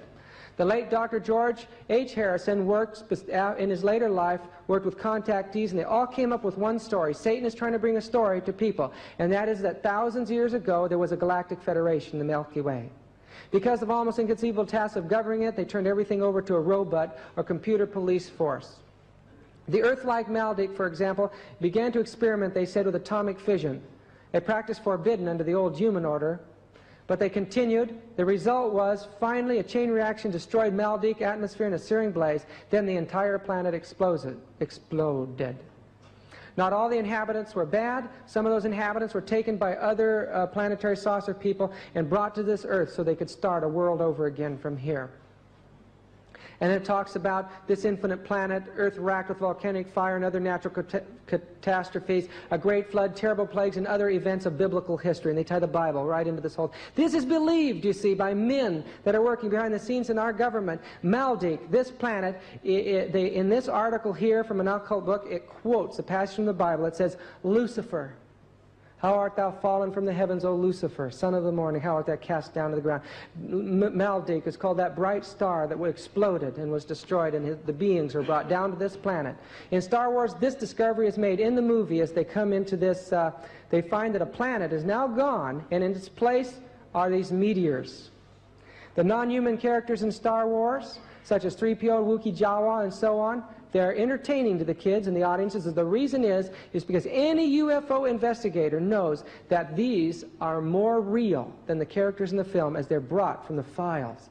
Demons are educating, are entertaining our children. Lucas had an experience with flying saucer, and this, I'm sorry, the first part of the quote isn't here. It says that we need to be part of the Space Confederation, that the dark forces are soon coming from Orion, and we have to be ready to repulse that invasion. E.T. has been posed as the God of this age. You see that symbol of the two fingers, a symbol of God creating man. This little children's book shows the story. I don't even like to show these things. It shows the story. Flying saucer comes down. These beings are thousands of years old. They come down. A little boy surprises one of them. They make fast friends. The being takes control of the boy's soul, control of his mind. Everything that happens to one happens to the other. Sympathetic magic from the occult.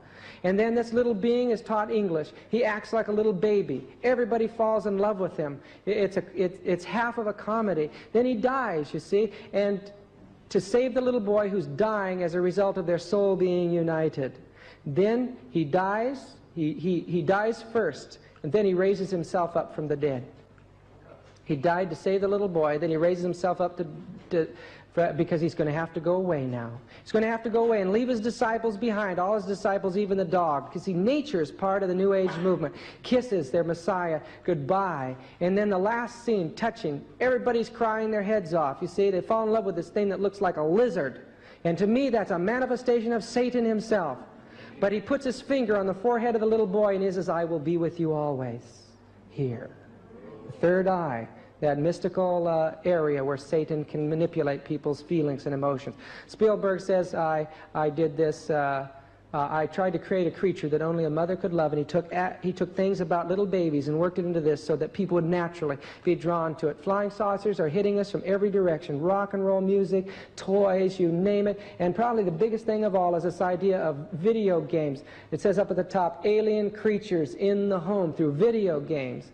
And one movie came out, and this boy played video games, and the reason for the video games is because beings from other planets were watching him, watching for a guy who was good enough to help them out in their Star Wars. And then they came down from the heavens and took this kid that was good at video games. UFOs converting the disbelievers with science, you say. Now this is probably the most startling article that I can read. UFO magazine. It binds in the ideas of Catholic miracles with UFOs. Now I think I missed something there, didn't I? There it is. Okay, there it is. You know, Catholic miracles are taking place at a higher rate now than they ever have in history. Every other day in the newspaper, Catholic miracles, weeping Madonnas, bleeding hands, bleeding statues. In this situation, the people are looking at blood from a saint that's supposed to liquefy every certain year. But the most powerful of all was in 1968 in Zaitung, Egypt, when Mary appeared above the cathedral there, and flying saucers took place over her heads. Before the turn of the century, Reverend Jerome Palmer carried out in Wales, and oh no, this is another one here, wrote a history about Our Lady Returns.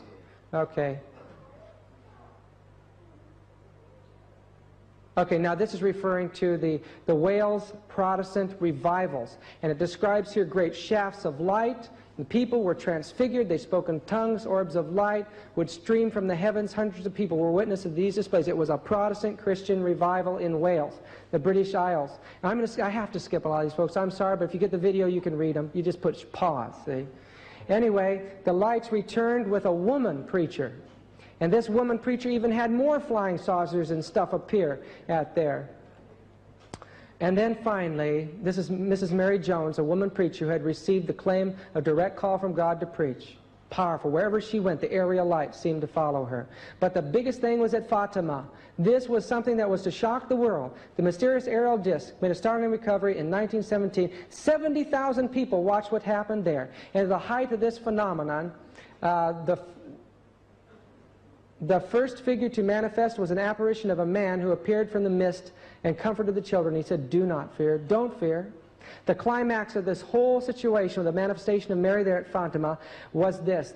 She said, Mary said, this demon in the skies of a human being said, "September 17th, I'm going to do a miracle that will astound the entire world." So the people gathered, and this was the miracle. The darkened skies suddenly began to illuminate. The cloud bank departed and revealed a great shiny disk in the heavens, and it came flying down before the people. In terror they scattered.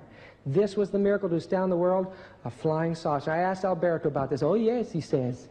The flying saucers will support the Roman Catholic Church in the end, you see. Spiritualism will support the religious teachings of the day. Friends, this is coming. There is nothing to stop it. It's going to come. All it's waiting for is God's people to begin the work. One television program called V on Friday nights, and V, there's your V, symbol of the serpent. These beings from outer space on this program will take their skin off. I've never seen it. People just told me about it. They'll pull their skin off and they'll have the face of a lizard underneath. You see, that Satan is telling people something, and then he laughs as they just think this is silly or hokey. This man here, Officer Shermer, drew a picture of the saucer being he saw it, and on his chest there was a winged serpent.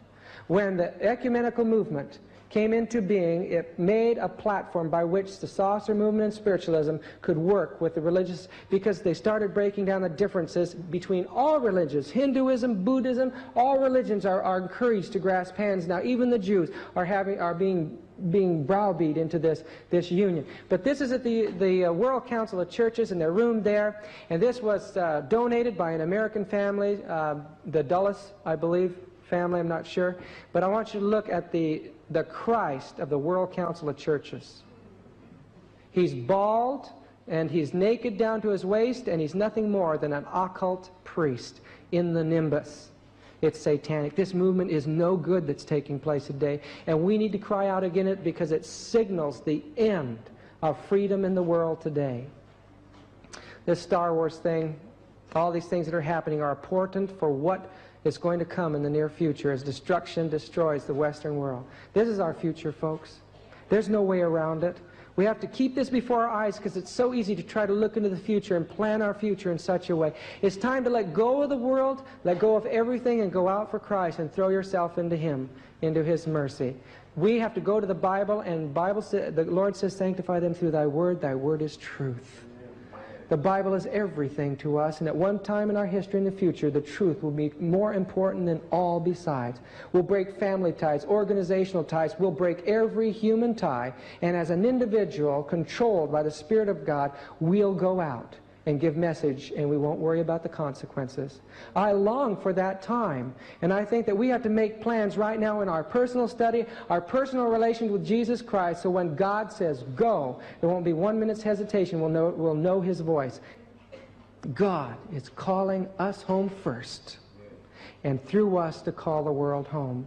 And friends, there isn't any more time. How many times is He going to call us? How many times is He going to ask us to stand up and speak out? We're expecting the denomination to do it. It will never be. God knocks at individual doors, and He's going to call people out of the world. And friends, we can be foremost in that movement. Even now, it's not too late. If you as individuals will take personal responsibility for giving this message, well, one day we're going to fly through those planets. It's our home. Jesus has made it for us. Don't let anything stand between you and having that home. Let's bow our heads. Dearest God in heaven, dearest Lord, we love you. I pray that you work on hearts here, and that there'll not be one missing in that day when you come to bring us home. In Jesus' name, amen.